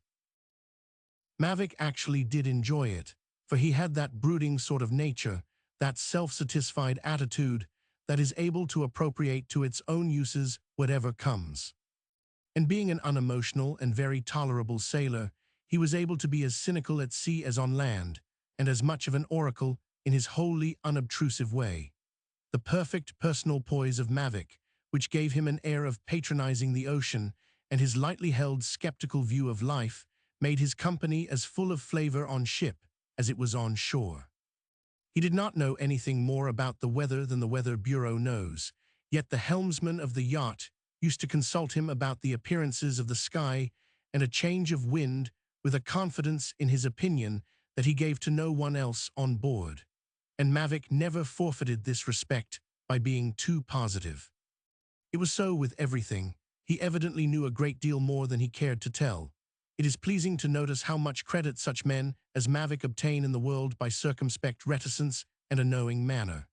Jack, blundering along in his free-hearted, emotional way and never concealing his opinion, was really right twice where Mavic was right once, but he never had the least credit for wisdom. It was late in August that the Delancey yacht steamed into the splendid Bar Harbor, making its way slowly through one of the rare fogs which are sometimes seen by people who do not own real estate there. Even before they could see an island, those on board felt the combination of mountain and sea air that makes this favored place at once a tonic and a sedative to the fashionable world. The party were expected at Bar Harbor. It had been announced that the yacht was on its way, and some of the projected gaieties were awaiting its coming, for the society reinforcement of the half-dozen men on board was not to be despised. The news went speedily round that Captain Delancey's flag was flying at the anchorage off the landing. Among the first to welcome them as they landed and strolled up to the hotel was Major Fairfax. "Oh yes," he said, "we are all Herathat is, all who know where they ought to be at the right moment." To the newcomers the scene was animated. The exotic shops sparkled with cheap specialties, landaus, ponifetons, and elaborate buckboards dashed through the streets. Aquatic and lawn tennis costumes abounded. If there was not much rowing and lawn tennis, there was a great deal of becoming morning dressing for these sports, and in all the rather aimless idleness there was an air of determined enjoyment. Even here it was evident that there was a surplus of women. These lovers of nature in the summer season, who had retired to this wild place to be free from the importunities of society, betrayed, Mavic thought, the common instinct of curiosity over the new arrival, and he was glad to take it as an evidence that they loved not nature less, but man more. Jack tripped up this ungallant speech by remarking that if Mavic was in this mood, he did not know why he came ashore, and Van Dam said that sooner or later all men went ashore. This thin sort of talk was perhaps pardonable after the weariness of a sea voyage, but the Major promptly said it would not do, and the Major seemed to be in charge of the place. "No epigrams are permitted. We are here to enjoy ourselves. I am ordered to bring the whole crew of you to tea at the Tavish cottage." "Anybody else there?" asked Jack carelessly. "Well, it's the most curious coincidence, but Mrs. Henderson arrived last night. Henderson has gone to Missouri." "Yes, he wrote me to look out for his wife on this coast," said Mavic. "You kept mighty still about it," said Jack. "So did you," retorted Mavic. "It is very curious," the Major explained, "how fashionable intelligence runs along this coast, apparently independent of the telegraph. Everybody knows where everybody else is." The Tavish cottage was a summer palace of the present fashion, but there was one good thing about it. It had no tower, nor any make-believe balconies hung on the outside like birdcages. The rooms were spacious and had big fireplaces and ample piazzas all round, so that the sun could be courted or the wind be avoided at all hours of the day. It was, in short, not a house for retirement and privacy, but for entertainment. It was furnished luxuriously but gaily, and with its rugs and portieres and divans, it reminded Mavic of an oriental marquee. Miss Tavish called it her teepee, an evolution of the aboriginal dwelling. She liked to entertain, and she never appeared to better advantage than when her house was full, and something was going on continually: lively breakfasts and dinners, dances, theatricals, or the usual flowing in and out of callers and guests, chattering groups and flirtatious couples. It was her idea of repose from the winter's gaiety, and in it she sustained the role of the non-fatigable society girl. It is a performance that many working girls regard with amazement. There was quite a flutter in the cottage, as there always is when those who know each other well meet under new circumstances after a short separation. "We are very glad to see you," Miss Tavish said cordially. "We have been awfully dull." "That is complimentary to me," said the Major. "You can judge the depths we have been in when even the Major could not pull us out," she retorted. "Without him, we should have simply died. And it would have been the liveliest obsequies I ever attended." Carmen was not effusive in her greeting. She left that role to Miss Tavish, taking for herself that of confidential friend. She was almost retiring in her manner, but she made Jack feel that she had a strong personal interest in his welfare, and she asked 100 questions about the voyage and about town and about Edith. "I am going to chaperone you up here," she said, "for Miss Tavish will lead you into all sorts of wild adventures." There was that in the manner of the demure little woman when she made this proposal that convinced Jack that under her care he would be perfectly safe from Miss Tavish. After cigarettes were lighted, she contrived to draw Mavic away to the piazza. She was very anxious to know what Henderson's latest moves were. Mavic was very communicative and told her nothing that he knew she did not already know, and she was clever enough to see, without any apparent distrust, that whatever she got from him must be in what he did not say.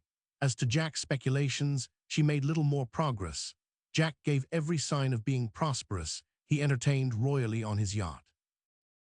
Mavic himself was puzzled to know whether Carmen really cared for Jack, or whether she was only interested as in a game, one of the things that amused her life to play, to see how far he would go, and to watch his ascension or his tumble.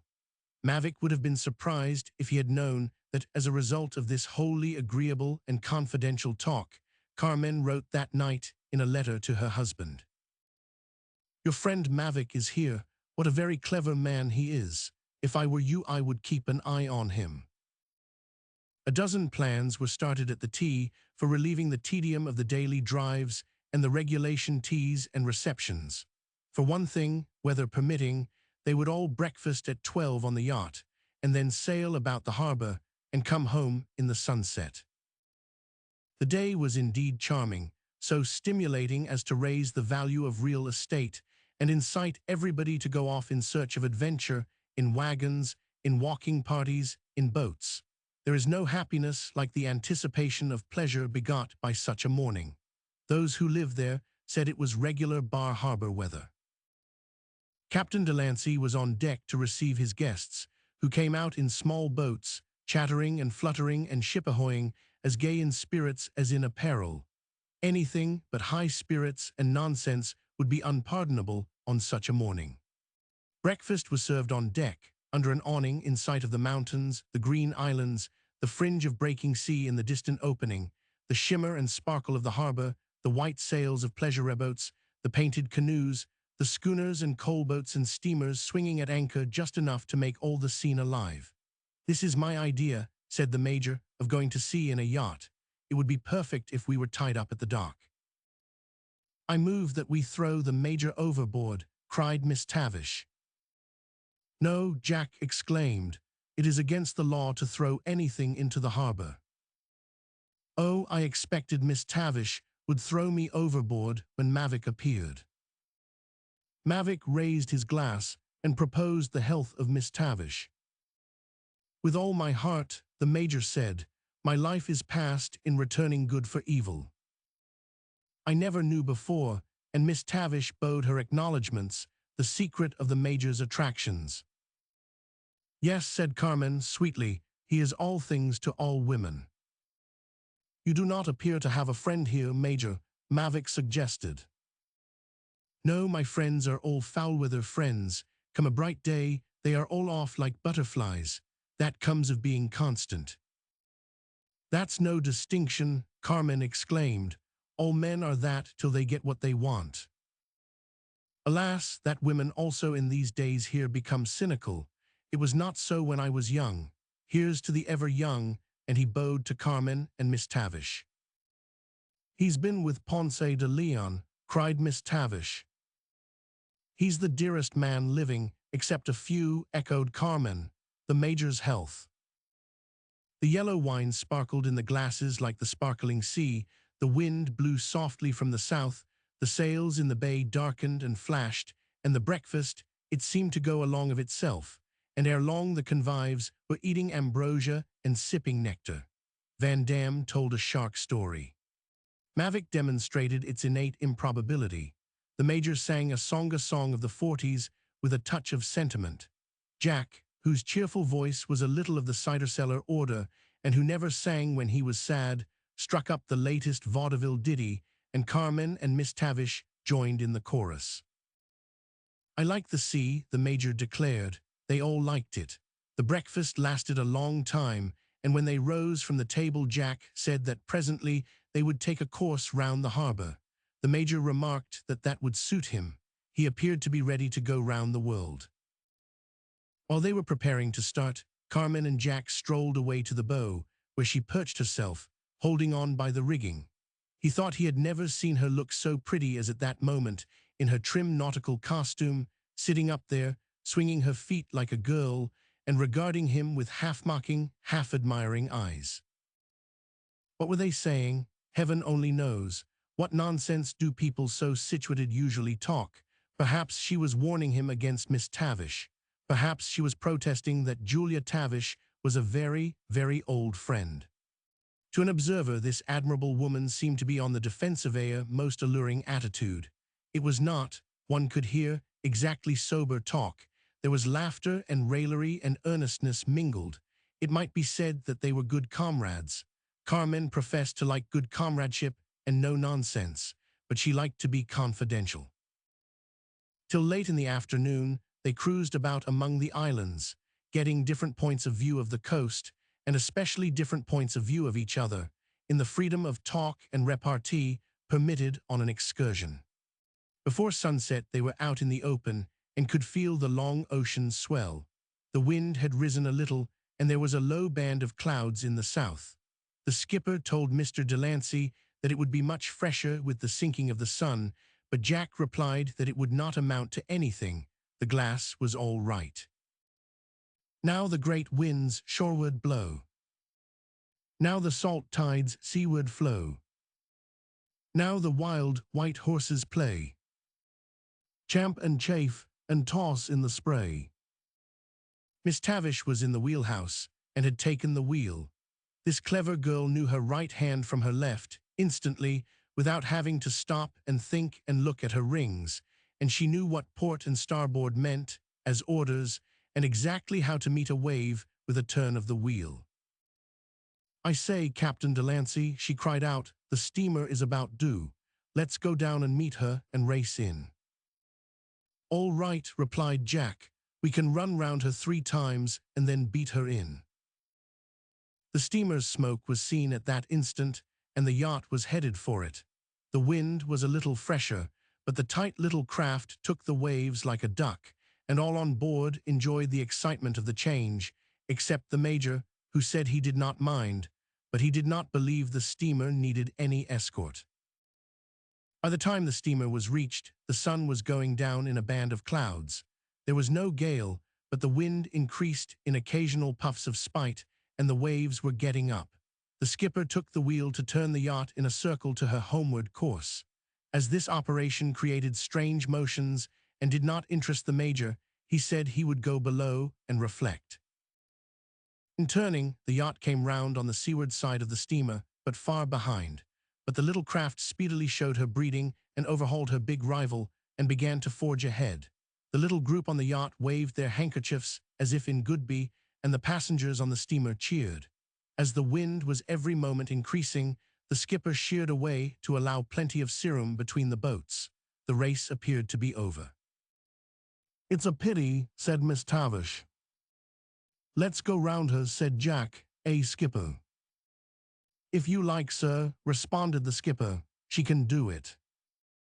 The yacht was well ahead, but the change in the direction brought the vessels nearer together.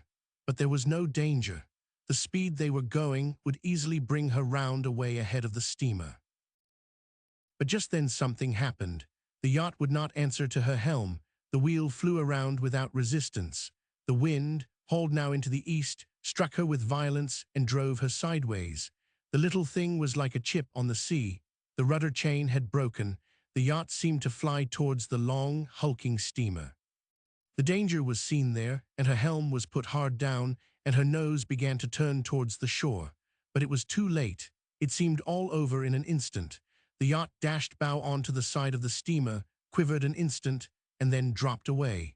At the same moment, the steamer slowed down and began to turn to assist the wounded. The skipper of the yacht and a couple of hands rushed below. A part of the bow had been carried away, and a small hole made just above the waterline, through which the water spurted whenever she encountered a large wave. It was enough to waterlog her and sink her in such a sea. The two seamen grasped whatever bedding was in reach below, rammed it into the opening, and held it there. The skipper ran on deck, and by the aid of the men hauled out a couple of sails and dropped them over the bow. These would aid in keeping out the water. They could float now, but where were they going?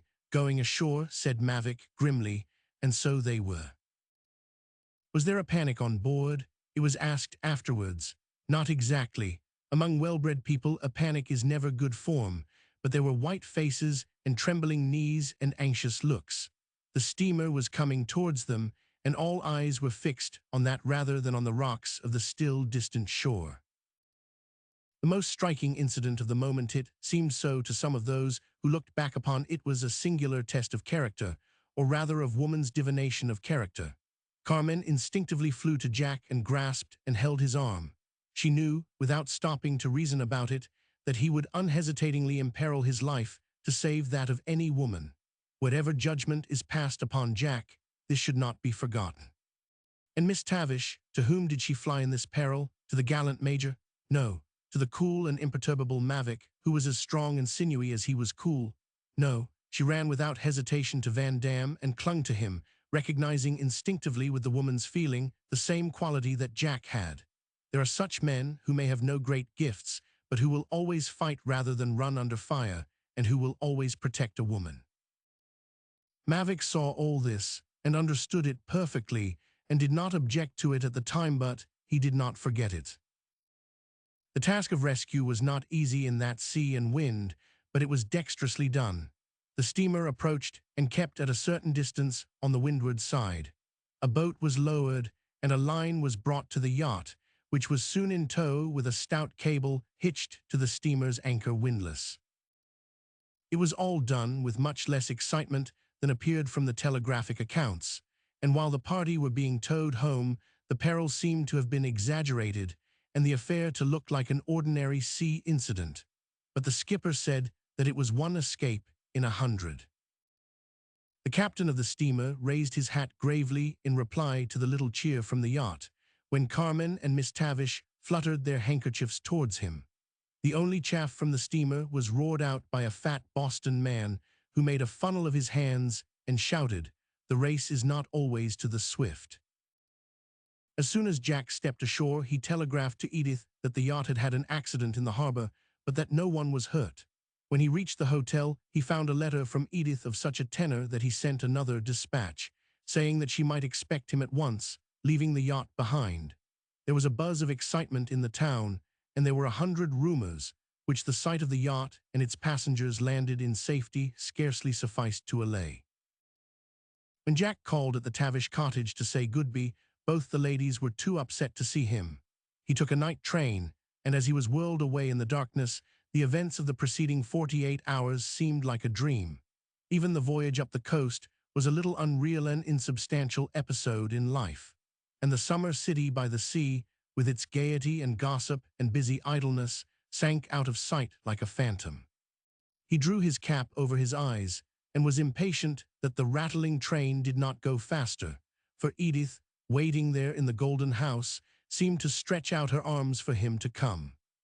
Still behind him rose a picture of that bacchanalian breakfast, Major and Carmen and Mavic, and Miss Tavish dancing a reel on the sloping deck, then the rising wind, the reckless daring of the race, and a vision of sudden death. He shuddered for the first time in a quick realization of how nearly it came to being all over with life and its pleasures. Roman 14. Edith had made no appeal to Jack to come home. His going, therefore, had the merit in his eyes of being a voluntary response to the promptings of his better nature. Perhaps, but for the accident at Mount Desert, he might have felt that his summer pleasure was needlessly interfered with, but the little shock of that was a real, if still temporary, moral turning point for him. For the moment his inclination seemed to run with his duty, and he had his reward in Edith's happiness at his coming, the loving hunger in her eyes, the sweet trust that animated her face, the delightful appropriation of him that could scarcely brook a moment's absence from her sight. There could not be a stronger appeal to his manhood and his fidelity. Yes, Jack dear, it was a little lonesome. She was swinging in her hammock on the veranda in sight of the sea, and Jack sat by her with his cigar. I do not mind telling you now that there were times when I longed for you dreadfully, but I was glad, all the same, that you were enjoying yourself, for it is tiresome down here for a man with nothing to do but to wait. You dear thing, said Jack, with his hand on her head, smoothing her glossy hair and pushing it back from her forehead to make her look more intellectual, a thing which she hated. Yes, dear, I was a brute to go off at all. But you wanted to come back, and there was a wistful look in her eyes. Indeed I did, he answered fervently, as he leaned over the hammock to kiss the sweet eyes into content, and he was quite honest in the expression of a desire that was nearly 48 hours old, and by a singular mental reaction seemed to have been always present with him. It was so good of you to telegraph me before I could see the newspaper.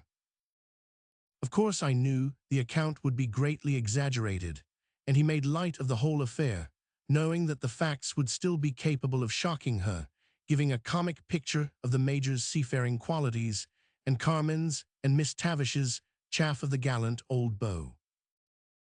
Even with this light sketching of the event, she could not avoid a retrospective pang of apprehension, and the tightened grasp of his hand was as if she were holding him fast from that and all other peril.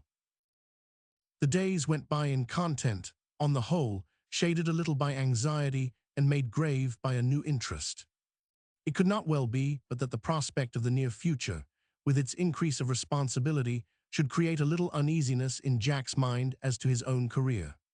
Of this future they talked much, and in Jack's attitude towards her Edith saw, for the first time since her marriage, a lever of suggestion, and it came naturally in the contemplation of their future life that she should encourage his discontent at having no occupation. Facing, in this waiting time of quiet, certain responsibilities, it was impressed upon him that the collecting of bric-a-brac was scarcely an occupation, and that idling in clubs and studios and dangling about at the beck of society, women was scarcely a career that could save him from ultimate ennui. To be sure, he had plenty of comrades, young fellows of fortune, who never intended to do anything except to use it for their personal satisfaction, but they did not seem to be of much account except in the little circle that they ornamented. Speaking of one of them one day, Father Damon had said that it seemed a pity a fellow of such family and capacity and fortune should go to the devil merely for the lack of an object in life. In this closer communion with Edith, whose ideas he began to comprehend, Jack dimly apprehended this view, and for the moment impulsively accepted it. I am half sorry, he said one day, that I did not go in for a profession, but it is late now. Law, medicine, engineering, architecture would take years of study. There was Armstrong, Edith suggested, who studied law after he was married. But it looks sort of silly for a fellow who has a wife to go to school, unless, said Jack, with a laugh, he goes to school to his wife. Then there's politics. You would not like to see me in that. I rather think, Jack spoke musingly, if I were a man I should go into politics. You would have nice company. But it's the noblest career, government, legislation, trying to do something to make the world better. Jack, I do not see how the men of New York can stand it to be governed by the very worst elements. My dear, you have no idea what practical politics is. I have an idea what I would make it. What is the good of young men of leisure if they do not do anything for the country, too fine to do what Hamilton did and Jay did. I wish you could have heard my father talk about it. Abdicate their birthright for a four-in-hand. Or a yacht, suggested Jack. Well, I do not see why a man cannot own a yacht and still care something about the decent management of his city. There's Mavic in politics. Not exactly. Mavic is in office for what he can make. No, I will not say that. No doubt he is a good civil servant, and we cannot expect everybody to be unselfish. At any rate, he is intelligent. Do you remember what Mr. Morgan said last winter? And Edith lifted herself up on her elbow, as if to add the weight of her attitude to her words, as Jack was still smiling at her earnestness. No, you said he was a delightful sort of pessimist. Mr. Morgan said that the trouble with the governing and legislation now in the United States is that everybody is superficially educated, and that the people are putting their superficial knowledge into laws, and that we are going to have a nice time with all these wild theories and crudities on the statute book.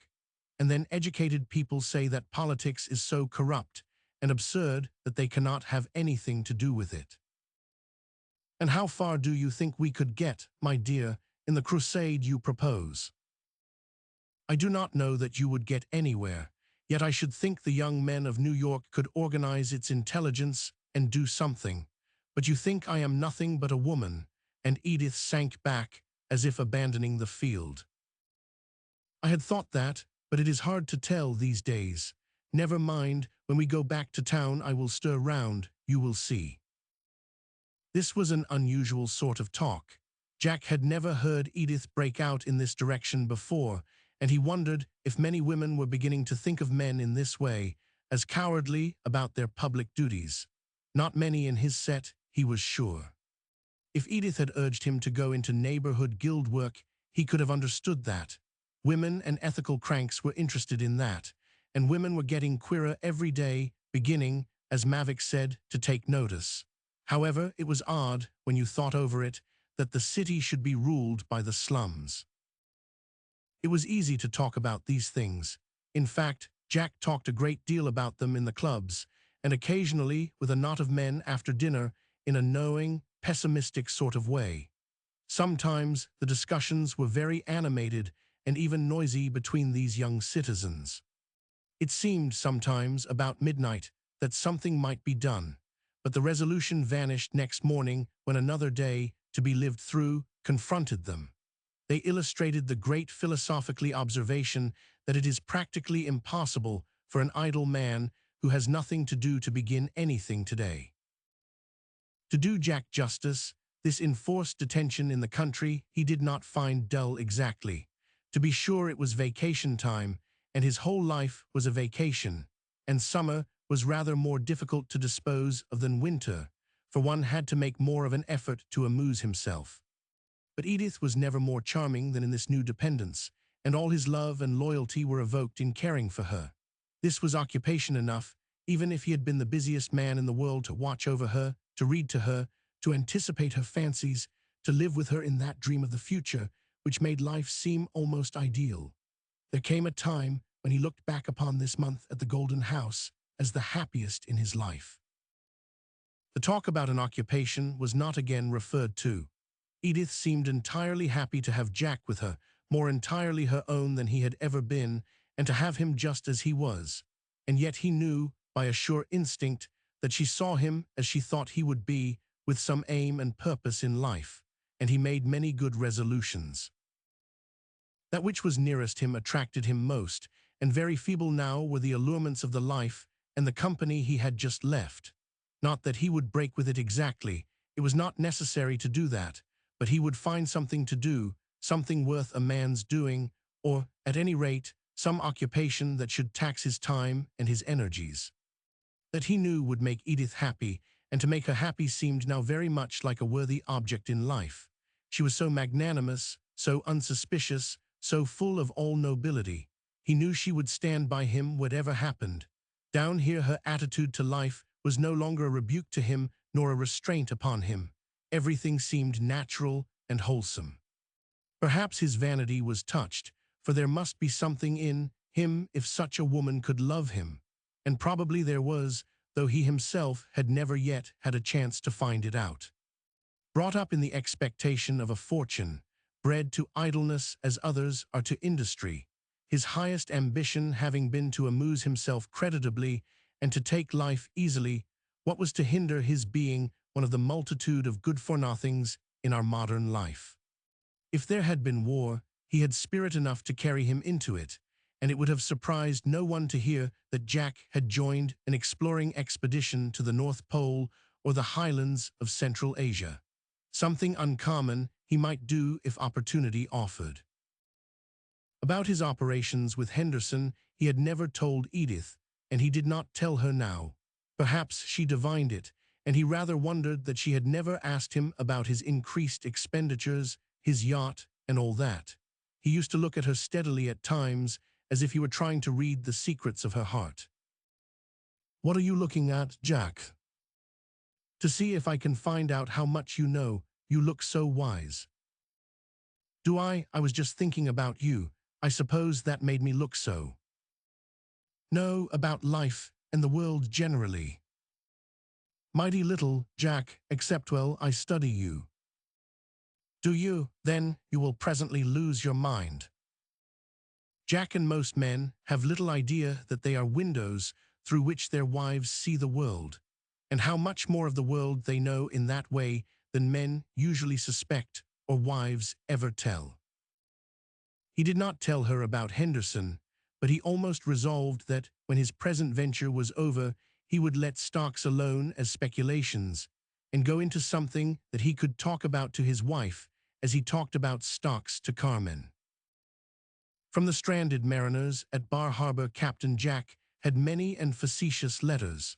They wanted to know if his idea was that they should stick by the yacht until he got leisure to resume the voyage, or if he expected them to walk home. He had already given orders to the skipper to patch it up and bring it to New York if possible, and he advised his correspondents to stay by the yacht as long as there was anything in the larder. But if they were impatient, he offered them transportation on any vessel that would take able-bodied seamen. He must be excused from commanding because he had been assigned to shore duty.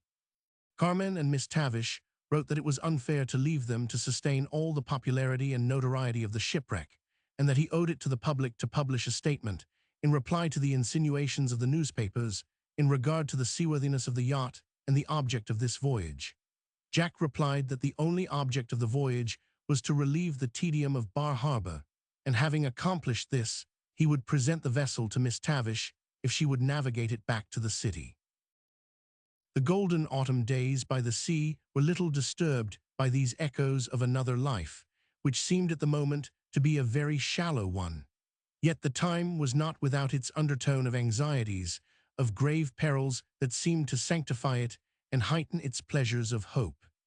Jack saw and comprehended for the first time in his life the real nature of a pure woman, the depths of tenderness and self-abnegation, the heroism and calm trust, and the nobility of an unworldly life.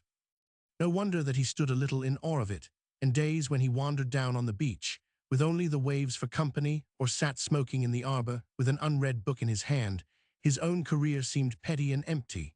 Such moods, however, are not uncommon in any life, and are not of necessity fruitful. It need not be supposed that Jack took it too seriously, on the one hand, or on the other, that a vision of such a woman's soul is ever without influence. By the end of October, they returned to town, Jack and Edith, with a new and delicate attractiveness, and young Fletcher Delancey the most wonderful and important personage, probably, who came to town that season. It seemed to Edith that his advent would be universally remarked, and Jack felt relieved when the boy was safely housed out of the public gaze. Yes, to Edith's inexpressible joy it was a boy, and while Jack gallantly said that a girl would have suited him just as well, he was conscious of an increased pride when he announced the sex to his friends. This undervaluation of women at the start is one of the mysteries of life, and until women themselves change their point of view, it is to be feared that legislation will not accomplish all that many of them wish. So it is a boy. I congratulate you was the exclamation of Major Fairfax the first time Jack went down to the Union. "I am glad, Major, to have your approval." "Oh, it's what is expected, that's all. For my part, I prefer girls. The announcement of boys is more expensive."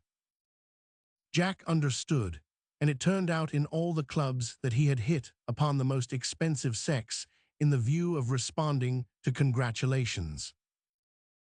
"It used to seem to me," said the Major, "that I must have a male heir to my estates. But somehow, as the years go on, I feel more like being an heir myself. If I had married and had a boy, he would have crowded me out by this time. Whereas, if it had been a girl, I should no doubt have been staying at her place in Lennox this summer instead of being shipwrecked on that desert island. There is nothing, my dear boy, like a girl well invested." "You speak with the feelings of a father." "I speak, sir, from observation. I look at society as it is, not as it would be if we had primogeniture and a landed aristocracy. A daughter under our arrangements is more likely to be a comfort to her parent in his declining years than a son." "But you seem, Major, to have preferred a single life." "Circumstances, thank you, just a drop more are the creatures of circumstances. It is a long story. There were misrepresentation and misunderstanding. It is true, sir, that at that time my property was encumbered, but it was not unproductive. She died long ago. I have reason to believe that her married life was not happy. I was hot-blooded in those days, and my honor was touched, but I never blamed her. She was, at 20, the most beautiful woman in Virginia. I have never seen her equal." This was more than the Major had ever revealed about his private life before. He had created an illusion about himself which society accepted, and in which he lived in apparent enjoyment of metropolitan existence. This was due to a sanguine temperament and a large imagination. And he had one quality that made him a favorite to a hearty enjoyment of the prosperity of others. With regard to himself, his imagination was creative, and Jack could not now tell whether this most beautiful woman of Virginia was not evoked by the third glass, about which the Major remarked, as he emptied it, that only this extraordinary occasion could justify such an indulgence at this time of day. The courtly old gentleman had inquired about Madame indeed. The second glass had been dedicated to mother and child, and he exhibited a friendly and almost paternal interest, as he always did, in Jack. "By the way," he said, after a silence, "is Henderson in town?" "I have not heard. Why?" "There's been a good deal of uneasiness in the street as to what he is doing. I hope you have not got anything depending on him." "I have got something in his stocks, if that is what you mean, but I do not mind telling you I have made something." "Well, it's none of my business, only the Henderson stocks have gone off a little, as you know." Jack knew, and he asked the Major a little nervously if he knew anything further. The Major knew nothing except street rumors. Jack was uneasy, for the Major was a sort of weathercock, and before he left the club he wrote to Mavic.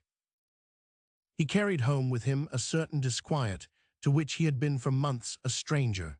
Even the sight of Edith, who met him with a happy face and dragged him away at once to see how lovely the baby looked asleep, could not remove this. It seemed strange that such a little thing should make a change, introduce an alien element into this domestic peace. Jack was like some other men who lose heart, not when they are doing a doubtful thing, but when they have to face the consequential cases of misplaced conscience. The peace and content that he had left in the house in the morning seemed to have gone out of it when he returned at night. Next day came a reassuring letter from Mavic. Henderson was going on as usual. It was only a little bear movement, which would not amount to anything. Still, day after day, the bears kept clawing down, and Jack watched the stock list with increasing eagerness. He could not decide to sacrifice anything as long as he had a margin of profit. In this state of mind, it was impossible to consider any of the plans he had talked over with Edith before the baby was born. Inquiries he did make about some sort of position or regular occupation, and these he reported to Edith, but his heart was not in it. As the days went by, there was a little improvement in his stocks, and his spirits rose. But this mood was no more favorable than the other for beginning a new life, nor did there seem to be, as he went along, any need of it. He had an appearance of being busy every day. He rose late and went late to bed. It was the old life. Stocks down, there was a necessity of bracing up with whomever he met at any of the 3 or 4 clubs in which he lounged in the afternoon, and stocks up, there was reason for celebrating that fact in the same way. It was odd how soon he became accustomed to consider himself and to be regarded as the father of a family, that also, like his marriage, seemed something done and in a manner behind him. There was a commonplaceness about the situation. To Edith it was a great event. To Jack it was a milestone in life. He was proud of the boy, he was proud of Edith. "I tell you, fellows," he would say at the club, "it's a great thing," and so on, in a burst of confidence, and he was quite sincere in this. But he preferred to be at the club and say these things rather than pass the same hours with his adorable family. He liked to think what he would do for that family, what luxuries he could procure for them, how they should travel and see the world. There was not a better father anywhere than Jack at this period, and why should not a man of family amuse himself? Because he was happy in his family, he needn't change all the habits of his life. Presently he intended to look about him for something to do that would satisfy Edith and fill up his time, but meantime he drifted on, alternately anxious and elated, until the season opened. The Blunts and the Van Dams and the Chesneys and the Tavishes and Mrs. Henderson had called, invitations had poured in, subscriptions were asked, studies and gaieties were projected, and the real business of life was under way. Roman 15. To the nurse of the Delancey boy and to his mother, he was by no means an old story or merely an incident of the year. He was an increasing wonder new every morning and exciting every evening. He was the center of a world of solicitude and adoration. It would be scarcely too much to say that his coming into the world promised a new era, and his traits, his likes and dislikes, set a new standard in his court. If he had apprehended his position, his vanity would have outgrown his curiosity about the world, but he displayed no more consciousness of his royalty than a kicking infanta of Spain. This was greatly to his credit in the opinion of the nurse, who devoted herself to the baby with that enthusiasm of women for infants which fortunately never fails, and won the heart of Edith by her worship. And how much they found to say about this marvel, to hear from the nurse, over and over again, what the baby had done and had not done in a given hour, was to Edith like a fresh chapter out of an exciting romance.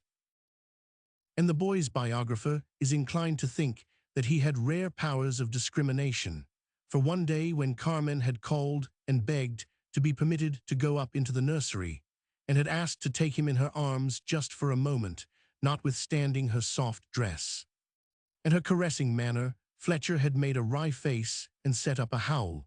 "How much he looks like his father, he did not look like anything," Carmen said, handing him over to the nurse. What she thought was that in manner and disposition he was totally unlike Jack Delancey. When they came downstairs, Mrs. Schuyler Blunt was in the drawing-room. "I have had such a privilege, Mrs. Blunt, seeing the baby," cried Carmen in her sweetest manner.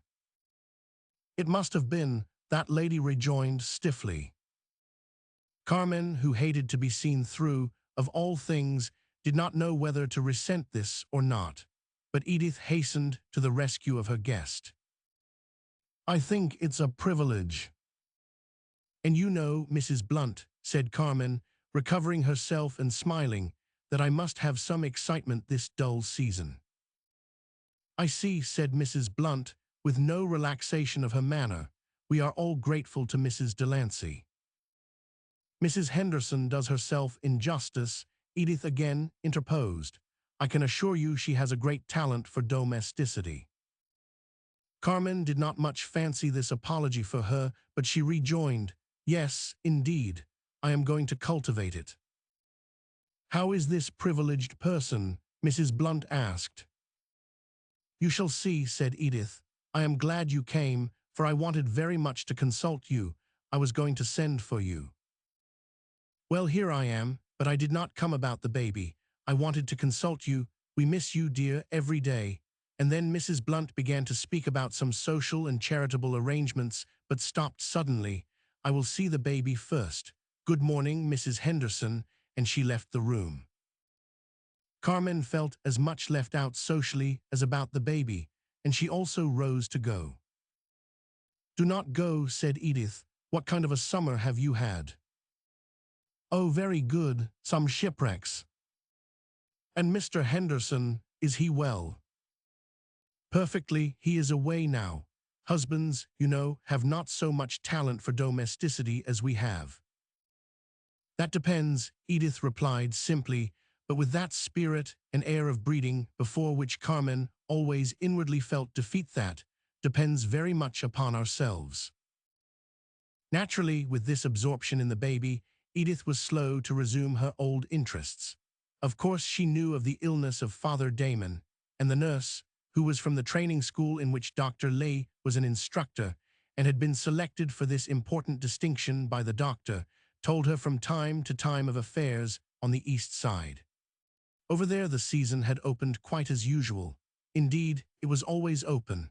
Work must go on every day, because every day food must be obtained and rent money earned, and the change from summer to winter was only a climatic increase of hardships.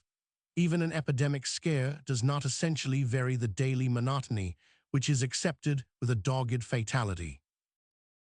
There had been no vacation for Ruth Lee, and she jokingly said, when at length she got a half-hour for a visit to Edith, that she would hardly know what to do with one if she had it.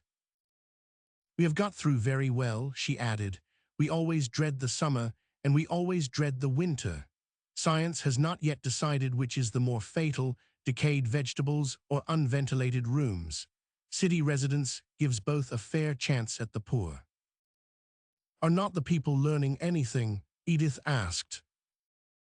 "Not much except to bear it, I am sorry to say, even Father Damon." "Is he at work again? Do you see him often?" "Yes, occasionally." "I should so like to see him, but I interrupted you." "Well, Father Damon has come to see that nothing can be done without organization." The masses, and there was an accent of bitterness in her use of the phrase, must organize and fight for anything they want.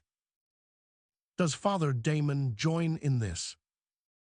"Oh, he has always been a member of the Labor League. Now he has been at work with the Episcopal churches of the city and got them to agree, when they want workmen for any purpose, to employ only union men." "Is not that," Edith exclaimed, "a surrender of individual rights and a great injustice to men not in the unions?" "You would see it differently if you were in the struggle. If the working men do not stand by each other, where are they to look for help? What have the Christians of this city done?" And the little doctor got up and began to pace the room. "Charities? Yes, little condescending charities. And look at the East Side. Is its condition any better?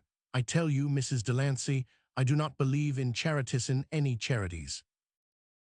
"It seems to me," said Edith, with a smile calculated to mollify this vehemence, "that you are a standing refutation of your own theory." "Me no, indeed. I am paid by the dispensary, and I make my patients pay when they are able." "So I have heard," Edith retorted. "Your bills must be a terror to the neighborhood." "You may laugh, but I am establishing a reputation over there as a working woman, and if I have any influence or do any little good, it's owing to that fact. Do you think they care anything about Father Damon's gospel?" "I should be sorry to think they did not," Edith said gravely. "Well, very little they care. They like the man because they think he shares their feelings and does not sympathize with them because they are different from him. That is the only kind of gospel that is good for anything over there." "I do not think Father Damon would agree with you in that." "Of course he would not. He's as medieval as any monk, but then he is not blind. He sees that it is never anything but personal influence that counts. Poor fellow," and the doctor's voice softened, "he will kill himself with his ascetic notions.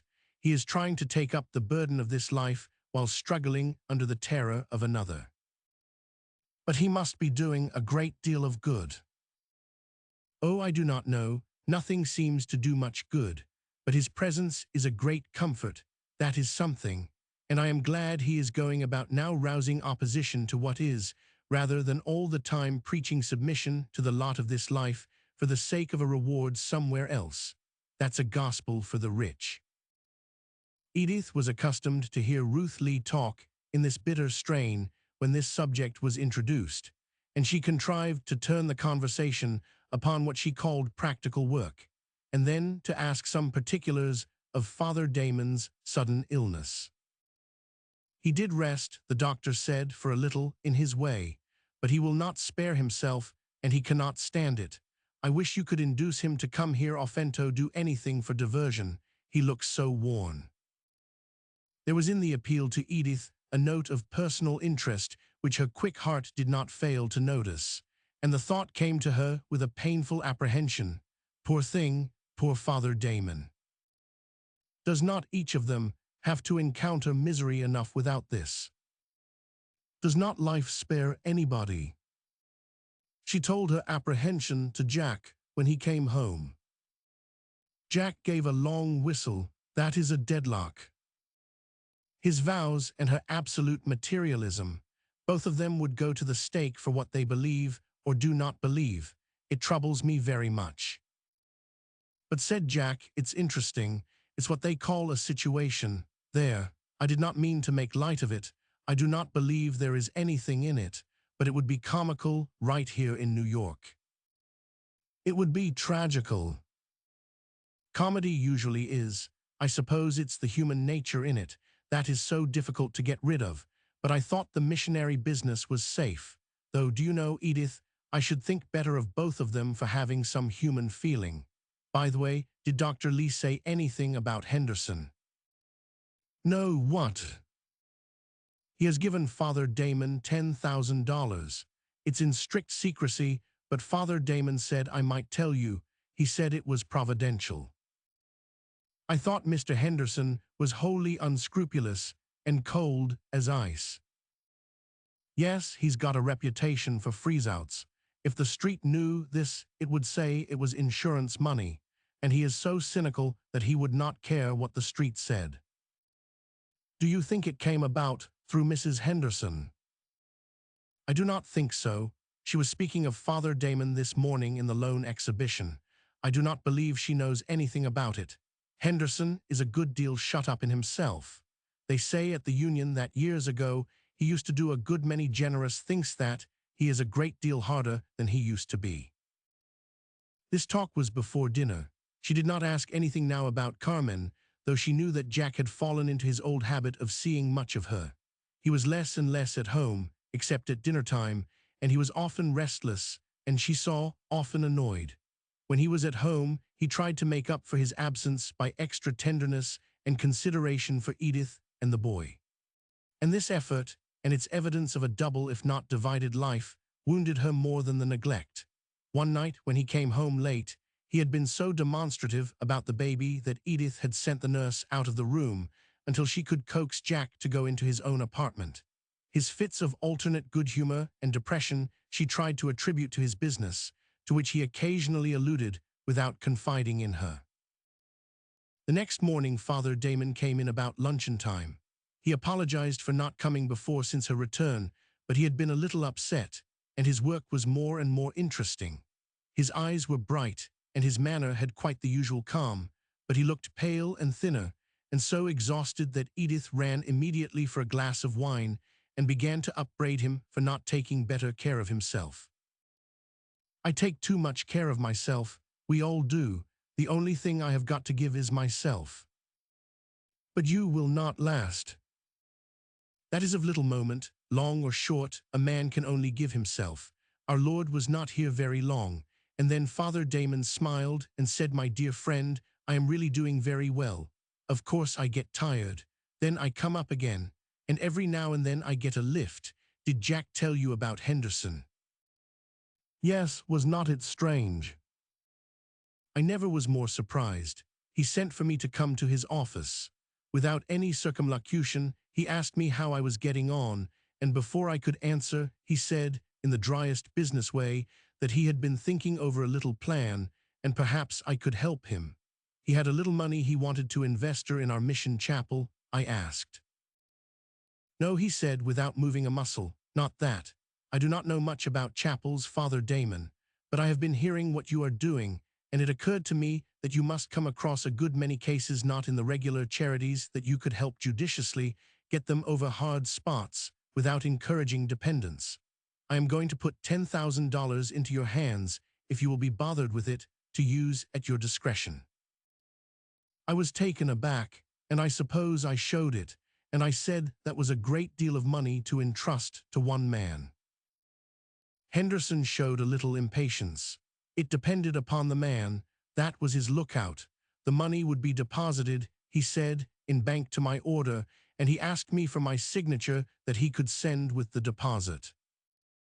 Of course, I thanked him warmly and said I hoped I could do some good with it. He did not seem to pay much attention to what I was saying. He was looking out of the window to the bare trees in the court back of his office, and his hands were moving the papers on his table aimlessly about. I shall know, he said, when you have drawn this out. I have got a fancy for keeping a little fund of this sort there. And then he added, still not looking at me, but at the dead branches, you might call it the Margaret Fund. That was the name of his first wife, Edith exclaimed. Yes, I remember. I said I would, and began to thank him again as I rose from my chair. He was still looking away and saying, as if to himself, I think she would like that. And then he turned, and in his usual abrupt office manner said, good morning, I am very much obliged to you. Was not it all very strange? Edith spoke after a moment. I did not suppose he cared. Do you think it was just sentiment? I should not wonder. Men like Henderson do queer things. In the hearts of such hardened men there are sometimes roots of sentiment that you would not suspect. But I do not know. The Lord somehow looks out for his poor. Notwithstanding this windfall of charity, Father Damon seemed somewhat depressed. I wish, he said, after a pause, he had given it to the mission. We are so poor, and modern philanthropy all runs in other directions. The relief of temporary suffering has taken the place of the care of souls. But Dr. Lay said that you were interesting the churches in the labor unions. Yes, it is an effort to do something. The church must put herself into sympathetic relations with these people, or she will accomplish nothing. To get them into the church, we must take up their burdens. But it is a long way round. It is not the old method of applying the gospel to men's sins. And yet, Edith insisted, you must admit that such people as Dr. Lee are doing a good work. Father Damon did not reply immediately. Presently he asked, do you think, Mrs. Delancey, that Dr. Lee has any sympathy with the higher life, with spiritual things? I wish I could think so. With the higher life of humanity, certainly. Ah, that is too vague. I sometimes feel that she and those like her are the worst opponents to our work. They substitute humanitarianism for the gospel. Yet I know of no one who works more than Ruth Lay in the self-sacrificing spirit of the Master. Whom she denies, the quick reply came with a flush in his pale face, and he instantly arose and walked away to the window and stood for some moments in silence. When he turned, there was another expression in his eyes and a note of tenderness in his voice that contradicted the severity of the priest. It was the man that spoke. Yes, she is the best woman I ever knew. God help me, I fear I am not fit for my work. This outburst of Father Damon to her, so unlike his calm and trained manner, surprised Edith, although she had already some suspicion of his state of mind. But it would not have surprised her if she had known more of men, the necessity of the repressed and tortured soul for sympathy, and that it is more surely to be found in the heart of a pure woman than elsewhere. But there was nothing that she could say, as she took his hand to bid him good-be, except the commonplace that Dr. Lee had expressed anxiety that he was overworking, and that for the sake of his work he must be more prudent. Yet her eyes expressed the sympathy she did not put in words. Father Damon understood this, and he went away profoundly grateful for her forbearance of verbal expression as much as for her sympathy. but he did not suspect that she needed sympathy quite as much as he did, and consequently, he did not guess the extent of her self-control. It would have been an immense relief to have opened her heart to him, and to whom could she more safely do this than to a priest set apart from all human entanglements, and to have asked his advice. But Edith's peculiar strength, was it the highest womanly instinct, lay in her discernment of the truth that in one relation of life no confidences are possible outside of that relation except to its injury, and that to ask interference is pretty sure to seal its failure. As its highest joys cannot be participated in, so its estrangements cannot be healed by any influence outside of its sacred compact. To give confidence outside is to destroy the mutual confidence upon which the relation rests, and though interference may patch up livable compromises, the bloom of love and the joy of life are not in them. Edith knew that if she could not win her own battle, no human aid could win it for her. And it was all the more difficult because it was vague and indefinite, as the greater part of domestic tragedies are. For the most part, life goes on with external smoothness, and the public always professes surprise when some accident, a suit at law, a sudden death, a contested will, a slip from apparent integrity or family greed or feminine revenge, turns the light of publicity upon a household to find how hollow the life has been. In the light of forgotten letters, revealing checkbooks, servants' gossip, and long-established habits of aversion or forbearance, how much sordidness and meanness. Was not everything going on as usual in the Delancey house and in the little world of which it was a part? If there had been any open neglect or jealousy, any quarrel or rupture or any scene, these could be described. These would have an interest to the biographer and perhaps to the public. But at this period, there was nothing of this sort to tell. There were no scenes. There were no protests or remonstrances or accusations, nor to the world was there any change in the daily life of these two. It was more pitiful even than that. Here was a woman who had set her heart in all the passionate love of a pure ideal, and day by day she felt that the world, the frivolous world, with its low and selfish aims, was too strong for her, and that the stream was wrecking her life because it was bearing Jack away from her. What could one woman do against the accepted demoralizations of her social life?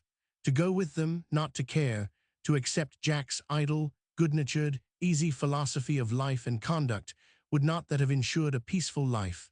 Why should not she conform and float, and not mind? To be sure, a wise woman, who has been blessed or cursed with a long experience of life, would have known that such a course could not forever, or for long, secure happiness, and that a man's love ultimately must rest upon a profound respect for his wife and a belief in her nobility. Perhaps Edith did not reason in this way.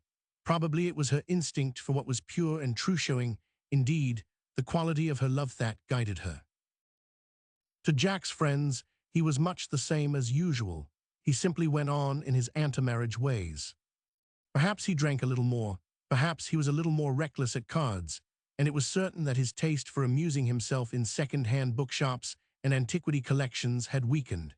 His talk-it-off project for some regular occupation seemed to have been postponed, although he said to himself that it was only postponed until his speculations, which kept him in a perpetual fever, should put him in a position to command a business.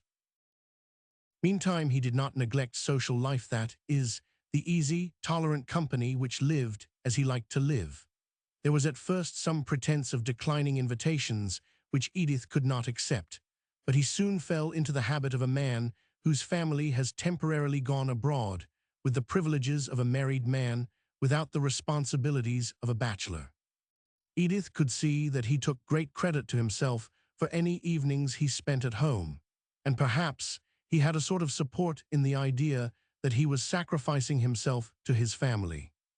Major Fairfax, whom Edith distrusted as a misleader of youth, did not venture to interfere with Jack again, but he said to himself that it was a blank shame that with such a wife he should go dangling about with women like Carmen and Miss Tavish. Not that the Major himself had any objection to their society, but hang it all, that was no reason why Jack should be a fool. In midwinter, Jack went to Washington on business. It was necessary to see Mavick and Mr. Henderson, who was also there, to spend a few weeks at the capital in preparation for Lent, has become a part of the program of fashion. There can be met people like-minded from all parts of the Union, and there is gaiety and the entertainment to be had in new acquaintances without incurring any of the responsibilities of social continuance. They meet there on neutral ground.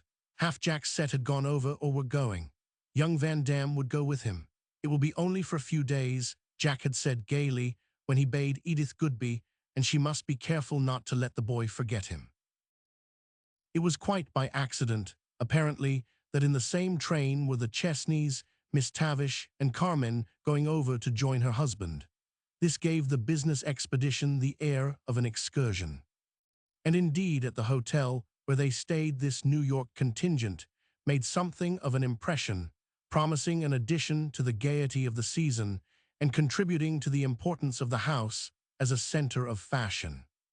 Henderson's least movements were always chronicled and speculated on, and for years he had been one of the stock subjects, out of which even the dullest interviewers, who watched the hotel registers in all parts of the country, felt sure that they could make an acceptable paragraph. The arrival of his wife, therefore, was a newspaper event. They said in Washington at the time that Mrs. Henderson was one of the most fascinating of women, amiable, desirous to please, approachable, and devoted to the interests of her husband. If some of the women, residents in established society, were a little shy of her, if some, indeed, thought her dangerous, women are always thinking this of each other, and surely they ought to know nothing of this appeared in the reports. The men liked her. She had so much vivacity, such esprit, she understood men so well, and the world, and could make allowances, and was always an entertaining companion. More than one senator paid marked court to her. More than one brilliant young fellow of the House thought himself fortunate if he sat next her at dinner, and even cabinet officers waited on her at supper. It could not be doubted that a smile and a confidential or a witty remark from Mrs. Henderson brightened many an evening. Wherever she went, her charming toilets were fully described, and the public knew as well as her jewelers the number and cost of her diamonds, her necklaces, her tiaras. But this was for the world and for state occasions. At home, she liked simplicity. And this was what impressed the reporters when, in the line of their public duty, they were admitted to her presence. With them, she was very affable, and she made them feel that they could almost be classed with her friends, and that they were her guardians against the vulgar publicity, which she disliked and shrank from. There went abroad, therefore, an impression of her amiability, her fabulous wealth in jewels and apparel, her graciousness and her cleverness and her domesticity. Her manners seemed to the reporters those of a lady, and of this both her wit and freedom from prudishness and her courteous treatment of them convinced them. And the best of all this was that while it was said that Henderson was one of the boldest and shrewdest of operators, and a man to be feared in the street, he was in his family relations one of the most generous and kind-hearted of men. Henderson himself had not much time for the frivolities of the season, and he evaded all but the more conspicuous social occasions, at which Carmen, sometimes with a little temper, insisted that he should accompany her. "You would come here," he once said, "when you knew I was immersed in most perplexing business." "And now I am here," she had replied, in a tone equally wanting in softness. "You have got to make the best of me." Was Jack happy in the world he was in? Some days exceedingly so. Some days he sulked, and some days he threw himself with recklessness born of artificial stimulants into the always gay and rattling moods of Miss Tavish. Somehow he could get no nearer to Henderson or to Mavick than when he was in New York. Not that he could accuse Mavick of trying to conceal anything. Mavick bore to him always the open, all-right attitude, but there were things that he did not understand. And then Carmen, was she a little less dependent on him in this wide horizon than in New York? And had he noticed a little disposition to patronize on 2 or 3 occasions? It was absurd. He laughed at himself for such an idea. Old Eschel's daughter patronize him, and yet there was something. She was very confidential with Mavick. They seemed to have a great deal in common. It so happened that even in the little expeditions of sightseeing these two were thrown much together, and at times when the former relations of Jack and Carmen should have made them comrades. They had a good deal to say to each other, and momentarily evidently serious things, and at receptions Jack had interrupted their glances of intelligence. But what stuff this was! He jealous of the attentions of his friend to another man's wife. If she was a coquette, what did it matter to him? Certainly he was not jealous, but he was irritated. One day after a round of receptions, in which Jack had been specially disgruntled, and when he was alone in the drawing-room of the hotel with Carmen, his manner was so positively rude to her that she could not but notice it. There was this trait of boyishness in Jack, and it was one of the weaknesses that made him loved, that he always cried out when he was hurt. Did Carmen resent this? Did she upbraid him for his manner? Did she apologize, as if she had done anything to provoke it? She sank down wearily in a chair and said, "I am so tired. I wish I were back in New York." "You do not act like it," Jack replied gruffly. "No, you do not understand, and now you want to make me more miserable. See here, Mr. Delancey," and she started up in her seat and turned to him, "you are a man of honor. Would you advise me to make an enemy of Mr. Mavick, knowing all that he does know about Mr. Henderson's affairs?" "I do not see what that has got to do with it," said Jack, wavering. "Lately your manner—" "Nonsense," cried Carmen, springing up and approaching Jack with a smile of animation and trust, and laying her hand on his shoulder. "We are old, old friends, and I have just confided to you what I would not to any other living being. There," and looking around at the door, she tapped him lightly on the cheek and ran out of the room. Whatever you might say of Carmen, she had this quality of a wise person, that she never cut herself loose from one situation until she was entirely sure of a better position. For one reason or another, Jack's absence was prolonged. He wrote often, he made bright comments on the characters and peculiarities of the capital, and he said that he was tired to death of the everlasting whirl and scuffle. People plunged in the social whirlpool always say they are weary of it, and they complain bitterly of its exactions and its tax on their time and strength. Edith judged, especially from the complaints, that her husband was enjoying himself. She felt also that his letters were in a sense perfunctory and gave her only the surface of his life. She sought in vain in them for those evidences of spontaneous love, of delight in writing to her of all persons in the world, the eagerness of the lover that she recalled in letters written in other days. However affectionate in expression, these were duty letters. Edith was not alone. She had no lack of friends who came and went in the common round of social exchange, and for many of them she had a sincere affection. And there were plenty of relatives on the father's and on the mother's side. But for the most part, they were old-fashioned, home-keeping New Yorkers who were sufficient to themselves and cared little for the set into which Edith's marriage had more definitely placed her. In any real trouble she would not have lacked support. She was deemed fortunate in her marriage, and in her apparent serene prosperity it was believed that she was happy. If she had had mother or sister or brother, it is doubtful if she would have made either a confidant of her anxieties, but high-spirited and self-reliant as she was, there were days when she longed with intolerable heartache for the silent sympathy of a mother's presence. It is singular how lonely a woman of this nature can be in a gay and friendly world. She had her interests, to be sure. As she regained her strength, she took up her social duties, and she tried to resume her studies, her music, her reading, and she occupied herself more and more with the charities and the fortunes of her friends who were giving their lives to altruistic work. But there was a sense of unreality in all this. The real thing was the soul within, the longing, loving woman whose heart was heavy and unsatisfied. Jack was so lovable, he had in his nature so much nobility, if the world did not kill it, her life might be so sweet, and so completely fulfill her girlish dreams. All these schemes of a helpful, altruistic life had been in her dream, but how empty it was without the mutual confidence, the repose in the one human love for which she cared. Though she was not alone, she had no confidant, she could have none. What was there to confide? There was nothing to be done. There was no flagrant wrong or open injustice. Some women in like circumstances become bitter and cynical. Others take their revenge in a career reckless, but within social conventions, going their own way in a sort of matrimonial truce. These are not noticeable tragedies. They are things born with a dumb ache of the heart. There are lives into which the show of spring comes, but without the song of birds or the scent of flowers. They are endured bravely, with a heroism for which the world does not often give them credit.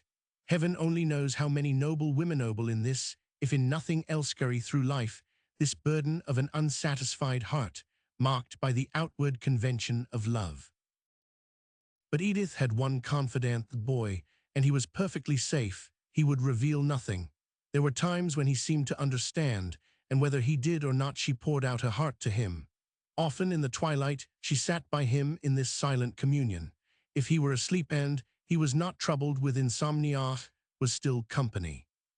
And when he was awake, his efforts to communicate the dawning ideas of the queer world into which he had come were a never-failing delight. He wanted so many more things than he could ask for, which it was his mother's pleasure to divine. Later on, he would ask for so many things he could not get. The nurse said that he had uncommon strength of will. These were happy hours, imagining what the boy would be, planning what she would make his life, hours enjoyed as a traveler enjoys wayside flowers, snatched before an approaching storm. It is a pity, the nurse would say, that his father cannot see him now. And at the thought, Edith could only see the child through tears, and a great weight rested on her heart in all this happiness. Romans 16. When Father Damon parted from Edith, he seemed to himself strengthened in his spirit. His momentary outburst had shown him where he stood, the strength of his fearful temptation. To see it was to be able to conquer it. He would humiliate himself, he would scourge himself, he would fast and pray, he would throw himself more unreservedly into the service of his master. He had been too compromising with sin and sinners, and with his own weakness and sin, the worst of all. The priest walked swiftly through the wintry streets, welcoming as a sort of penance the biting frost which burned his face and penetrated his garments. He little heeded the passers in the streets, those who hurried or those who loitered. Only, if he met or passed a woman or a group of girls, he instinctively drew himself away and walked more rapidly. He strode on uncompromisingly, and his clean-shaved face was set in rigid lines. Those who saw him pass would have said that there went an ascetic bent on judgment. Many who did know him, and who ordinarily would have saluted him, sure of a friendly greeting, were repelled by his stern face and determined air, and made no sign. The father had something on his mind. As he turned into Rivington Street, there approached him from the opposite direction a girl, walking slowly and undecidedly. When he came near her, she looked up, with an appealing recognition. In a flash of the quick passing, he thought he knew her, a girl who had attended his mission, and whom he had not seen for several months, but he made no sign and passed on. Father Damon. He turned about short at the sound of the weak, pleading voice, but with no relaxation of his severe, introverted mood. Well. It was the girl he remembered. She wore a dress of silk that had once been fine, and over it an ample cloak that had quite lost its freshness, and a hat still gay with cheap flowers. Her face, which had a sweet and almost innocent expression, was drawn and anxious. The eyes were those of a troubled and hunted animal. "I thought," she said, hesitatingly, "you did not know me." "Yes, I know you. Why have not you been at the mission lately?" "I could not come. I am afraid you have fallen into bad ways." She did not answer immediately. She looked away, and still avoiding his gaze, said timidly, "I thought I would tell you, Father Damon, that I am in trouble. I do not know what to do." "Have you repented of your sin?" asked he, with a little softening of his tone. "Did you want to come to me for help?" "He's deserted me," said the girl, looking down, absorbed in her own misery, and not heeding his question. "Ah, so that is what you are sorry for." The severe, reproving tone had come back to his voice. "And they do not want me in the shop any more." The priest hesitated. Was he always to preach against sin, to strive to extirpate it, and yet always to make it easy for the sinner? This girl must realize her guilt before he could do her any good. "Are you sorry for what you have done?" "Yes, I am sorry," she replied. Was not to be in deep trouble to be sorry. And then she looked up, and continued with the thought in her mind, "I did not know who else to go to."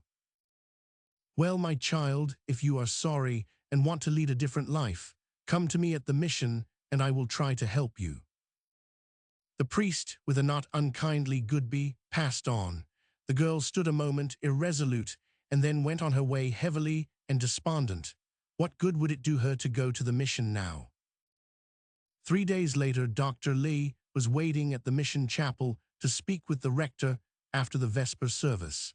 He came out pale and weary, and the doctor hesitated to make known her errand when she saw how exhausted he was. "Did you wish me for anything?" he asked after the rather forced greeting. "If you feel able, there is a girl at the woman's hospital who wants to see you." "Who is it?" "It is the girl you saw on the street the other afternoon. She said she had spoken to you. She promised to come to the mission." "She could not. I met the poor thing the same afternoon. She looked so aimless and forlorn that, though I did not remember her at first, I thought she might be ill and spoke to her and asked her what was the matter. At first, she said nothing except that she was out of work and felt miserable, but the next moment she broke down completely and said she had not a friend in the world." "Poor thing," said the priest, with a pang of self-reproach. "There was nothing to do but to take her to the hospital, and there she has been." "Is she very ill?" "She may live, the house surgeon says, but she was very weak for such a trial." Little more was said as they walked along, and when they reached the hospital, Father Damon was shown without delay into the ward where the sick girl lay. Dr. Lee turned back from the door, and the nurse took him to the bedside. She lay quite still in her cot, wan and feeble, with every sign of having encountered a supreme peril. She turned her head on the low pillow as Father Damon spoke, saying he was very glad he could come to her and hoped she was feeling better. "I knew you would come," she said feebly. "The nurse says I am better, but I wanted to tell you," and she stopped. "Yes, I know," he said. "The Lord is very good. He will forgive all your sins now if you repent and trust him." "I hope," she began. "I am so weak. If I do not live, I want him to know." "Want whom to know?" asked the father, bending over her. She signed for him to come closer and then whispered a name. "Only if I never see him again, if you see him, you will tell him that I was always true to him. He said such hard words. I was always true." "I promise," said the father, much moved. "But now, my child, you ought to think of yourself, of your. He is dead, did not they tell you? There is nothing any more." The nurse approached with a warning gesture that the interview was too prolonged. Father Damon knelt for a moment by the bedside, uttering a hardly articulate prayer. The girl's eyes were closed. When he rose, she opened them with a look of gratitude, and with the sign of blessing, he turned away. He intended to hasten from the house. He wanted to be alone. His trouble seemed to him greater than that of the suffering girl. What had he done? What was he in thought better than she? Was this intruding human element always to cross the purpose of his spiritual life? As he was passing through the wide hallway, the door of the reception room was open, and he saw Dr. Lee seated at the table, with a piece of work in her hands. She looked up and stopped him with an unspoken inquiry in her face.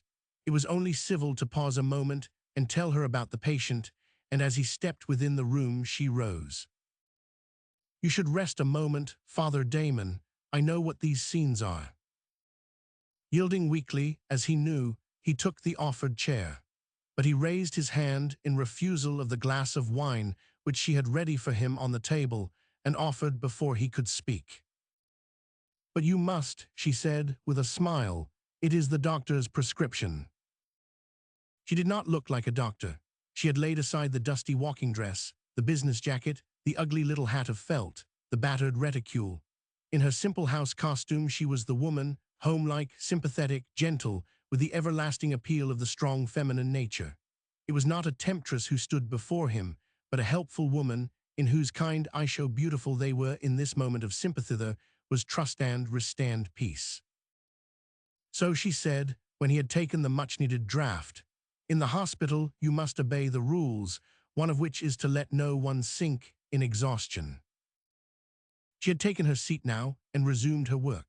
Father Damon was looking at her, seeing the woman perhaps as he never had seen her before, a certain charm in her quiet figure and modest self-possession, while the thought of her life, of her labors, as he had seen her now for months and months of entire sacrifice of self, surged through his brain in a whirl of emotion that seemed sweeping him away. But when he spoke, it was of the girl, and as if to himself. I was sorry to let her go that day. Friendless, I should have known, I did know, I should have felt, you. No, she said, gently interrupting him, that was my business. You should not accuse yourself. It was a physician's business. Yes, a physician, great physician. The master never let the sin hinder his compassion for the sinner.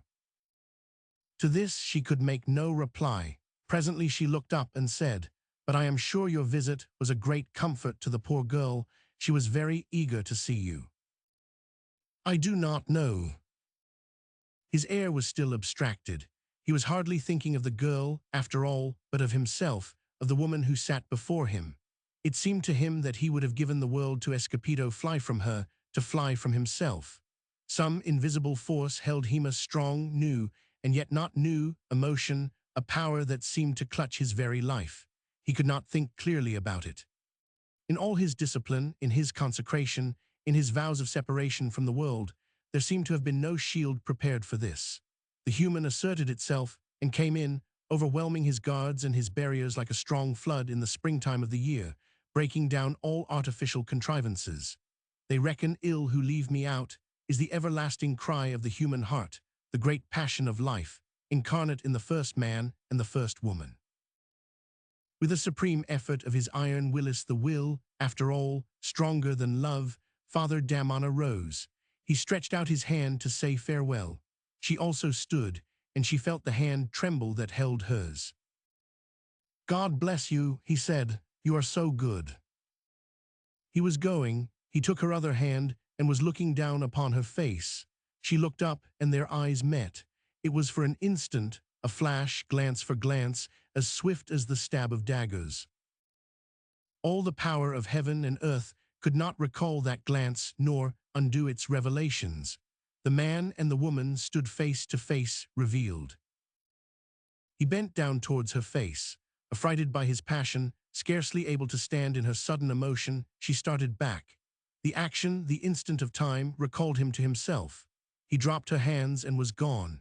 And the woman, her knees refusing any longer to support her, sank into a chair, helpless, and saw him go, and knew in that moment the height of a woman's joy, the depth of a woman's despair.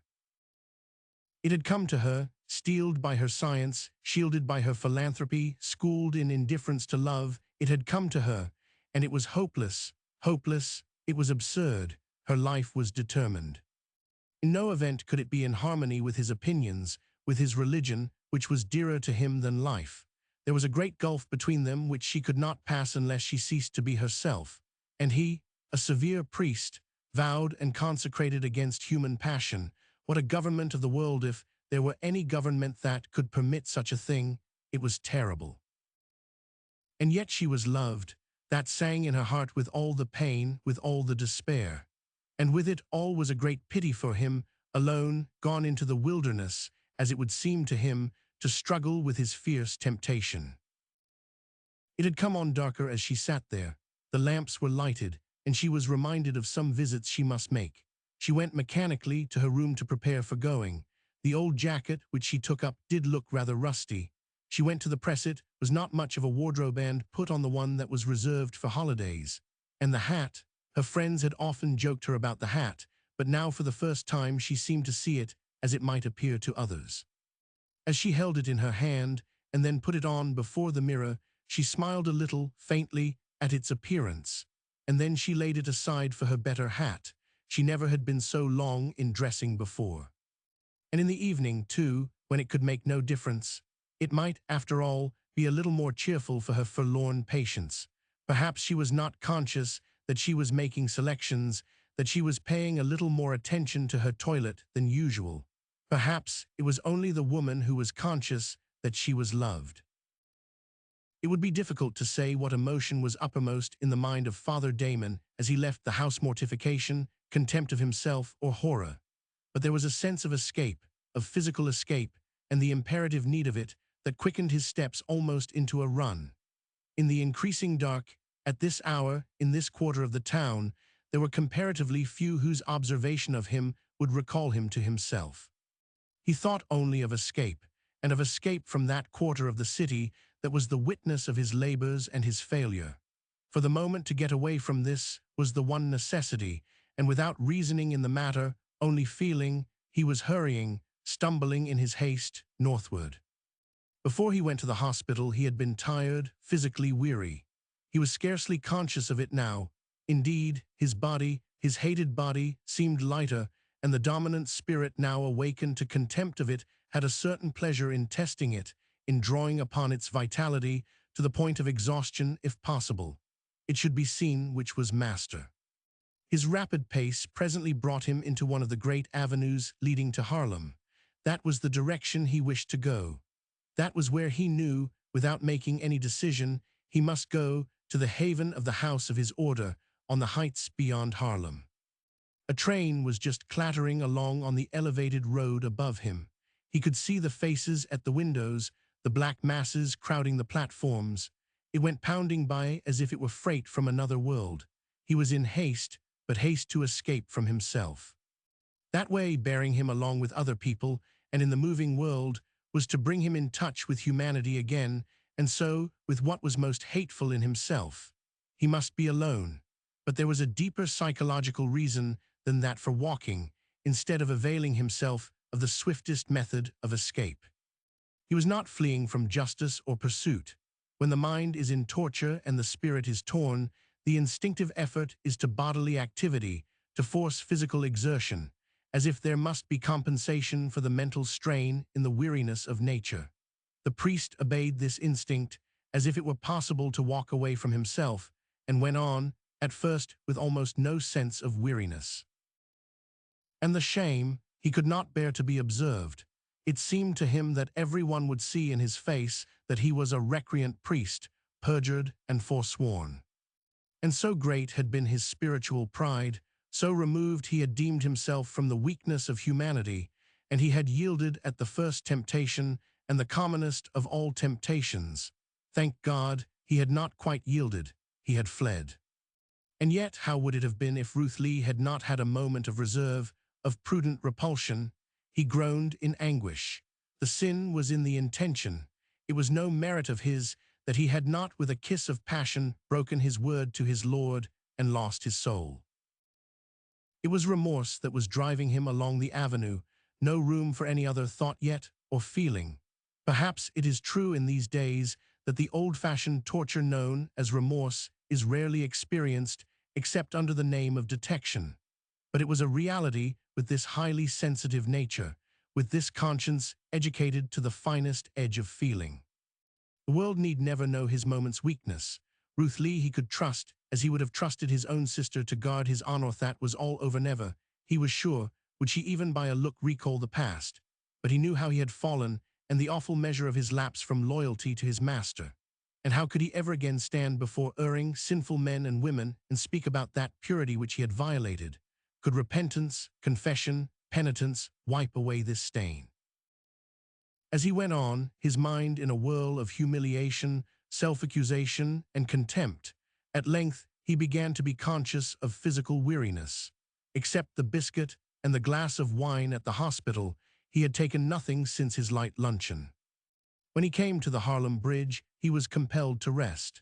Leaning against one of the timbers and half-seated, with the softened roar of the city in his ears, the lights gleaming on the heights, the river flowing dark and silent, he began to be conscious of his situation. Yes, he was very tired. It seemed difficult to go on without help of some sort. At length he crossed the bridge. Lights were gleaming from the saloons along the street. He paused in front of one, irresolute. Food he could not taste, but something he must have to carry him on. But no, that would not do. He could not enter that in his priest's garb. He dragged himself along until he came to a drug shop, the modern saloon of the respectably virtuous. That he entered, and sat down on a stool by the soda-waiter counter. The expectant clerk stared at him while waiting the order, his hand tentatively seeking one of the faucets of refreshment. "I feel a little feverish," said the father. "You may give me 5 grains of quinine in whiskey."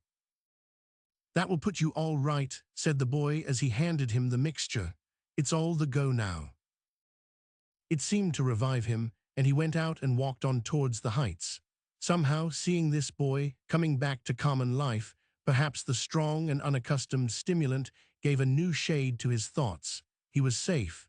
Presently he would be at the retreat.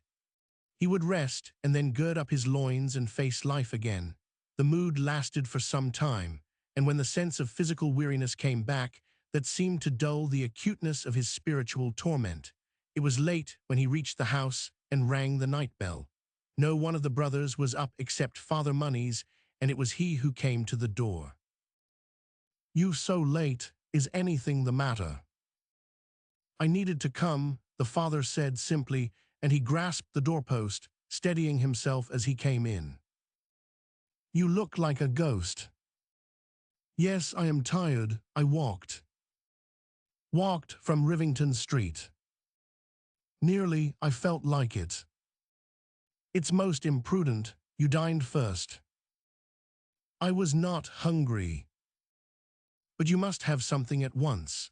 And Father Monies hurried away, heated some bouillon by a spirit lamp, and brought it, with bread, and set it before his unexpected guest. "There, eat that, and get to bed as soon as you can. It was great nonsense." And Father Damon obeyed. Indeed, he was too exhausted to talk. Romans 17. Father Damon slept the sleep of exhaustion. In this, for a time, the mind joined in the lethargy of the body. But presently, as the vital currents were aroused, the mind began to play its fantastic tricks. He was a seminary student. He was ordained. He was taking his vows before the bishop. He was a robust and consecrated priest performing his first service, shining, it seemed to him, before the congregation in the purity of his separation from the world. How strong he felt! And then came perplexities, difficulties, interests, and conflicting passions in life that he had not suspected, good that looked like evil, and evil that had an alloy of virtue, and the way was confused. And then there was a vision of a sort of sister of charity working with him in the evil and the good, drawing near to him, and yet repelling him with a cold, scientific skepticism that chilled him like blasphemy. But so patient was she, so unconscious of self, that gradually he lost this feeling of repulsion and saw only the woman, that wonderful creation, tender, pitiful comrade, the other self. And then there was darkness and blindness, and he stood once more before his congregation, speaking words that sounded hollow, hearing responses that mocked him, stared at by accusing eyes that knew him for a hypocrite. And he rushed away and left them, hearing their laughter as he went, and so into the street. Plainly, it was Rivington Street, and faces that he knew had a smile and a sneer, and he heard comments as he passed. "Halloa, Father Damon, come in and have a drink." "I say, Father Damon, I seen her going round into Grand Street." When Father Monies looked in, just before daylight, Father Damon was still sleeping, but tossing restlessly and muttering incoherently, and he did not arouse him for the early devotions. It was very late when he awoke, and opened his eyes to a confused sense of some great calamity. Father Monies was standing by the bedside with a cup of coffee. "You have had a good sleep. Now take this, and then you may get up. The breakfast will wait for you." Father Damon started up. "Why did not you call me? I am late for the mission." "Oh, Ben's has gone down long ago. You must take it easy, rest today. You will be all right. You have not a bit of fever." But still declining the coffee, "Before I break my fast, I have something to say to you. I get some strength first. Besides, I have an engagement. I cannot wait. Pull yourself together. I may not be back before evening." So it was fated that he should be left still with himself. After his coffee, he dressed slowly, as if it were not he, but someone else going through this familiar duty, as if it were scarcely worth while to do anything any more. And then, before attempting his breakfast, he went into the little oratory and remained long in the attitude of prayer, trying to realize what he was and what he had done. He prayed for himself, for help, for humility, and he prayed for her. He had been used of late to pray for her guidance. Now he prayed that she might be sustained. When he came forth, it was in a calmer frame of mind. It was all clear now. When Father Monies returned, he would confess and take his penance and resolutely resume his life. He understood life better now. Perhaps this blow was needed for his spiritual pride. It was a mild winter day, bright, and with a touch of summer, such as sometimes gets shuffled into our winter calendar. The book that he took up did not interest him. He was in no mood for the quiet meditation that it usually suggested to him, and he put it down and strolled out, directing his steps farther up the height and away from the suburban stir.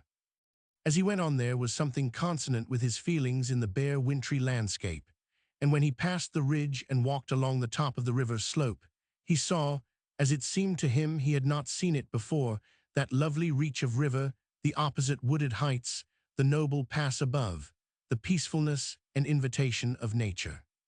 Had he a new sense to see all this?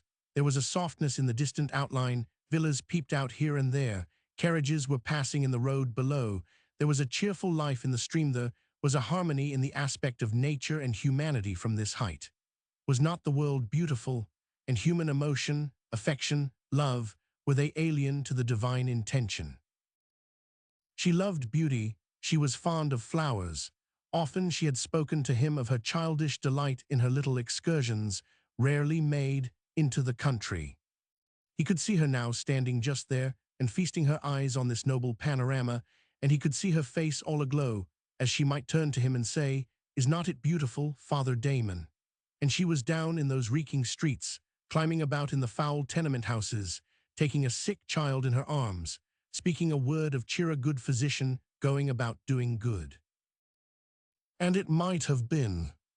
Why was it that this piece of nature should bring up her image, and that they should seem in harmony? Was not the love of beauty and of goodness the same thing? Did God require in his service the atrophy of the affections? As long as he was in the world, was it right that he should isolate himself from any of its sympathies and trials? Why was it not a higher life to enter into the common lot, and suffer, if need be, in the struggle to purify and ennoble all? He remembered the days he had once passed in the Trappist monastery of Gethsemane. The perfect peace of mind of the monks was purchased at the expense of the extirpation of every want, all will, every human interest. Were these men anything but specimens in a museum of failures? And yet, for the time being, it had seemed attractive to him, this simple vegetable existence, whose only object was preparation for death by the extinction of all passion and desire. No, these were not soldiers of the Lord, but the faint-hearted who had slunk into the hospital. All this afternoon he was drifting in thought, arraigning his past life, excusing it, condemning it, and trying to forecast its future.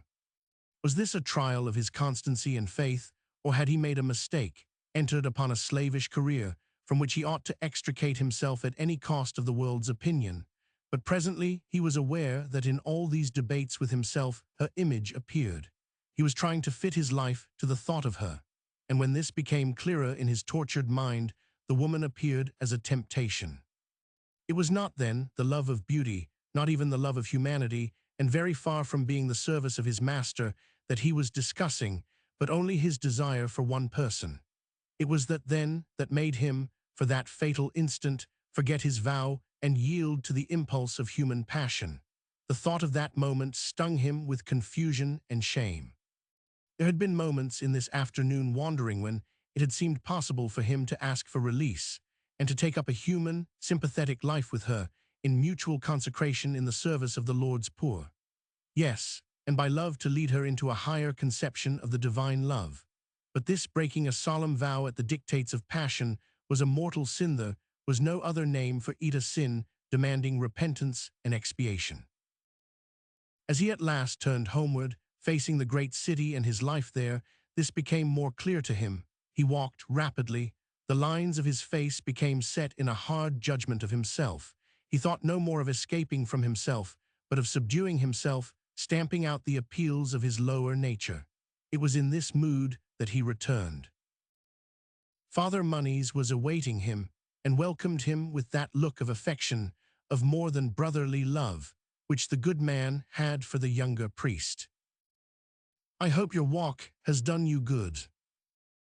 "Perhaps," Father Damon replied, without any leniency in his face, "but that does not matter. I must tell you what I could not last night. Can you hear me?" They went together into the oratory. Father Damon did not spare himself. He kept nothing back that could heighten the enormity of his offense. And Father Monies did not attempt to lessen the impression upon himself of the seriousness of the scandal. He was shocked. He was exceedingly grave, but he was even more pitiful. His experience of life had been longer than that of the penitent. He better knew its temptations. His own peace had only been won by long crucifixion of the natural desires. "I have nothing to say as to your own discipline, that you know, but there is one thing: you must face this temptation and subdue it." "You mean that I must go back to my labor in the city?" "Yes, you can rest here a few days if you feel too weak physically." "No, I am well enough." He hesitated. "I thought perhaps some other field for a time." "There is no other field for you. It is not for the moment the question of where you can do most good. You are to reinstate yourself. You are a soldier of the Lord Jesus, and you are to go where the battle is most dangerous." That was the substance of it all. There was much affectionate counsel and loving sympathy mingled with all the inflexible orders of obedience, but the sin must be faced and extirpated in presence of the enemy. On the morrow Father Damon went back to his solitary rooms, to his chapel, to the round of visitations, to his work with the poor, the sinful, the hopeless. He did not seek her.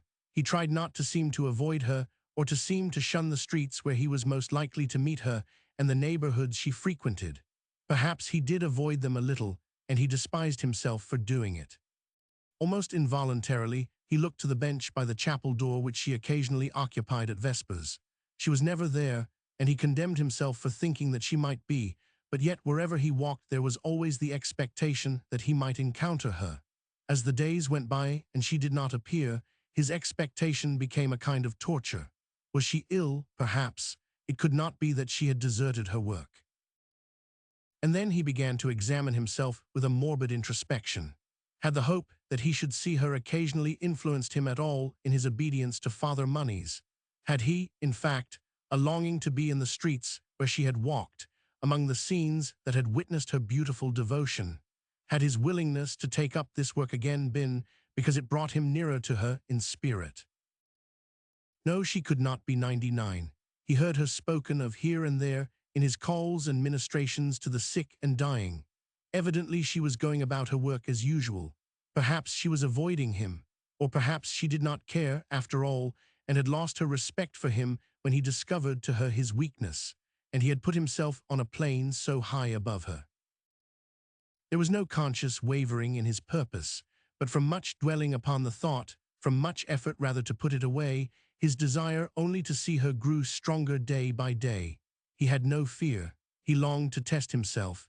He was sure that he would be impassive and be all the stronger for the test. He was more devoted than ever in his work. He was more severe with himself, more charitable to others, and he could not doubt that he was gaining a real hold upon the lives of many about him. The attendance was better at the chapel. More of the penitent and forlorn came to him for help. And how alone he was, my God, never even to see her. In fact, Ruth Lee was avoiding him. It was partly from a womanly reserve echoed into expression in this form for the first time, and partly from a wish to spare him pain. She had been under no illusion from the first about the hopelessness of the attachment.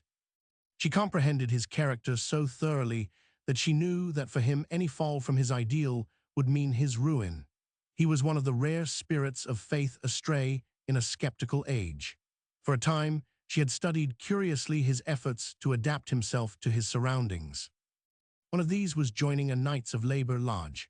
Another was his approach to the ethical culture movement of some of the leaders in the neighborhood guild. Another was his interest in the philanthropic work of agnostics like herself. She could see that he, burning with zeal to save the souls of men and believing that there was no hope for the world except in the renunciation of the world, instinctively shrank from these contacts, which nevertheless he sought in the spirit of a Jesuit missionary to a barbarous tribe. It was possible for such a man to be for a time overmastered by human passion. It was possible even that he might reason himself temporarily into conduct that this natural passion seemed to justify. Yet she never doubted that there would follow an awakening from that state of mind as from a horrible delusion. It was simply because Ruth Lee was guided by the exercise of reason and had built up her scheme of life upon facts that she believed she could demonstrate, that she saw so clearly their relations and felt that the faith, which was to her only a vagary of the material brain, was to him an integral part of his life. Love, to be sure, was as unexpected in her scheme of life as it was in his, but there was on her part no reason why she should not yield to it. There was every reason in her nature and in her theory why she should, for bounded as her vision of life was by this existence, love was the highest conceivable good in life. It had been with a great shout of joy that the consciousness had come to her that she loved and was loved. Though she might never see him again, this supreme experience for man or woman, this unsealing of the sacred fountain of life, would be for her an enduring sweetness in her lonely and laborious pilgrimage. How strong love is they best know to whom it is offered and denied. And why, so far as she was concerned, should she deny it? An ordinary woman probably would not. Love is reason enough. Why should artificial conventions defeat it? Why should she sacrifice herself if he were willing to brave the opinion of the world for her sake?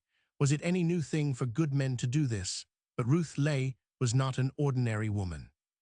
Perhaps if her intellect had not been so long dominant over her heart, it would have been different. But the habit of being guided by reason was second nature. She knew that not only his vow, but the habit of life engendered by the vow was an insuperable barrier.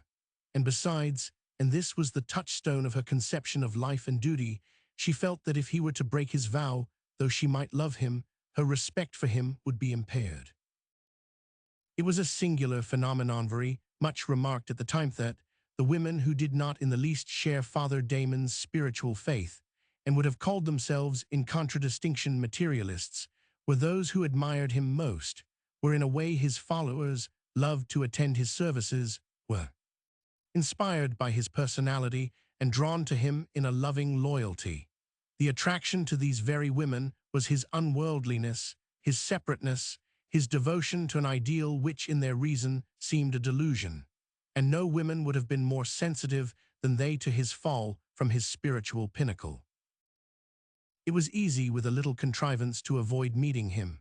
She did not go to the chapel or in its neighborhood when he was likely to be going to or from service. She let others send for him when in her calls his ministration was required, and she was careful not to linger where he was likely to come. A little change in the time of her rounds was made without neglecting her work, for that she would not do, and she trusted that if accident threw him in her way, circumstances would make it natural and not embarrassing. And yet his image was never long absent from her thoughts. She wondered if he were dejected, if he were ill, if he were lonely, and mostly there was for him a great pity in her heart, a pity born, alas, of her own sense of loneliness. How much she was repressing her own emotions she knew one evening when she returned from her visits and found a letter in his handwriting. The sight of it was a momentary rapture, and then the expectation of what it might contain gave her a feeling of faintness. The letter was long. Its coming needs a word of explanation. Father Damon had begun to use the Margaret Fund. He found that its judicious use was more perplexing than he had supposed. He needed advice, the advice of those who had more knowledge than he had of the merits of relief cases. And then there might be many sufferers whom he in his limited field neglected. It occurred to him that Dr. Lee would be a most helpful coal miner. No sooner did this idea come to him than he was spurred to put it into effect. This common labor would be a sort of bond between them, a bond of charity purified from all personal alloy. He went at once to Mr. Henderson's office and told him his difficulties and about Dr. Lee's work and the opportunities she would have. Would it not be possible for Dr. Lee to draw from the fund on her own checks independent of him? Mr. Henderson thought not. Dr. Lee was no doubt a good woman, but he did not know much about woman visitors and that sort. Their sympathies were apt to run away with them, and he should prefer at present to have the fund wholly under Father Damon's control. Sometime, he intimated, he might make more lasting provisions with trustees. It would be better for Father Damon to give Dr. Lee money as he saw she needed it. The letter recited this at length. It had a check endorsed, and the writer asked the doctor to be his almoner. He dwelt very much upon the relief this would be to him, and the opportunity it would give her in many emergencies, and the absolute confidence he had in her discretion, as well as in her quick sympathy with the suffering about them. And also, it would be a great satisfaction to him to feel that he was associated with her in such a work. In its length, in its tone of kindliness, of personal confidence, especially in its length, it was evident that the writing of it had been a pleasure, if not a relief, to the sender. Ruth read it and reread it. It was as if Father Damon were there speaking to her.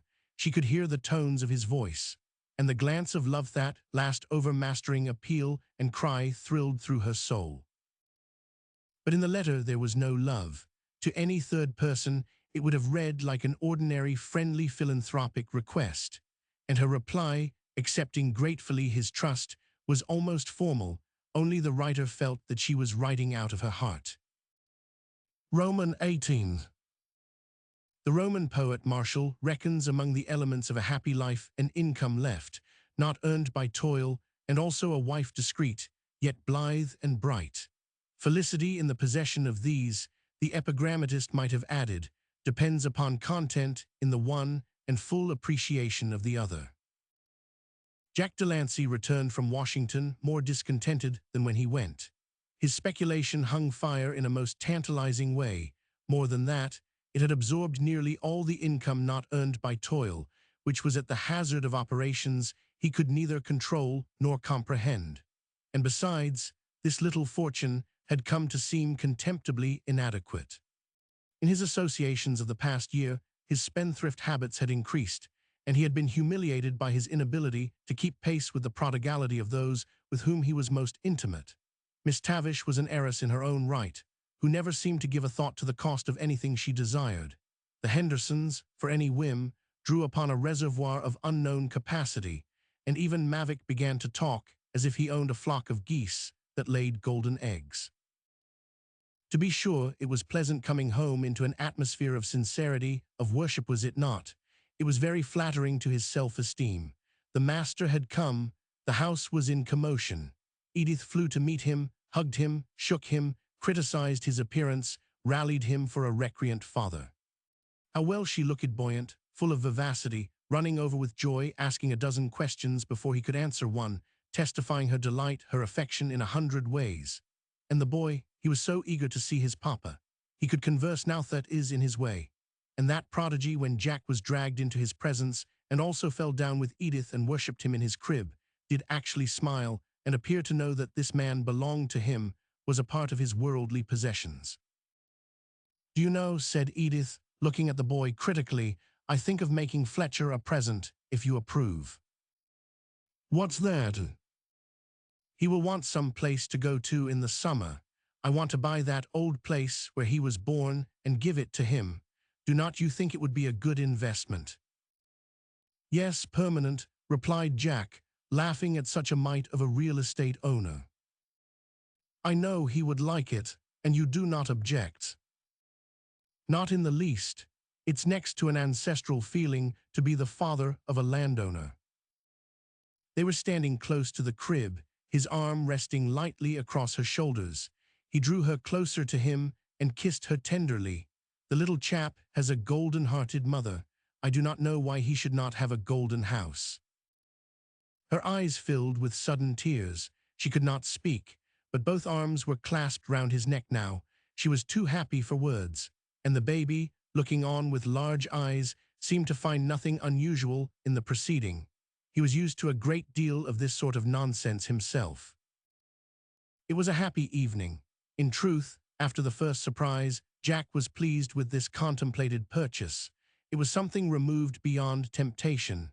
Edith's property was secure to her, and it was his honorable purpose never to draw it into his risks. But he knew her generosity, and he could not answer for himself if she should offer it, as he was sure she would do, to save him from ruin. There was all the news to tell, the harmless gossip of daily life, which Edith had a rare faculty of making dramatically entertaining, with her insight and her feeling for comedy. There had been a musicale at the Blunts, strictly amateur, and Edith ran to the piano and imitated the singers and took off the players, until Jack declared that it beat the conventional club out of sight. And she had been to a parlor mind cure lecture, and to a theosophic conversation, and to a reading club for the cultivation of a feeling for nature through poetry. It was all immensely solemn and earnest, and Jack wondered that the managers did not get hold of these things and put them on the stage. Nothing could draw like them. Not burlesques, though, said Edith, not in the least. If only these circles would perform in public as they did in private, how they would draw. And then Father Damon had been to consult her about his fund. He had been ill and would not stay, and seemed more severe and ascetic than ever. She was sure something was wrong, for Dr. Lee, whom she had sought out several times, was reserved, and did not voluntarily speak of Father Damon. She had heard that he was throwing himself with more than his usual fervor into his work. There was plenty to talk about. The purchase of the farm by the sea had better not be delayed. Jack might have to go down and see the owner. Yes, he would make it his first business in the morning. Perhaps it would be best to get some Long Islander to buy it for them. By the time it was 10 o'clock, Jack said he thought he would step down to the Union a moment. Edith's countenance fell. There might be letters, he explained, and he had a little matter of business. He would not be late. It was very agreeable, home was, and Edith was charming. He could distinctly feel that she was charming, but Jack was restless. He felt the need of talking with somebody about what was on his mind, if only with Major Fairfax. He would not consult the Major, but the latter was in the way of picking up all sorts of gossip, both social and street gossip. And the Major was willing to unpack his budget. It was not very reassuring, what he had to tell. In fact, it was somewhat depressing, the general tightness and the panicky uncertainty, until, after a couple of glasses of scotch, the financial world began to open a little and seem more hopeful. The Hendersons are going to build, Jack said at length, after a remark of the Major's about that famous operator. Build what for? They have got a palace. Carmen says it's for an object lesson, to show New York millionaires how to adorn their city. It's like that little schemer. What does Henderson say? He appears to be willing. I cannot get the hang of Henderson. He does not seem to care what his wife does. He's a cynical cuss. The other night at dinner in Washington, when the thing was talked over, he said, "My dear, I do not know why you should not do that as well as anything. Let's build a house of gold, as Nero did. We are in the Roman age." Carmen looked dubious for a moment, but she said, "You know, Rodney, that you always used to say that sometime you would show New York what a house ought to be in this climate. Well, go on," and he laughed. "I suppose lightning will not strike that sooner than anything else." "Seems to me," said the Major, reflectively, reaching out his hand for the brown mug, "the way he gives that woman her head, and does not care what she does, he must have a contempt for her." "I wish somebody had that sort of contempt for me," said Jack, filling up his glass also. "But I tell you," he continued, "Mrs. Henderson has caught on to the new notions. Her idea is the union of all the arts. She has already got the refusal of a square way uptown, on the rise opposite the park, and has been consulting architects about it. It is to be surrounded with the building, with a garden in the interior, a tropical garden, under glass in the winter. The facades are to be gorgeous and monumental. Artists and sculptors are to decorate it, inside and out. Why should not there be color on the exterior, gold and painting, like the Fugger palaces in Augsburg, only on a great scale? The artists do not see any reason why there should not. It will make the city brilliant, that sort of thing, in place of our monotonous stone lanes. And it's using her wealth for the public benefit. Architects and artists all say that. Gad, I do not know, but the little woman is beginning to regard herself as a public benefactor." "She is that or nothing," echoed the Major warmly. "And do you know," continued Jack confidentially, "I think she's got the right idea. If I have any luck, of course, I shan't do that, but if I have any luck, I mean to build a house that's got some life in it, color, old be something unique and stunning." "So you will," cried the Major enthusiastically, and raising his glass, "here's to the house that Jack built." It was later than he thought it would be when he went home, but Jack was attended all the way by a vision of a golden household. Gold would not be too good, and he will build it, damn, for Edith and the boy. The next morning not even the foundations of this structure were visible. The master of the house came down to a late breakfast, out of sorts with life, almost surly. Not even Edith's bright face and fresh toilet and radiant welcome appealed to him. No one would have thought from her appearance that she had waited for him last night hour after hour, and had at last gone to bed with a heavy heart, and not to sleep to toss and listen and suffer 1,000 tortures of suspense. How many tragedies of this sort are there nightly in the metropolis, none the less tragic because they are subjects of jest in the comic papers and on the stage. What would be the condition of social life if women ceased to be anxious in this regard and let loose the reins in an easygoing indifference? What, in fact, is the condition in those households where the wives do not care? One can even perceive a tender sort of loyalty to women in the ejaculation of that battered old veteran, the Major, "Thank God, there's nobody sitting up for me." Jack was not consciously rude. He even asked about the baby, and he sipped his coffee and glanced over the morning journal, and he referred to the conversation of the night before and said that he would look after the purchase at once. If Edith had put on an aspect of injury and had intimated that she had hoped that his first evening at home might have been devoted to her and the boy, there might have been a scene, for Jack needed only an occasion to vent his discontent. And for the chronicler of social life, a scene is so much easier to deal with, an outburst of temper and sharp language, of accusation and recrimination, than the well-bred commonplace of an undefined estrangement. And yet estrangement is almost too strong a word to use in Jack's case. He would have been the first to resent it. But the truth was that Edith, in the life he was leading, was a rebuke to him. Her very purity and unworldliness were out of accord with his associations, with his ventures, with his dissipations in that smart and glittering circle where he was more welcome. The more he lowered his moral standards. Could he help it if after the first hours of his return he felt the restraint of his home, and that the life seemed a little flat? Almost unconsciously to himself, his interests and his inclinations were elsewhere. Edith, with the divination of a woman, felt this. Last night her love alone seemed strong enough to hold him, to bring him back to the purposes and the aspirations that only last summer had appeared to transform him. Now he was slipping away again. How pitiful it is, this contest of a woman who has only her own love, her own virtue, with the world and its allurements and seductions, for the possession of her husband's heart. How powerless she is against these subtle invitations, these unknown and all-encompassing temptations. At times the whole drift of life, of the easy morality of the time, is against her. The current is so strong that no wonder she is often swept away in it. And what could an impartial observer of things as they are say otherwise than that John Delancey was leading the common life of his kind and his time, and that Edith was only bringing trouble on herself by being out of sympathy with it? He might not be in at luncheon, he said, when he was prepared to go downtown. He seldom was. He called at his broker's, still suspense. He wrote to the Long Island farmer.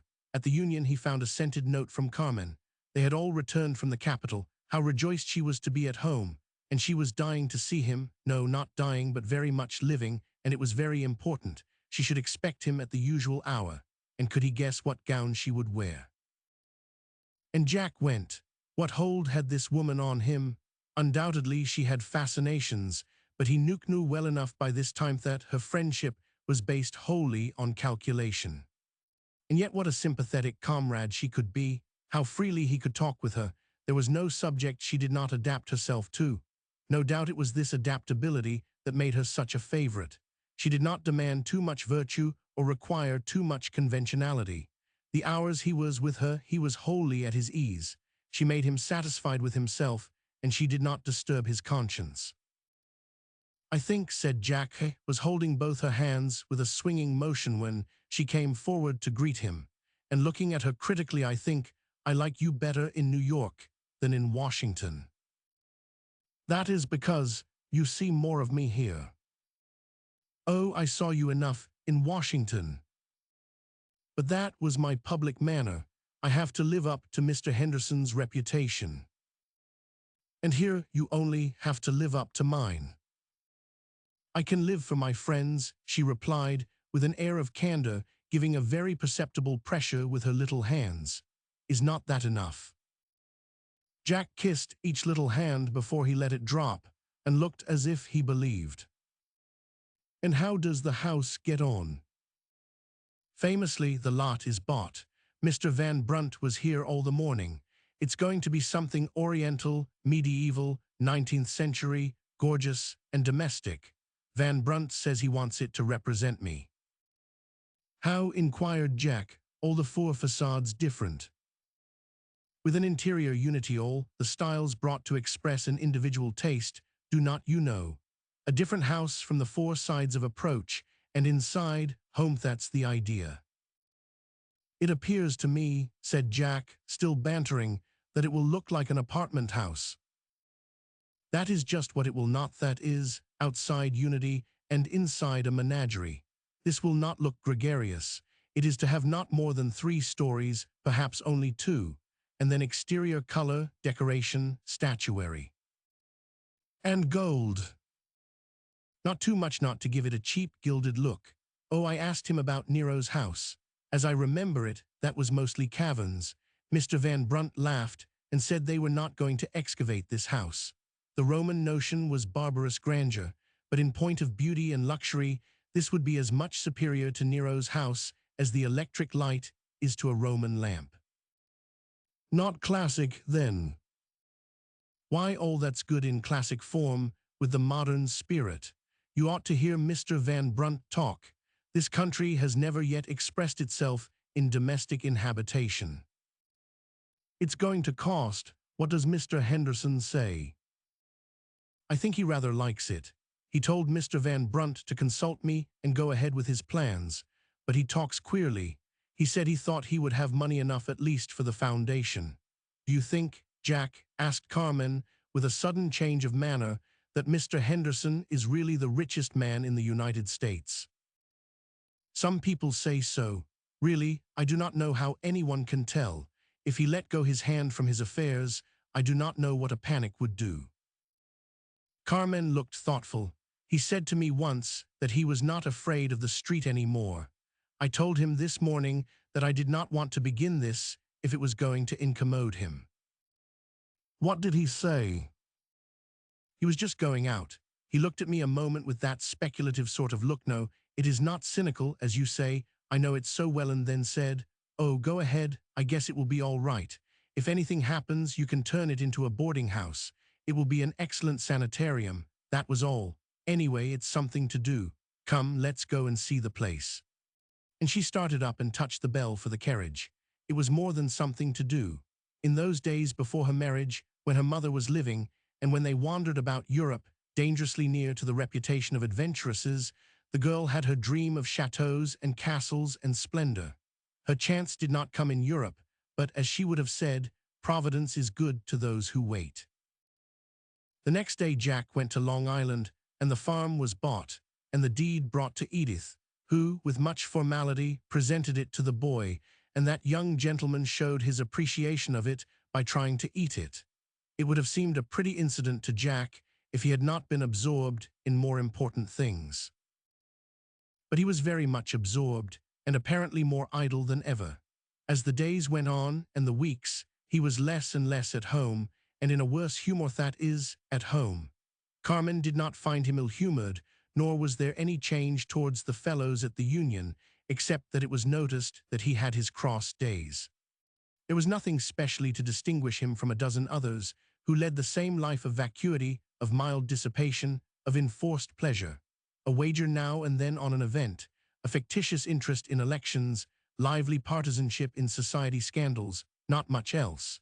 The theaters were stale and only endurable on account of the little suppers afterwards, and really there was not much in life except the women who made it agreeable. Major Fairfax was not a model. There had not much survived out of his checkered chances and experiences, except a certain instinct of being a gentleman, sir. The close of his life was not exactly a desirable goal, but even the Major shook his head over Jack. Roman 19.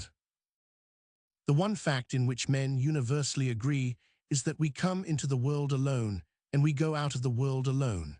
And although we travel in company, make our pilgrimage to Canterbury or to Vanity Fair in a great show of fellowship and of bearing one another's burdens, we carry our deepest troubles alone. When we think of it, it is an awful lonesomeness in this animated and moving crowd. Each one either must or will carry his own burden, which he commonly cannot, or by pride or shame will not, ask help in carrying. Henderson drew more and more apart from confidences, and was alone in building up the colossal structure of his wealth. Father Damon was carrying his renewed temptation alone, after all his brave confession and attempt at renunciation. Ruth Lee plodded along alone, with her secret which was the joy and the despair of her life'th opening of a gate into the paradise which she could never enter. Jack Delancey, the confiding, open-hearted good fellow, had come to a stage in his journey where he also was alone. Not even to Carmen could he confess the extent of his embarrassments, nor even in her company, nor in the distraction of his increasingly dissipated life, could he forget them. Not only had his investments been all transferred to his speculations, but his home had been mortgaged, and he did not dare tell Edith of the lowering cloud that hung over it, and that his sole dependence was the confidence of the street, which any rumor might shatter in that one of Henderson's schemes to which he had committed himself. Edith, the one person who could have comforted him, was the last person to whom he could have told this, for he had the most elementary and the common conception of what marriage is. But Edith's lot was the most pitiful of all. She was not only alone, but compelled to inaction. She saw the fair fabric of her life dissolving, and neither by cries nor tears, by appeals nor protest, by show of anger nor by show of suffering, could she hinder the dissolution. Strong in herself and full of courage, day by day and week by week, she felt her powerlessness. Heaven knows what it cost her, what it costs all women in like circumstances to be always cheerful, never to show distrust. If her love were not enough, if her attractions were not enough, there was no human help to which she could appeal. And what, pray, was there to appeal? There was no visible neglect, no sufficient alienation for gossip to take hold of. If there was a little talk about Jack's intimacy elsewhere, was there anything uncommon in that? Affairs went on as usual. Was it reasonable to suppose that society should notice that one woman's heart was full of foreboding, heavy with a sense of loss and defeat, and with the ruin of two lives? Could simple misery like this rise to the dignity of tragedy in a world that has its share of tragedies, shocking and violent, but is on the whole going on decorously and prosperously? The season wore on. It was the latter part of May. Jack had taken Edith and the boy down to the Long Island house and had returned to the city and was living at his club, feverishly waiting for some change in his affairs. It was a sufficient explanation of his anxiety that money was tight, that failures were daily announced, and that there was a general fear of worse times. It was fortunate for Jack and other speculators that they could attribute their luck to the general financial condition. There were reasons enough for this condition. Some attributed it to want of confidence, others to the tariff, others to the action of this or that political party, others to overproduction, others to silver, others to the action of English capitalists in withdrawing their investments. It could all be accounted for without referring to the fact that most of the individual sufferers, like Jack, owed more than they could pay. Henderson was much of the time absent at the West and at the South. His every move was watched, his least sayings were reported as significant, and the street was hopeful or depressed, as he seemed to be cheerful or unusually taciturn. Uncle Jerry was the calmest man in town, and his observation that Henderson knew what he was about was reassuring. His serenity was well-founded. The fact was that he had been pulling in and lowering canvas for months. Or, as he put it, He had not much hay out. It's never a good plan, said Uncle Jerry, to put off raking up till the shower begins. It seems absurd to speak of the East Side in connection with the financial situation, but that was where the pinch was felt, and felt first. Work was slack, and that meant actual hunger for many families. The monetary solidarity of the town is remarkable. No one flies a kite in Wall Street that somebody in Rivington Street does not in consequence have to go without his dinner. As Dr. Lee went her daily rounds, she encountered painful evidence of the financial disturbance. Increased number of cases for the doctor followed want of sufficient food and the eating of cheap, unwholesome food. She was often obliged to draw upon the Margaret Fund and to invoke the aid of Father Damon when the responsibility was too great for her. And Father Damon found that his ministry was daily diverted from the cure of souls to the care of bodies. Among all those who came to the mission as a place of refuge and rest, and to whom the priest sought to offer the consolations of religion and of his personal sympathy, there were few who did not have a tale of suffering to tell that wrung his heart. Some of them were actually ill or had at home a sick husband or a sick daughter, and such cases had to be reported to Dr. Lee. It became necessary, therefore, that these two, who had shunned each other for months, should meet as often as they had done formerly. This was very hard for both, for it meant only the renewal of heartbreak, regret, and despair, and yet it had been almost worse when they did not see each other. They met, they talked of nothing but their work. They tried to forget themselves in their devotion to humanity. But the human heart will not be thus disposed of. It was impossible that some show of personal interest, some tenderness, should not appear. They were walking towards Fourth Avenue one evening. The priest could not resist the impulse to accompany her a little way towards her home after a day of unusual labor and anxiety. "You are working too hard," he said gently. "You look fatigued." "Oh no," she replied, looking up cheerfully. "I'm a regular machine. I get run down and then I wind up. I get tired and then I get rested. It is not the work," she added after a moment. "If only I could see any good of it. It seems so hopeless." "From your point of view, my dear doctor," he answered, but without any shade of reproof in his tone. "But no good deed is lost. There is nothing else in the world, nothing for me." The close of the sentence seemed wholly accidental, and he stopped speaking as if he could not trust himself to go on. Ruth Lee looked up quickly. "But Father Damon, it is you who ought to be rebuked for overwork. You are undertaking too much. You ought to go off for a vacation and go at once." The father looked paler and thinner than usual, but his mouth was set in firm lines, and he said, "It cannot be. My duty is here." And he turned and looked her full in the face. "I cannot go." No need to explain that simple word. No need to interpret the swift glance that their eyes exchanged, the eager, the pitiful glance. They both knew it was not the work, it was not the suffering of the world. It was the pain in their own hearts and the awful chasm that his holy vows had put between them. They stood so only an instant.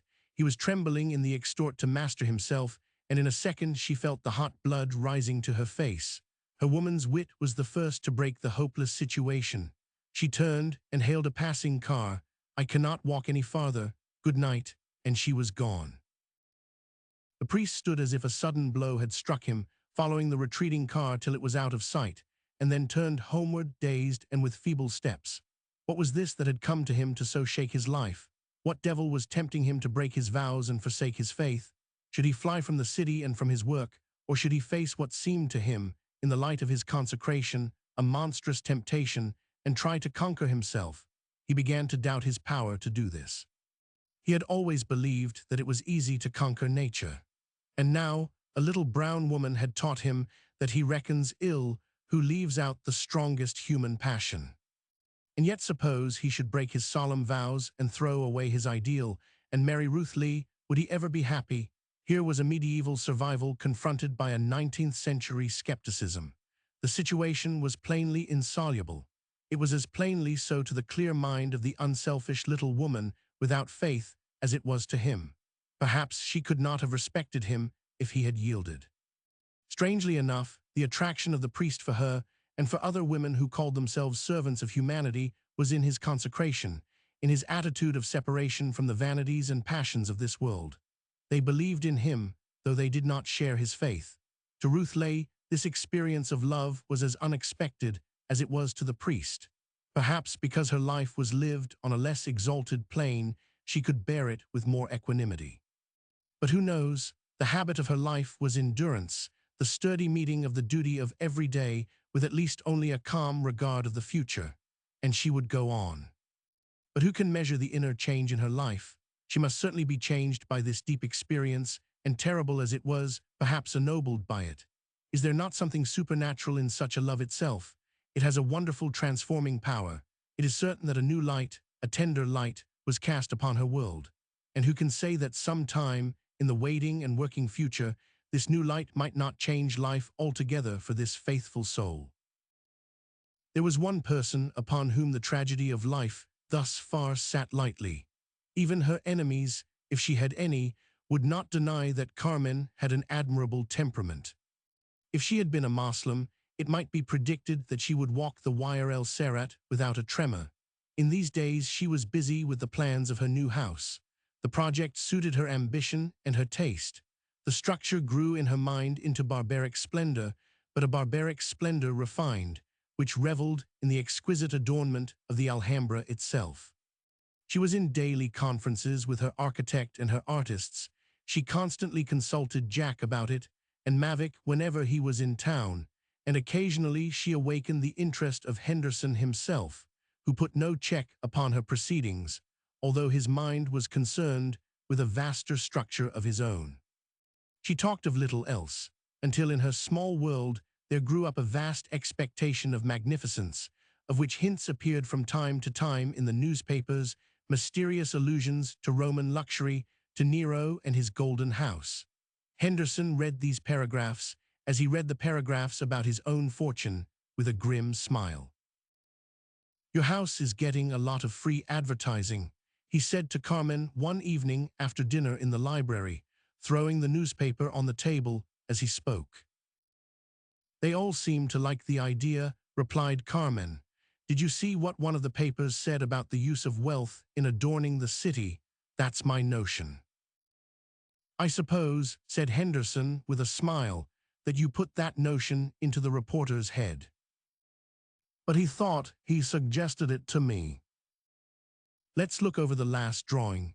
Henderson half rose from his chair to pull the sheet towards him, but instantly sank back and put his hand to his heart. Carmen saw that he was very pale and ran round to his chair. "What is it?" "Nothing," he said, taking a long breath. "Just a stitch. Indigestion. It must have been the coffee." Carmen ran to the dining-room and returned with a wineglass of brandy. "There, take that." He drank it. "Yes, that's better. I am all right now." And he sat still, slowly recovering color and control of himself. "I am going to send for the doctor." "No, no, nonsense. It has all passed," and he stretched out his arms and threw them back vigorously. "It was only a moment's faintness. It's quite gone." He rose from his chair and took a turn or two about the room. Yes, he was quite himself, and he patted Carmen's head as he passed and took his seat again. For a moment or two there was silence. Then he said, still as if reflecting, "Is not it queer? In that moment of faintness, all my life flashed through my mind." "It has been a very successful life," Carmen said, by way of saying something. "Yes, yes, but I wonder if it was worthwhile. If I were a man, I should enjoy the power you have, the ability to do what you will." "I suppose I do. That is all there is. I like to conquer obstacles and I like to command. And money, I never did care for money in itself, but there is a fascination in building up a great fortune. It is like conducting a political or a military campaign. Now, I have not much interest in anything else." As he spoke, he looked round upon the crowded shelves of his library, and getting up, went to the corner where there was a shelf of rare editions and took down a volume. "Do you remember when I got this, Carmen? It was when I was a bachelor. It was rare then.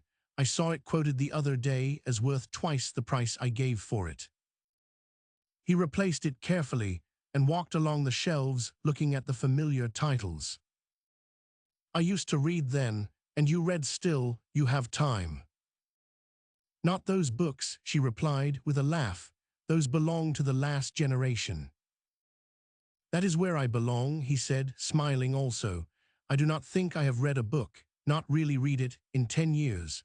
This modern stuff that pretends to give life is so much less exciting than my own daily experience that I cannot get interested in it. Perhaps I could read these calm old books. It is the newspapers that take your time, Carmen suggested. Yes, they pass the time when I am thinking, and they are full of suggestions. I suppose they are as accurate about other things as about me. I used to think I would make this library the choicest in the city. It is good as far as it goes. Perhaps I will take it up some day if I live. And he turned away from the shelves and sat down. Carmen had never seen him exactly in this humor and was almost subdued by it. He began to talk again, philosophizing about life generally and his own life. He seemed to like to recall his career and finally said, Uncle Jerry is successful too, and he never did care for anything else except his family. There is a clerk in my office on 5,000 a year who is never without a book when he comes to the office and when I see him on the train. He has a wife and a nice little family in Jersey. I ask him sometimes about his reading. He is collecting a library, but not of rare books, says he cannot afford that. I think he is successful too, or will be if he never gets more than 5,000 a year and is content with his books and his little daily life, coming and going to his family. Ah, well, everybody must live his life. I suppose there is some explanation of it all. Has anything gone wrong? Asked Carmen anxiously. No, not at all. Nothing to interfere with the house of gold. He spoke quite gently and sincerely. I do not know what set me into this moralizing. Let's look at the plans. The next day it was the first of Junine consultation with the architect. A project was broached that involved such an addition of cost that Carmen hesitated. She declared that it was a question of ways and means and that she must consult the chairman. Accordingly, she called her carriage and drove down to Henderson's office. It was a beautiful day, a little warm in the narrow streets of the lower city, but when she had ascended by the elevator to the high story that Henderson occupied in one of the big buildings that rise high enough to give a view of New York Harbor, and looked from the broad windows upon one of the most sparkling and animated scenes in the world, it seemed to her appreciative eyes a day let down out of paradise. The clerks all knew Mrs. Henderson, and they rose and bowed as she tripped along smiling towards her husband's rooms. It did not seem to be a very busy day, and she found no one waiting in the anteroom and passed into the room of his private secretary. Is Mr. Henderson in? Yes, madam. And busy? Probably busy, replied the secretary with a smile, but he is alone. No one has disturbed him for over half an hour. Then I will go in. She tapped lightly at the door. There was no response. She turned the knob softly and looked in, and then, glancing back at the secretary with a finger uplifted, I think he is asleep, opened the door, stepped in, and closed it carefully. The large room was full of light, and through the half-dozen windows burst upon her the enchanting scene of the bay. Henderson sat at his table, which was covered with neatly arranged legal documents, but bowed over it, his head resting upon his arms. So, Rodney, this is the way, old boy, that you wear yourself out in business. She spoke laughingly, but he did not stir, and she tiptoed along to awaken him. She touched his hand. It moved heavily away from her hand. The left arm, released, dropped at his side. She started back, her eyes round with terror, and screamed. Instantly the secretary was at her side and supported her, fainting, to a seat. Other clerks rushed in at the alarm. Henderson was lifted from his chair and laid upon a lounge. When the doctor who had been called arrived, Carmen was in a heap by the low couch, one arm thrown across the body and her head buried in the cushion close to his. The doctor instantly applied restoratives. He sent for an electric battery. Everything was done that science could suggest, but all was of no avail. There was no sign of life. He must have been dead half an hour, said the doctor. It was evidently heart failure. Before the doctor had pronounced his verdict, there was a whisper in the stock exchange. "Henderson is dead." "It is not possible," said one. "I saw him only yesterday," said another. "I was in his office this morning," said a third. "I never saw him looking in better health." The whisper was confirmed. There was no doubt of it. Henderson's private secretary had admitted it, yet it seemed incredible. No provision had been made for it. Speculation had not discounted it. A panic set in. No one knew what to do, for no one knew well the state of Henderson's affairs. In the first 30 minutes, there was a tremendous drop in Henderson's stocks. Then some of them rallied, but before the partial recovery, hundreds of men had been ruined. It was a wild hour in the exchange. Certain stocks were hopelessly smashed for the time, and some combinations were destroyed. Among them was one that Uncle Jerry had kept out of, and Jack Delancey was hopelessly ruined. The event was flashed over the wires of the continent. It was bulletined. It was cried in the streets. It was the all-absorbing talk of the town. Already, before the dead man was removed to his own house, people were beginning to moralize about him and his career.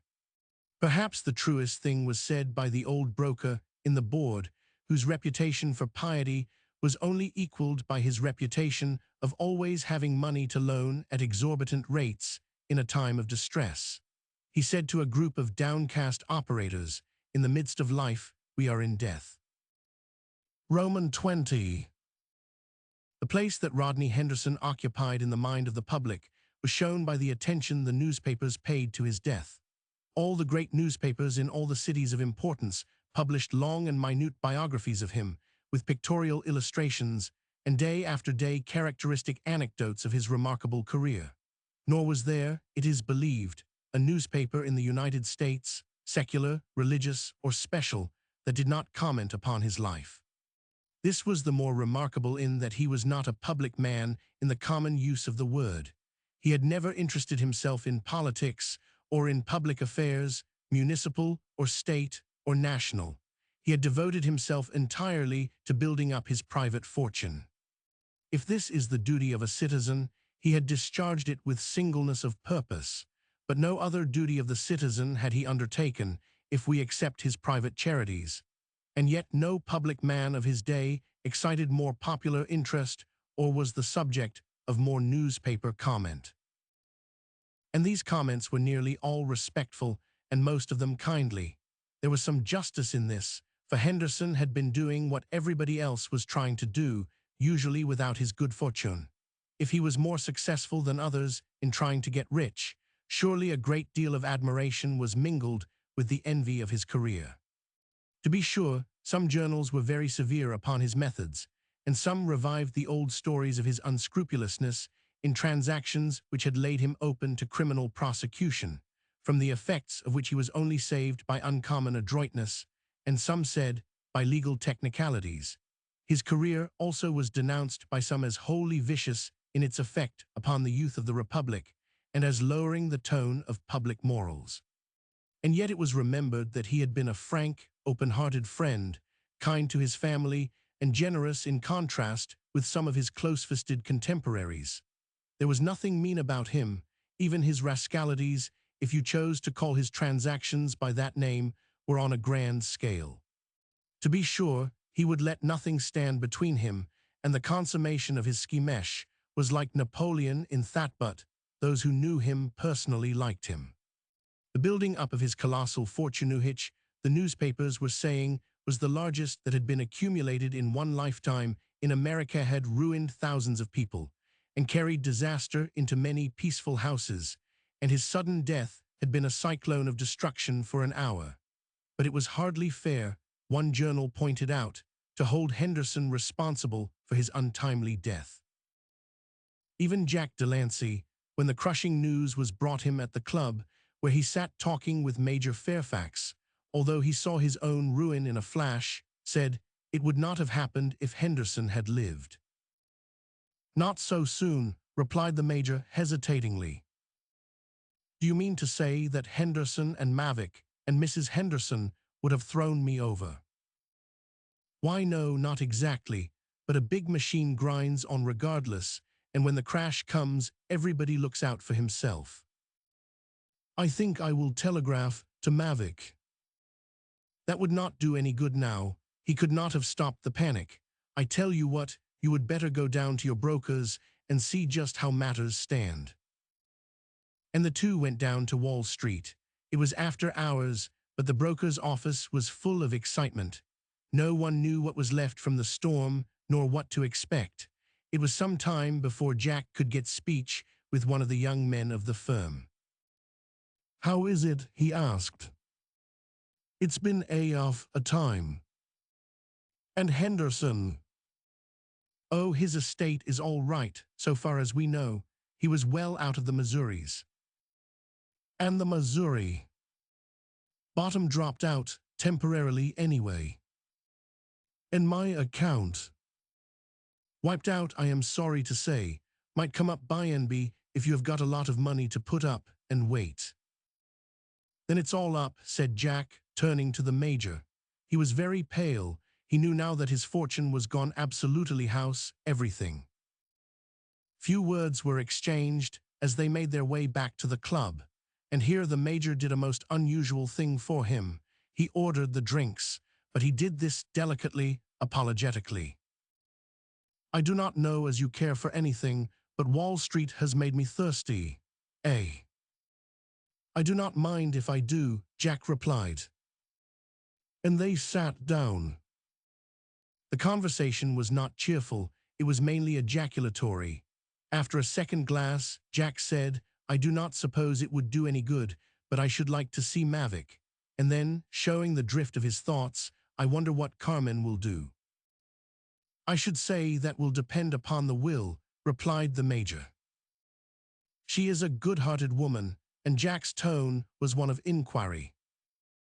She has not any, Jack, not the least bit of a heart, and I believe Henderson found it out. I shall be surprised if his will does not show that he knew it. A servant came to the corner where they were sitting and handed Jack a telegram. What's this, Mavic? He tore it open. No, Edith. He read it with something like a groan and passed it over to the Major. What he read was this: do not be cast down, Jack. The boy and I are well. Come, Edith. That is splendid. That is just like her, cried the Major. I would be out of this by the first train. It is no use, replied Jack gloomily. I could not face Edith now. I could not do it. I wonder how she knew. He called back the servant and penned as reassuring a message as he could, but said that it was impossible to leave town. She must not worry about him. This dispatched, they fell again into a talk about the situation. After another glass, Jack was firm in his resolution to stay and watch things. It seemed not impossible that something might turn up. On the third day after, both the Major and Jack attended the funeral at the house. Carmen was not visible. The interment was private. The day following, Jack left his card of condolence at the door, but one day passed, and another, and no word of acknowledgement came from the stricken widow. Jack said to himself that it was not natural to expect it. But he did expect it, and without reason, for he should have known that Carmen was not only overwhelmed with the sudden shock of her calamity, but that she would necessarily be busy with affairs that even grief would not permit her to neglect. Jack heard that Mavic had been in the city and that he went to the Henderson house, but he had not called at the club, and the visit must have been a flying one.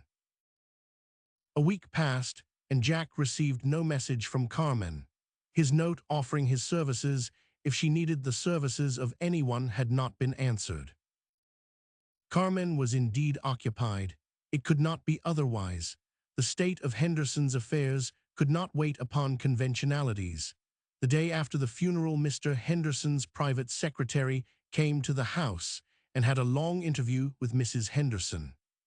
He explained to her that the affairs should be immediately investigated, the will proved, and the estate put into the hands of the executors. It would be best for Mrs. Henderson herself to bring his keys down to the office and to see the opening of his desk and boxes. Meantime, it would be well for her to see if there were any papers of importance in the house. Probably everything was in the office safe. The next morning, Carmen nerved herself to the task. With his keys in hand, she went alone into the library and opened his writing desk. Everything was in perfect order, letters and papers filed and labeled and neatly arranged in drawers and pigeonholes. There lay his letter book as he had last used it, and there lay fresh memoranda of his projects and engagements. She found in one of the drawers some letters of her own, mostly notes, and most of them written before her marriage. In another drawer were some bundles of letters, a little yellow with age, endorsed with the name of Margaret. She shut the drawer without looking at them. She continued to draw papers from the pigeonholes and glance at them, most of them related to closed transactions. At length she drew out one that instantly fixed her attention. It was endorsed, Last Will and Testament. She looked first at the date at the end. It was quite recent and then leaned back in her chair and set herself deliberately to read it. The document was long and full of repetitions and technicalities, but the purport of it was plain. As she read on, she was at first astonished, then she was excited to trembling and felt herself pale and faint, but when she had finished and fully comprehended it, her pretty face was distorted with rage. The great bulk of the property was not for her. She sprang up and paced the floor. She came back and took up the document with a motion of tearing it in pieces. No, it would be better to burn it. Of course, there must be another will deposited in the safe. Henderson had told her so. It was drawn up shortly after their marriage. It could not be worse for her than this. She lighted the gas jet by the fireplace and held the paper in her hand. Then a thought struck her. What if somebody knew of this will and its execution could be proved? She looked again at the end. It was signed and sealed. There were the names of 2 witnesses. One was the name of their late butler, who had been long in Henderson's service and who had died less than a month ago. The other name was Thomas Mavick. Evidently, the will had been signed recently on some occasion when Mavick was in the house, and Henderson's lawyer probably knew it also. She folded the document carefully, put it back in the pigeonhole, locked the desk, and rang the bell for her carriage. She was ready when the carriage came to the door and told the coachman to drive to the office of Mr. Sage in Nassau Street. Mr. Sage had been for many years Henderson's most confidential lawyer. He received Carmen in his private office, with the subdued respect due to her grief and the sudden tragedy that had overtaken her.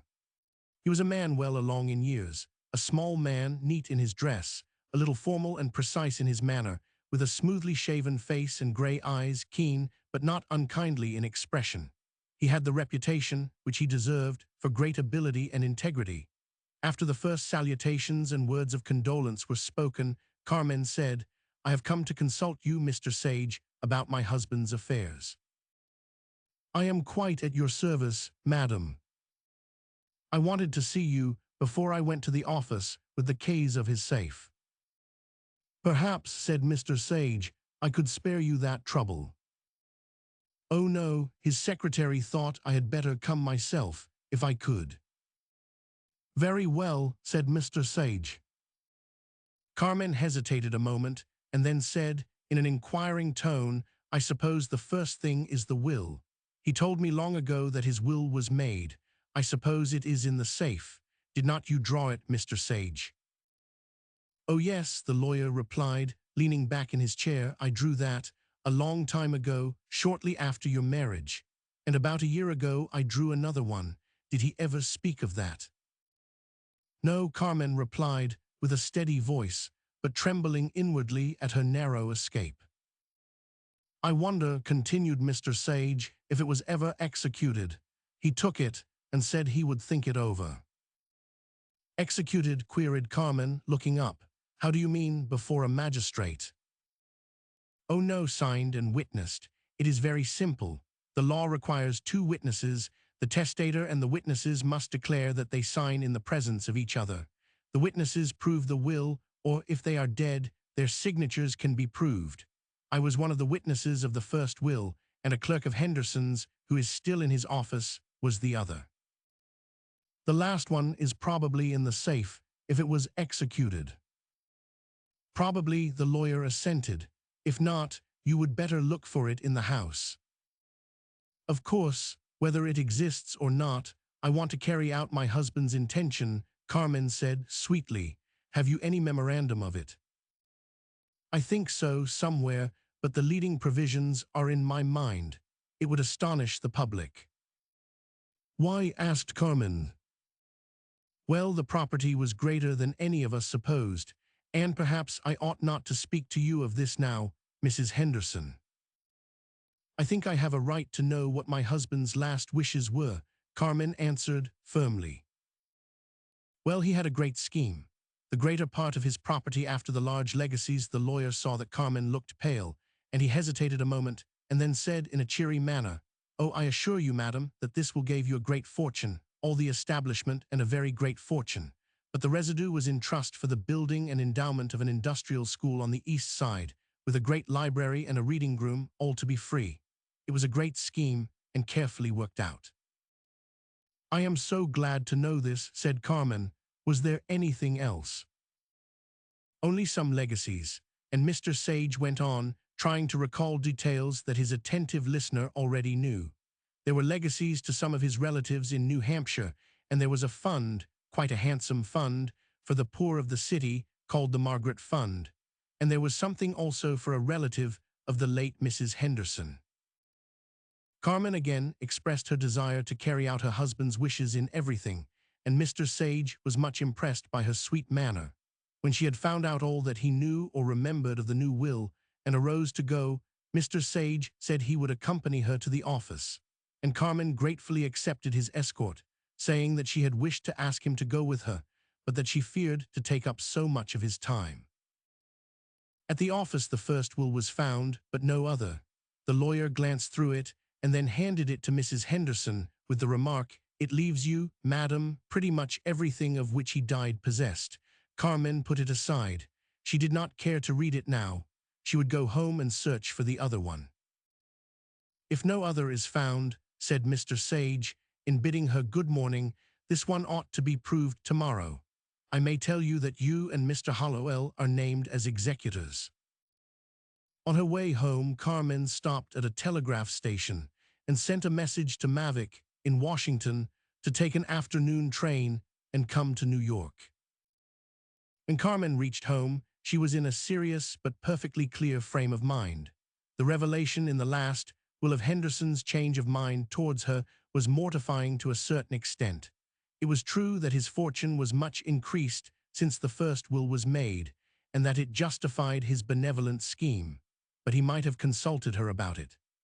If she had argued the matter with her conscience, she would have told her conscience that she would carry out this new plan in her own way and time. She was master of the situation and saw before her a future of almost unlimited opportunity and splendor, except for one little obstacle. That obstacle was Mr. Mavic. She believed that she understood him thoroughly, but she could not take the next step until she had seen him. It was true that no one except herself positively knew that a second will now existed, but she did not know how much he might choose to remember. She was very impatient to see Mr. Mavic. She wandered about the house, restless and feverish.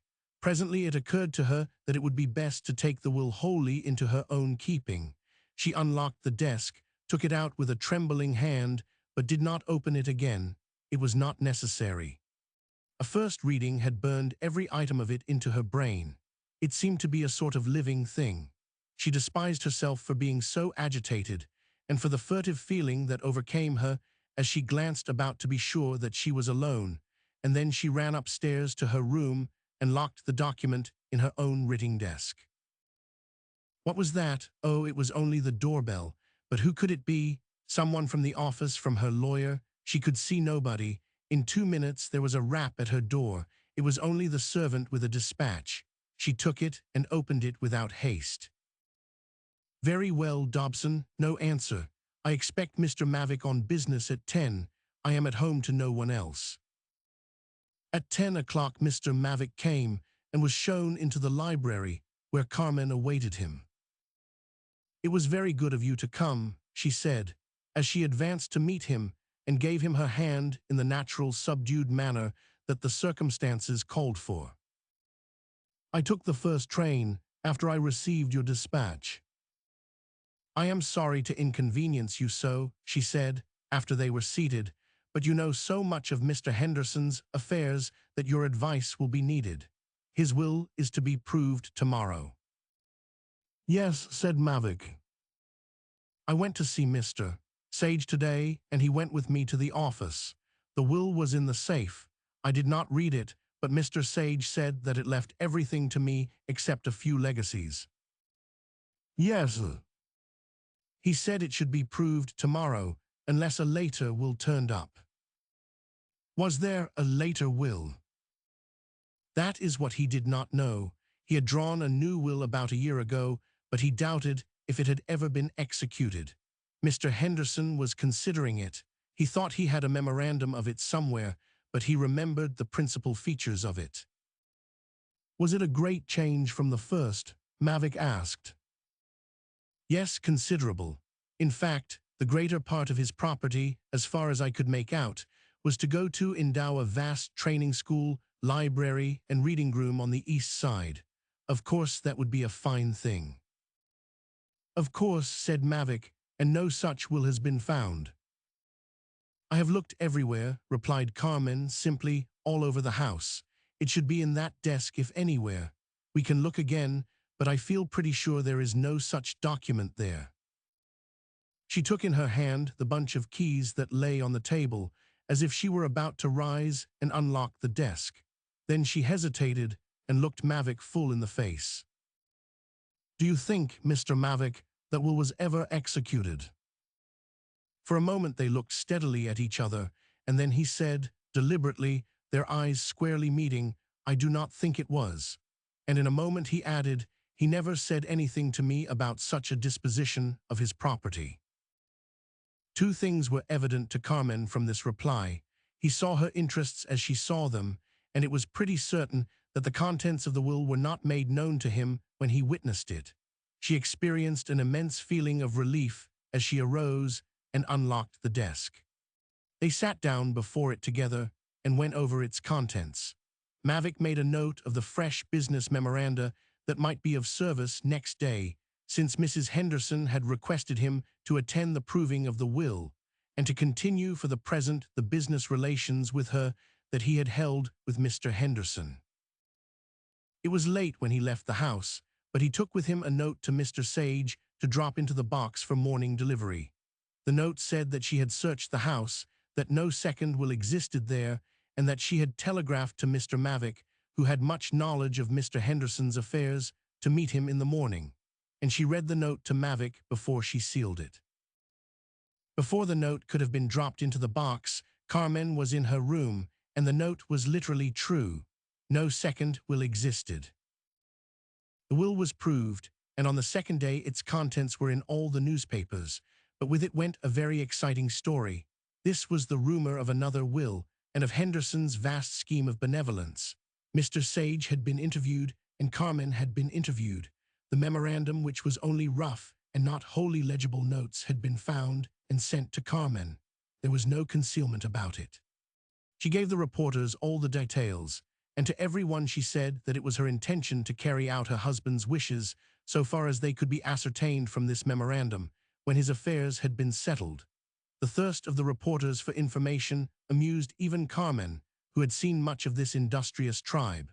One of them, to whom she had partially explained the situation, ended by asking her, "Are you going to contest the will?" "Contest the will?" cried Carmen. "There is nothing to contest." "I did not know," said the young man, whose usual occupation was reporting sports, and who had a dim idea that every big will must be contested. Necessarily, the affair made a great deal of talk. The newspapers discussed it for days and turned over the scheme in every light, the most saying that it was a noble gift to the city that had been intended, while only one or two doubted if charity institutions of this sort really helped the poor. Regret, of course, was expressed that the second will had never been executed, but with this regret was the confidence that the widow would carry out, eventually, Henderson's plans. This revelation modified the opinion in regard to Henderson. He came to be regarded as a public benefactor, and his faithful wife shared the credit of his noble intention. Roman 21. Waiting for something to turn up, Jack found a weary business. He had written to Mavic after the newspaper report that government officer had been in the city on Henderson's affairs and had received a very civil and unsatisfactory reply. In the note, Mavic had asked him to come to Washington and spend a little time if he had nothing better on hand as his guest. Perhaps no offense was intended, but the reply enraged Jack. There was in the tone of the letter and in the manner of the invitation a note of patronage that was unendurable. "Confound the fellow's impudence," said Jack to himself, and he did not answer the invitation. Personally, his situation was desperate enough, but he was not inclined to face it. In a sort of stupor, he let the law take its course. There was nothing left of his fortune, and his creditors were in possession of his house and all it contained. "Do not try to keep anything back that legally belongs to them," Edith had written when he informed her of this last humiliation. Of course, decency was observed. Jack's and Edith's wardrobes and some pieces of ancestral furniture that he pointed out as belonging to his wife were removed before the auction flag was hung out. When this was over, he still temporized. Edith's affectionate entreaties to him to leave the dreadful city and come home were evaded on one plea or another. He had wild schemes of going off west or south, off disappearing. Perhaps he would have luck somewhere. He could not ask aid or seek occupation of his friends, but some place where he was not known, he felt that he might do something to regain his position, get some situation, or make some money. Lots of men had done it in a new country and reinstate himself in Edith's opinion. But he did not go, and days and weeks went by in irresolution. No word came from Carmen, and this humiliated Jack more than anything else, not the loss of her friendship, but the remembrance that he had ever danced attendance on her and trusted her. He was getting a good many wholesome lessons in these days. One afternoon he called upon Miss Tavish. There was no change in her. She received him with her usual gay cordiality and with no affectation. "I did not know what had become of you," she said. "I have been busy," he replied, with a faint attempt at a smile. "Yes, I know, it's been an awful time, what with Henderson's death and everything else. Almost everybody has been hit, but," and she looked at him cheerfully, "they will come up again, up and down, it is always so. Why, even I got a little twist in that panic." The girl was doing what she could in her way to cheer him up. "I think of going off somewhere to seek my fortune," said Jack, with a rueful smile. "Oh, I hope not. Your friends would not like that. There is no place like New York, I am sure." And there was a real note of friendliness and encouragement in her tone. "Only," and she gave him another bright smile, "I think of running away from it myself, for a time. It's a secret yet. Carmen wants me to go abroad with her." "I have not seen Mrs. Henderson since her husband's death. How is she?" "Oh, she bears up wonderfully. But then she has so much to do, poor thing. And then the letters she gets, the begging letters, you have no idea. I do not wonder she wants to go abroad. Do not stay away so long again," she said as Jack rose to go. "And oh, cannot you come in to dinner tomorrow night, just Carmen? I think I can persuade her and nobody else." "I am sorry that I have an engagement," Jack answered. "Well, some other time, only soon." This call did Jack temporarily a world of good. It helped his self-esteem. But it was only temporary. The black fact stared him in the face every morning that he was ruined, and it came over him gradually that he was a useless member of society. He never had done anything. He was not trained or fitted to do anything. And this was impressed upon him in the occasional attempts he made to get employment. He avoided as much as possible contact with those who knew him.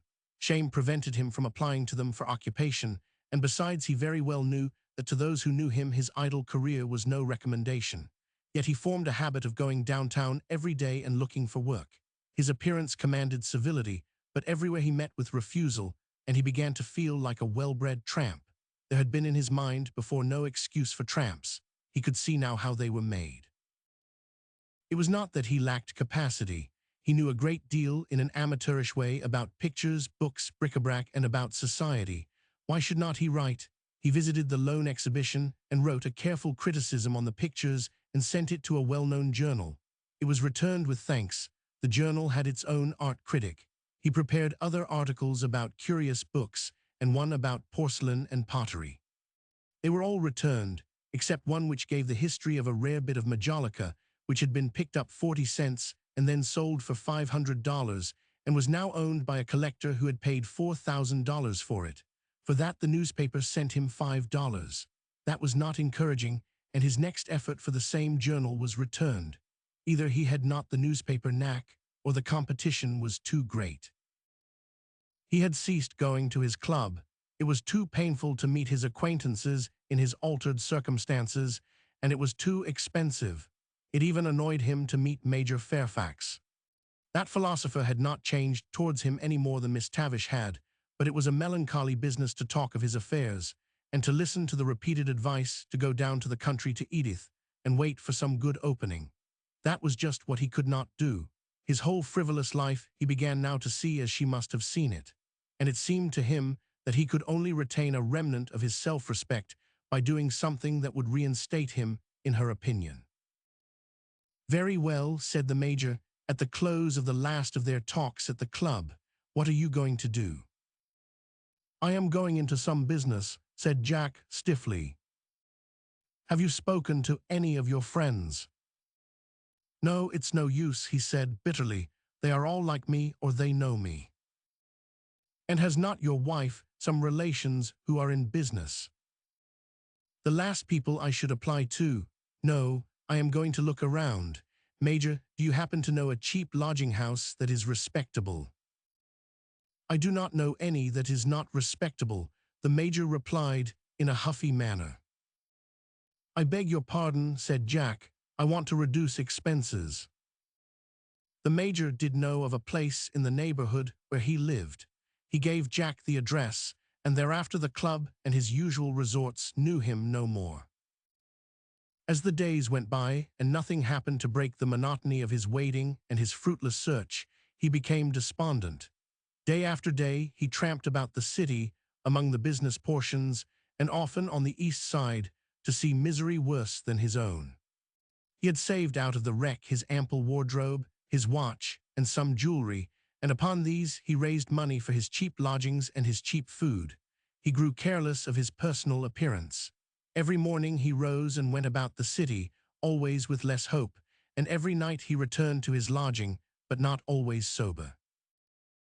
One day he read the announcement that Mrs. Rodney Henderson and Miss Tavish had sailed for Europe. That ended that chapter. What exactly he had expected he could not say. Help from Carmen? Certainly not. But there had never been a sign from her, nor any word from Mavic lately. There evidently was nothing. He had been thrown over. Carmen evidently had no more use for him. She had other plans. The thought that he had been used and duped was almost more bitter than his loss.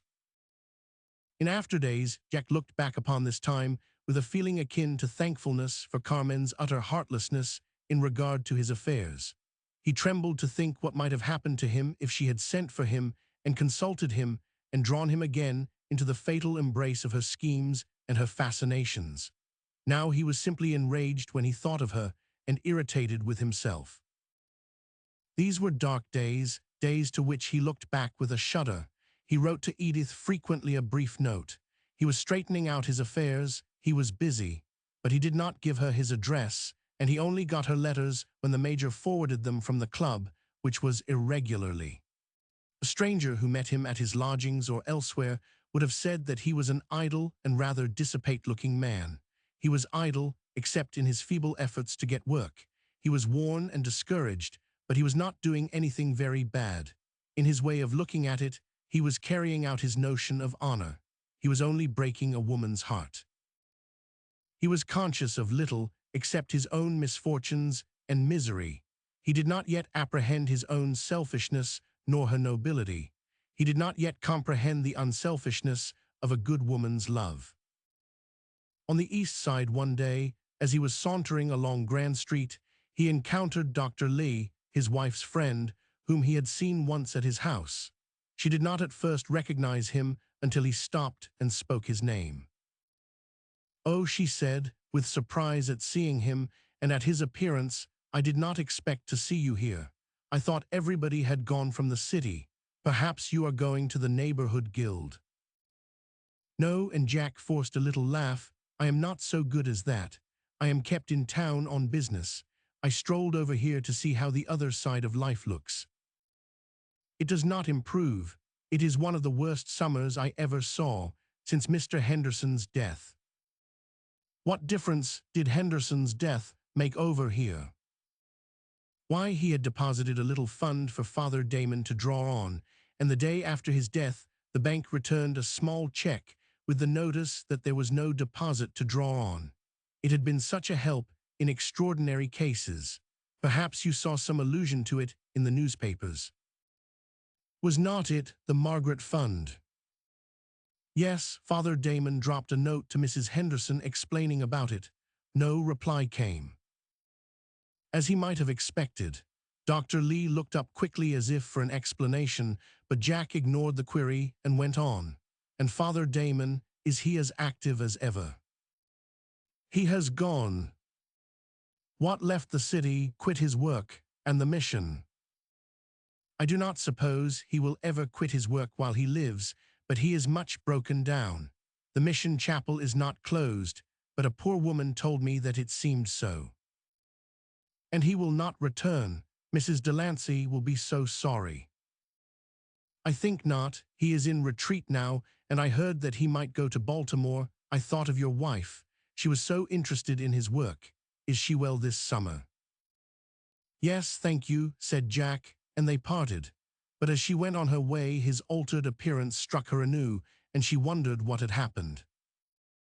This meeting with Mr. Delancey recalled most forcibly Edith, her interest in the East Side work, her sympathy with Father Damon and the mission, the first flush of those days of enthusiasm.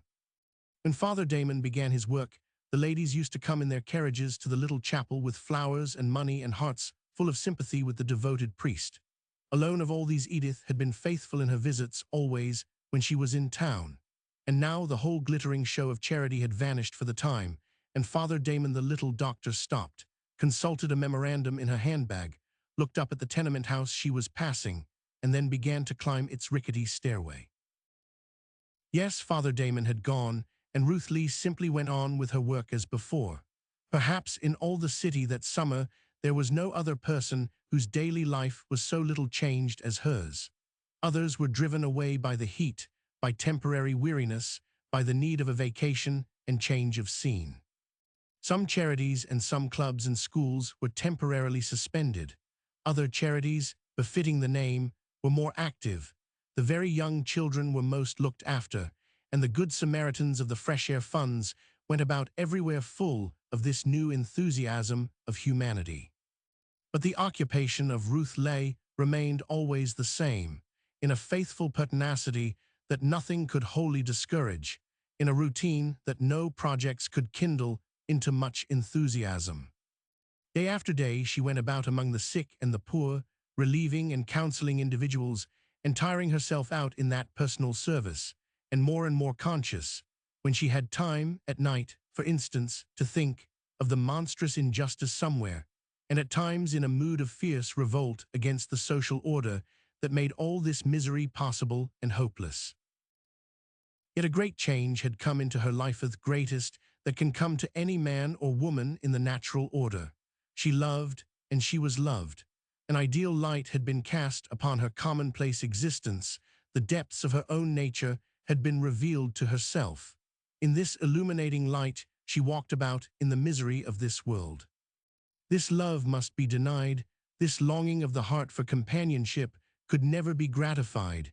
Yet after all it was a sweet self-sacrifice, and the love itself brought its own consolation.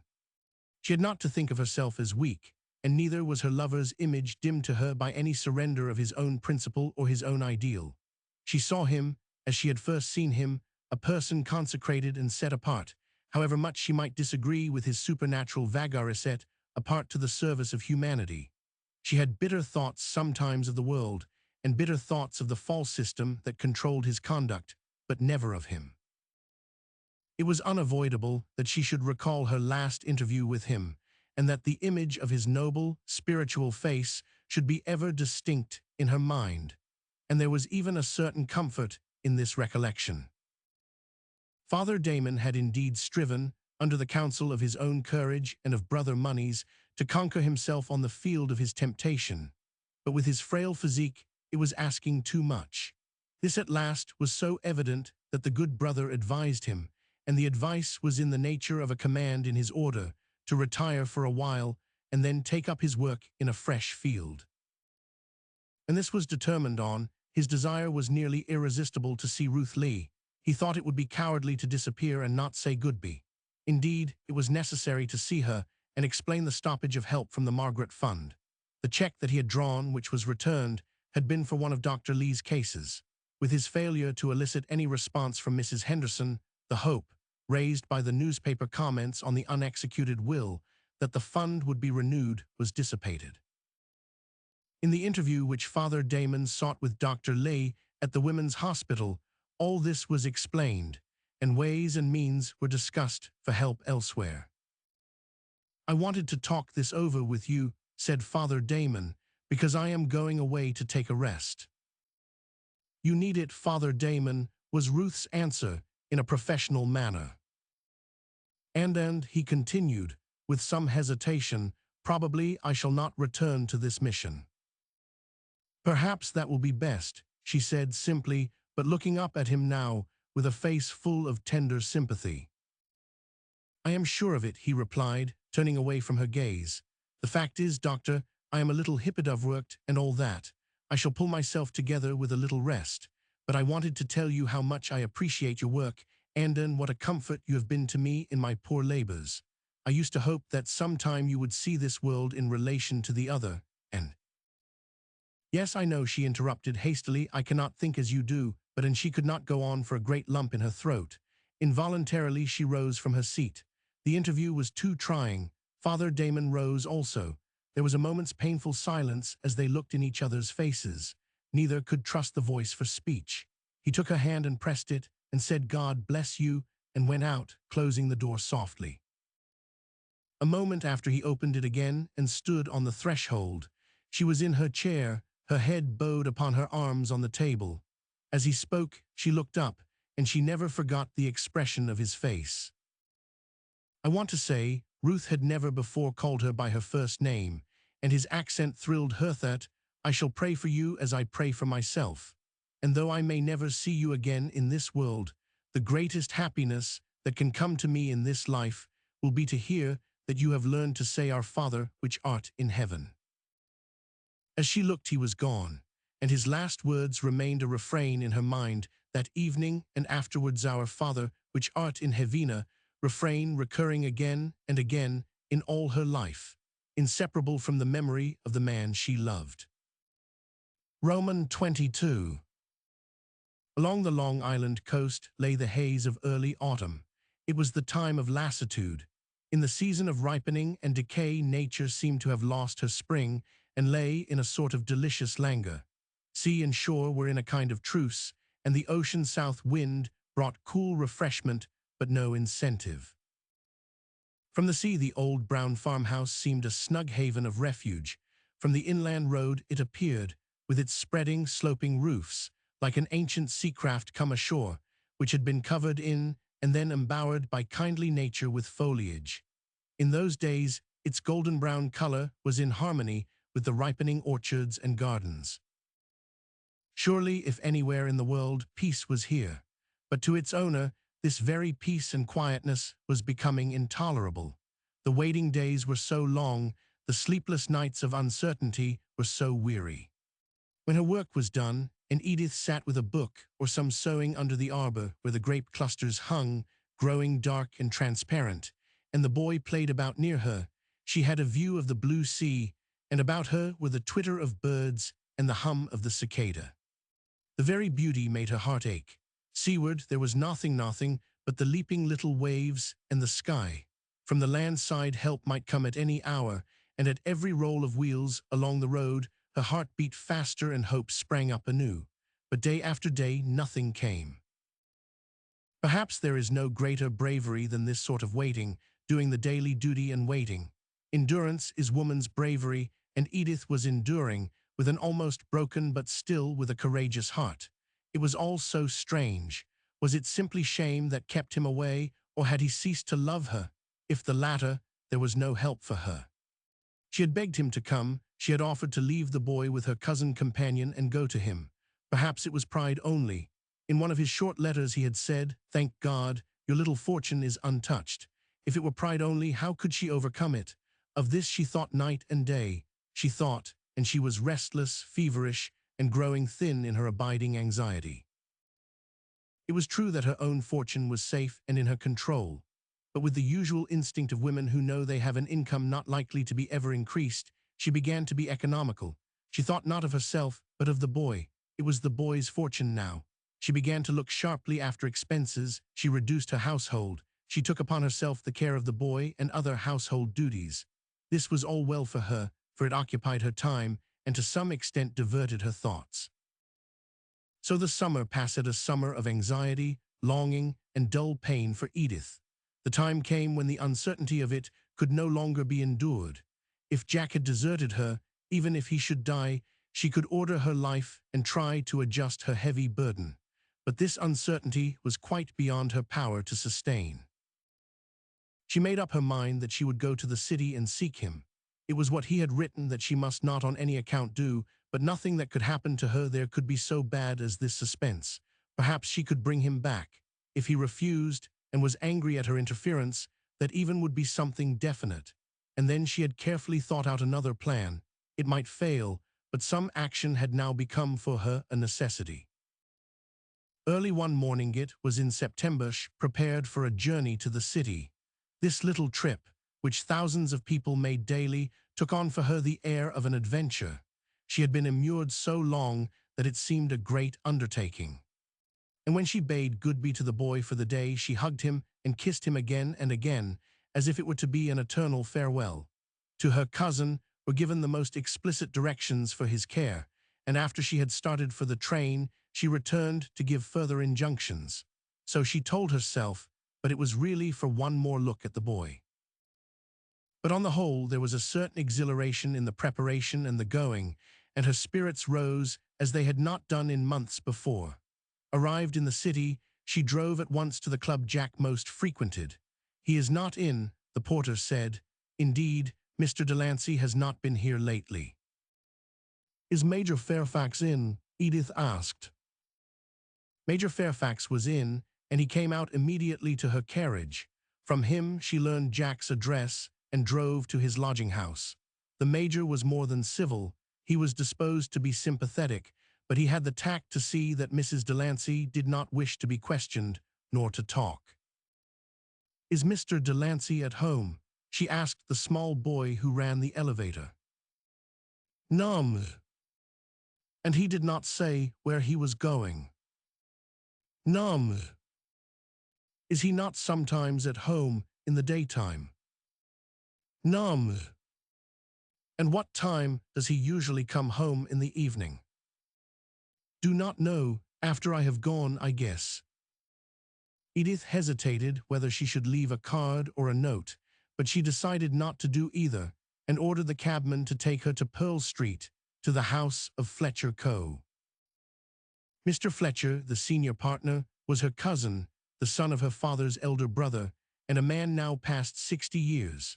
Circumstances had carried the families apart socially since the death of her father and his brother, but they were on the most friendly terms, and the ties of blood were not in any way weakened. Indeed, although Edith had seen Gilbert Fletcher only a few times since her marriage, she felt that she could go to him any time if she were in trouble, with the certainty of sympathy and help. He had the reputation of the old-fashioned New York merchants, to whom her father belonged, for integrity and conservatism. It was to him that she went now. The great shop, or wholesale warehouse rather, into which she entered from the narrow and cot-encumbered street, showed her at once the nature of the business of Fletcher Co. It was something in the twine and cordage way. There were everywhere great coils of ropes and bales of twine, and the dark rooms had a tarry smell. Mr. Fletcher was in his office, a little space partitioned off in the rear, with half a dozen clerks working by gaslight, and a little sanctum where the senior partner was commonly found at his desk. Mr. Fletcher was a little round-headed man, with a shrewd face, vigorous and cheerful, thoroughly a man of business, never speculating, and who had been slowly gaining wealth by careful industry and cautious extension of his trade. Certain hours of the day from 10 to 3 gave to his business. It was a habit, and it was a habit that he enjoyed. He had now come back, as he told Edith, from a little holiday at the sea where his family were, to get into shape for the fall trade. Edith was closeted with him for a full hour. When she came out, her eyes were brighter and her step more elastic. At sundown, she reached home, almost in high spirits, and when she snatched up the boy and hugged him, she whispered in his ear, "Baby, we have done it, and we shall see." One night when Jack returned from his now almost aimless tramping about the city, he found a letter on his table. It seemed from the printing on the envelope to be a business letter, and business, in the condition he was in, and it was the condition in which he usually came home, did not interest him. He was about to toss the letter aside when the name of Fletcher caught his eye, and he opened it. It was a brief note, written on an office memorandum, which simply asked Mr. Delancey to call at the office as soon as it was convenient, as the writer wished to talk with him on a matter of business, and it was signed Gilbert Fletcher. "Why do not he say what his business is?" said Jack, throwing the letter down impatiently. "I am not going to be hauled over the coals by any of the Fletchers," and he tumbled into bed in an injured and yet independent frame of mind. But the next morning he reread the formal little letter in a new light. To be sure, it was from Edith's cousin.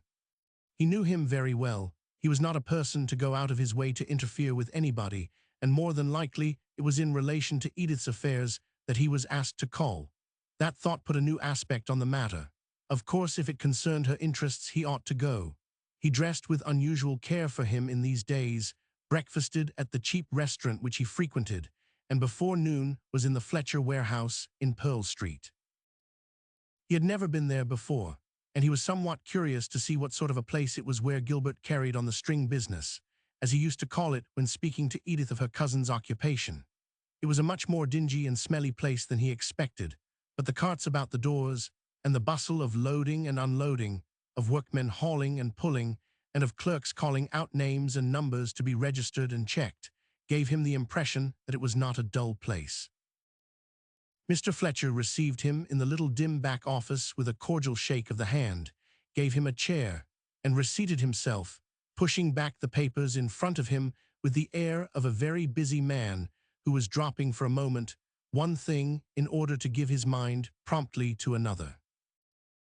"Our fall trade is just starting up," he said, "and it keeps us all pretty busy." "Yes," said Jack, "I could drop in any other time." "No, no," interrupted Mr. Fletcher, "it is just because I am busy that I wanted to see you. Are you engaged in anything?" "Nothing in particular," replied Jack, hesitating. "I would thought of going into some business." And then, after a pause, "It's no use to mince matters. You know, everybody knows, I suppose, that I got hit in that Henderson panic." "So did lots of others," replied Mr. Fletcher cheerfully. "Yes, I know about it, and I am not sure but it was a lucky thing for me." He spoke still more cheerfully, and Jack looked at him inquiringly. "Are you open to an offer?" "I am open to almost anything," Jack answered, with a puzzled look. "Well," and Mr. Fletcher settled back in his chair, "I can give you the situation in 5 minutes. I have been in this business over 30 years, over 35 years.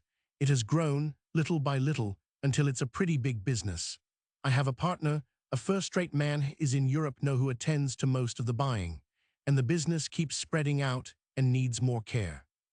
I am not as young as I was. I shall be 64 in October, and I cannot work right along as I used to.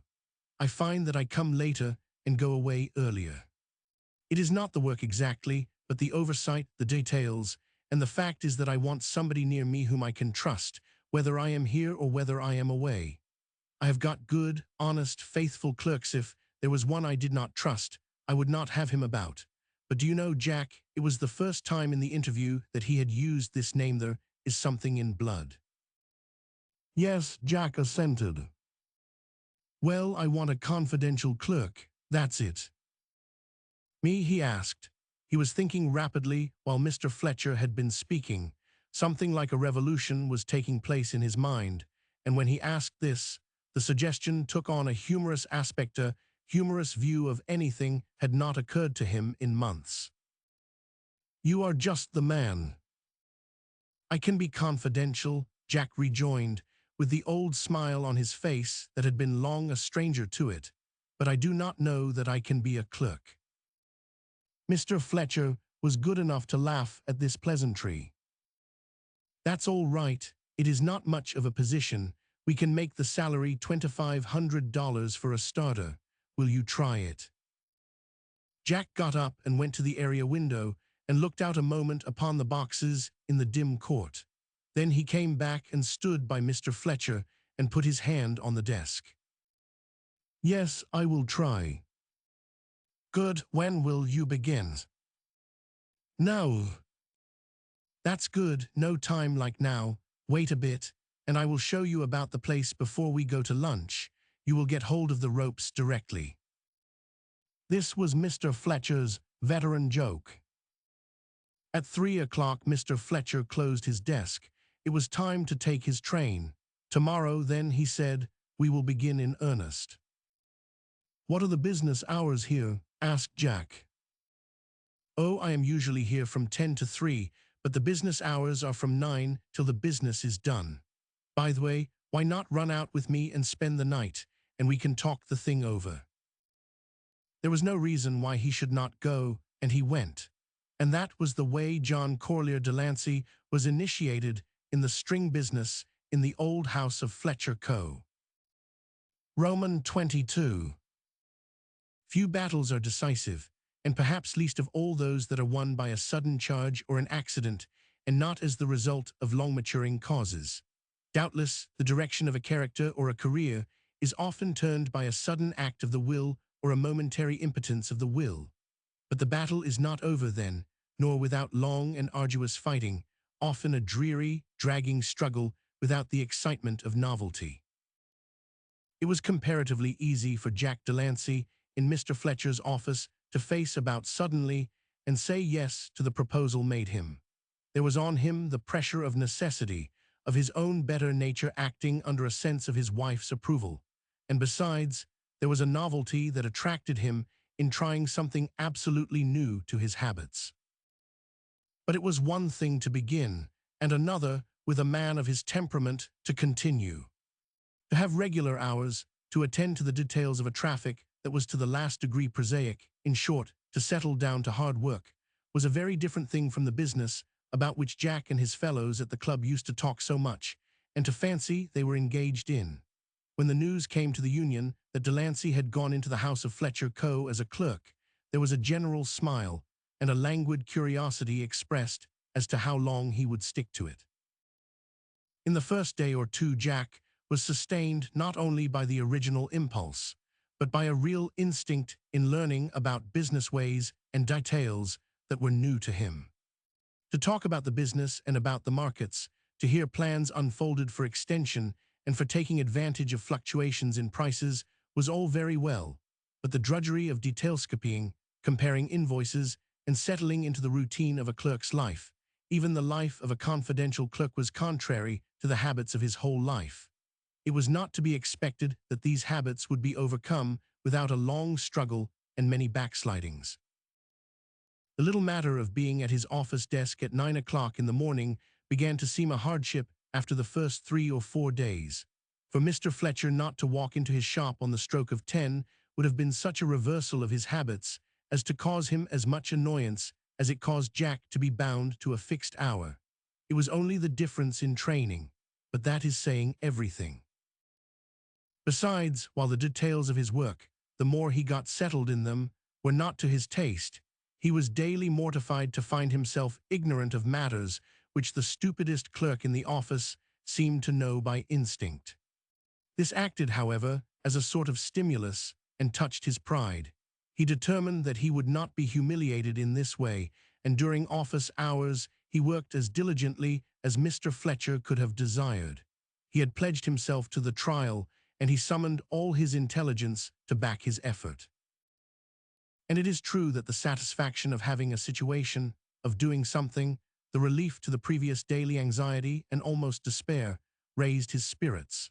It was only when he thought of the public opinion of his little world, of some other occupation more befitting his education, of the vast change from his late life of ease and luxury to this of daily labor with a clerk's pay, that he had hours of revolt and cursed his luck. No, Jack's battle was not won in a day, or a week, or a year, and before it was won he needed more help than his own somewhat irresolute will could give. It is the impression of his biographer that he would have failed in the end if he had been married to a frivolous and selfish woman. Mr. Fletcher was known as a very strict man of business and as little else, but he was a good judge of character, and under his notions of discipline and of industry he was a kindly man, as his clerks, who feared his sharp oversight, knew. And besides, he had made a compact with Edith, for whom he had something more than family affection, and he watched Jack's efforts to adjust himself to the new life with sympathy. If it was an experiment for Jack, it was also an experiment for him, the result of which gave him some anxiety. The situation was not a very heroic one, but a life is often decided for good or ill by as insignificant a matter as Jack's ability to persevere in learning about the twine and cordage trade. This was a day of trial, and the element of uncertainty in it kept both Mr. Fletcher and Jack from writing of the new arrangement to Edith, for fear that only disappointment to her would be the ultimate result. Jack's brief notes to her were therefore, as usual, indefinite, but with the hint that he was beginning to see a way out of his embarrassment.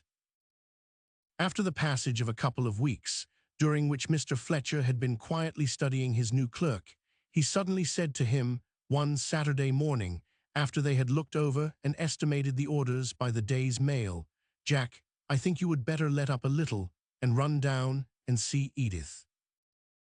"Oh," said Jack, a little startled by the proposal, but recovering himself, "I did not suppose the business could spare me." "I did not mean a vacation, but run down for over Sunday. It must be lovely there, and the change will make you as keen as a briar for business. It always does me. Stay over Monday if the weather is good. I have to be away myself the week after." As Jack hesitated and did not reply, Mr. Fletcher continued, "I really think you would better go, Jack. You have hardly had a breath of fresh air this summer. There's plenty of time to go uptown and get your grip and catch the afternoon train." Jack was still silent. The thought of seeing Edith created a tumult in his mind. It seemed as if he were not quite ready, not exactly settled. He had been procrastinating so long, putting off going, on one pretext or another, that he had fallen into a sort of fear of going. At first, absorbed in his speculations, enthralled by the company of Carmen and the luxurious, easygoing view of life that her society created for him, he had felt Edith and his house as an irritating restraint. Later, when the smash came, he had been still more relieved that she was out of town. And finally, he had fallen into a reckless apathy and had made himself believe that he never would see her again until some stroke of fortune should set him on his feet and restore his self-respect. But since he had been with Fletcher Co., his feelings had gradually undergone a change. With a regular occupation and regular hours, and in contact with the sensible mind and business routine of Mr. Fletcher, he began to have saner views of life, and to realize that Edith would approve what he was now attempting to do much more than any effort to relieve himself by speculation. As soon as he felt himself a little more firmly established, a little more sure of himself, he would go to Edith and confess everything and begin life anew. This had been his mood, but he was still irresolute, and it needed some outside suggestion to push him forward to overcome his lingering reluctance to go home. But this had come suddenly. It seemed to him at first thought that he needed time to prepare for it. Mr. Fletcher pulled out his watch. "There is a later train at 4. Take that, and we will get some lunch first." An hour of postponement was such a relief. Why, of course he could go at 4, and instantly his heart leaped up with desire.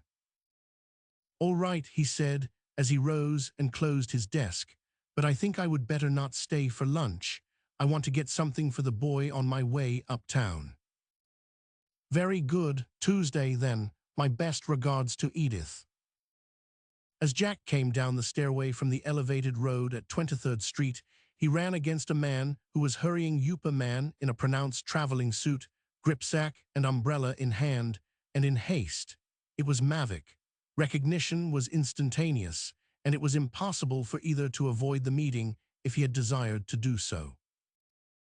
"You in town?" said Mavic. "And you?" Jack retorted. "No, not really. I am just going to catch the steamer, short leave. We have all been kept by that confounded Chile business." "Going for the government?" "No, not publicly. Of course shall confer with our minister in London. Any news here?" "Yes, Henderson's dead," and Jack looked Mavic squarely in the face. "Ah," and Mavic smiled faintly and then said, gravely, "It was an awful business.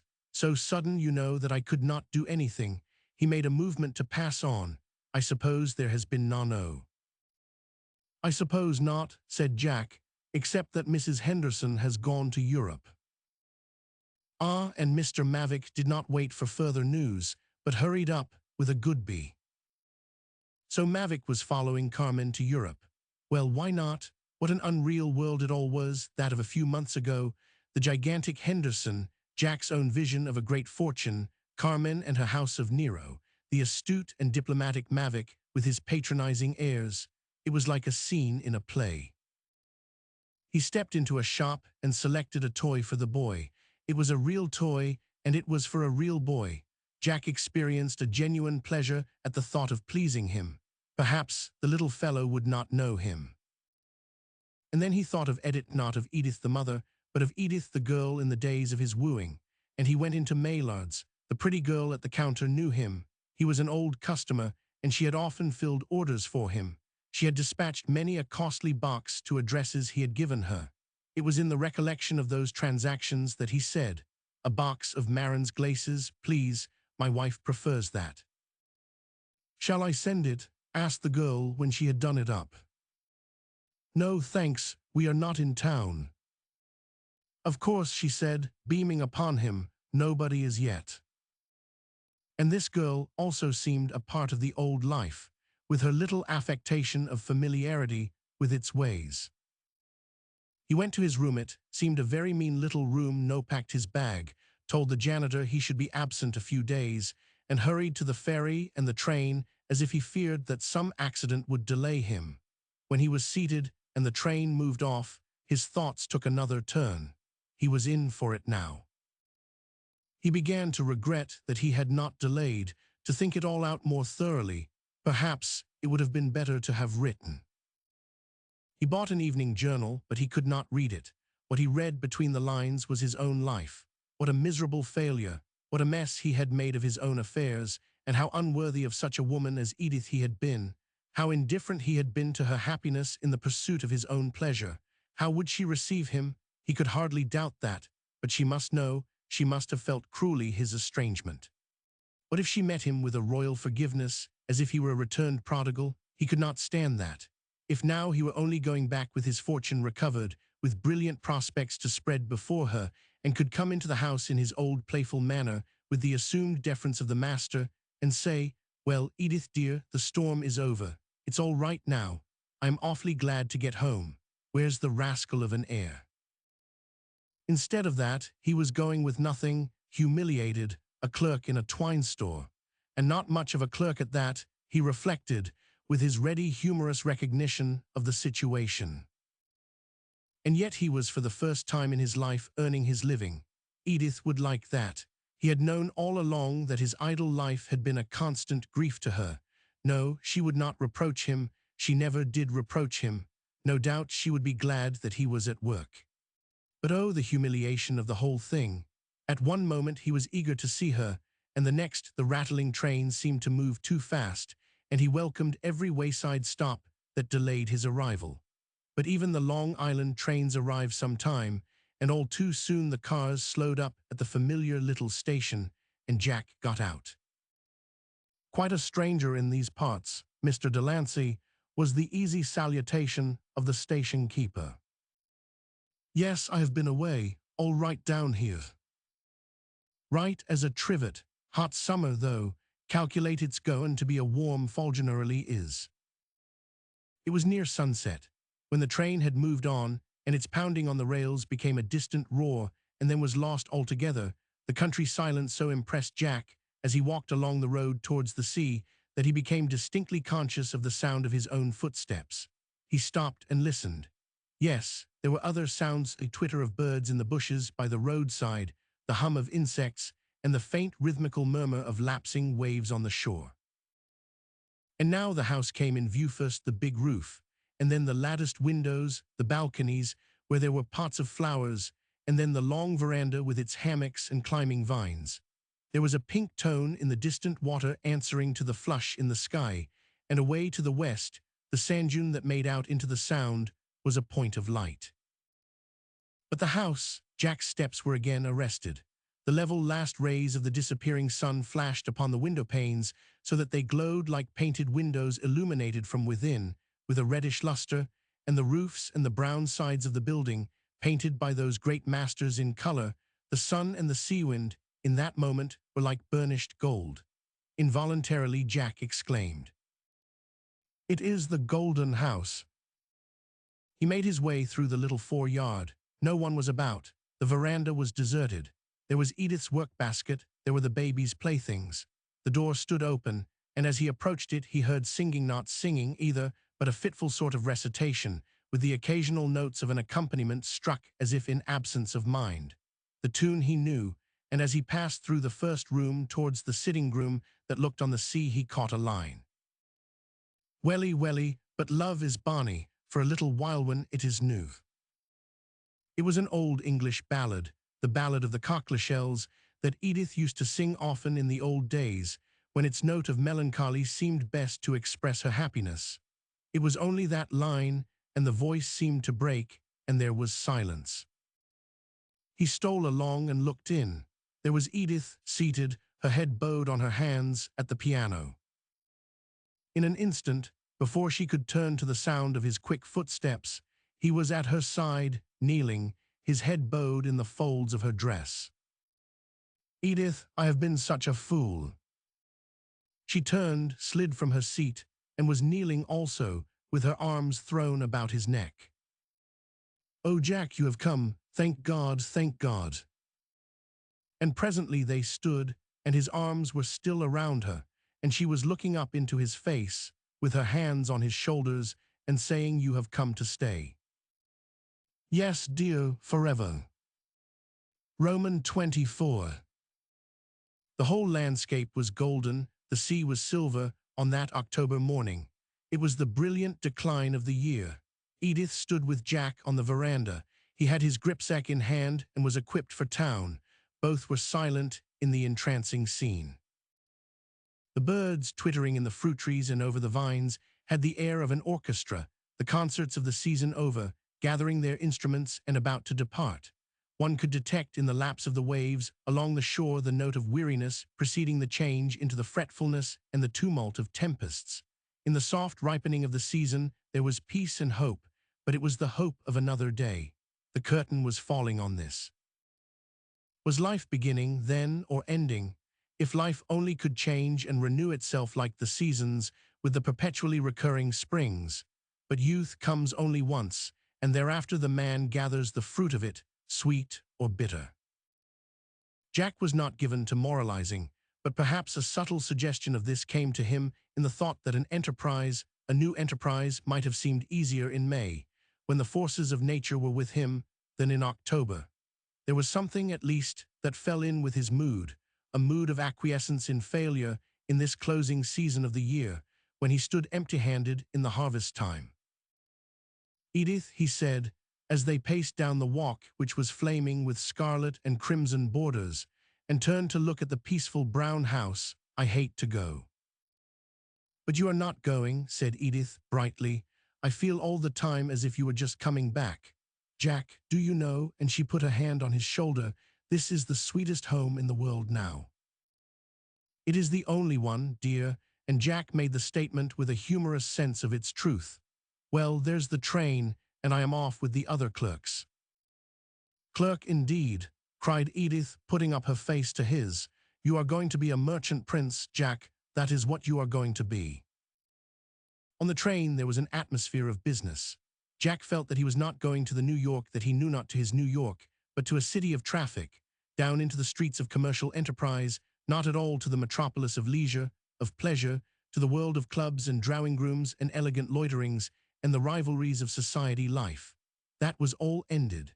Jack was hurrying to catch the downtown car for the dingy office of Fletcher Co. at an hour fixed. It was ended, to be sure, but the struggle with Jack in his new life was not ended, his biographer knows, for months and years. It was long before he could pass his club windows without a pang of humiliation, or lift his hat to a lady of his acquaintance in her passing carriage without a vivid feeling of separateness from his old life. For the old life he could see that any day in the avenue, any evening by the flaming lights went by in its gilded chariots and entrancing toilets, the fascinating whirl of Vanity Fair crowned with roses and with ennui. Did he regret it? No doubt. Not to regret would have been to change his nature, and that were a feat impossible for his biographer to accomplish. In a way his life was gone, and to build up a new life, serene and enduring, was not the work of a day. One thing he did not regret in the shock he had received, and that was the absence of Carmen and her world. When he thought of her, he had a sense of escape. She was still abroad, and he heard from time to time that Mavic was philandering about from capital to capital in her train. Certainly he would have envied neither of them if he had been aware, as the reader is aware, of the guilty secret that drew them together and must be forever their torment. They knew each other. But this glittering world, to attain a place in which is the object of most of the struggles and hungry competition of modern life, seemed not so real nor so desirable when he was at home with Edith, and in his gradually growing interest in nobler pursuits. They had decided to take a modest apartment in town for the winter, and almost before the lease was signed, Edith, in her mind, had transformed it into a charming home. Jack used to rally her on her enthusiasm in its simple furnishing. It reminded him, he said, of Carmen's interest in her projected house of Nero. It was a great contrast, to be sure, to their stately house by the park, but it was to them both what that had never been. To one who knows how life goes astray in the solicitations of the great world, there was something pathetic in Edith's pleasure. Even to Jack, it might some day come with the force of keen regret for years wasted, that it is enough to break a body's heart to see how little a thing can make a woman happy. It was another summer. Major Fairfax had come down with Jack to spend Sunday at the Golden House. Edith was showing the Major the view from the end of the veranda. Jack was running through the evening paper. "Hi," he cried, "here's news. Mavic is to have the mission to Rome, and it is rumored that the rich and accomplished Mrs. Henderson, as the wife of the minister, will make the Roman season very gay." "It's too bad," said Edith. "Nothing is said about the training school." "Nothing, poor Henderson," was the Major's comment. It was for this that he drudged and schemed and heaped up his colossal fortune. His life must look to him like a burlesque.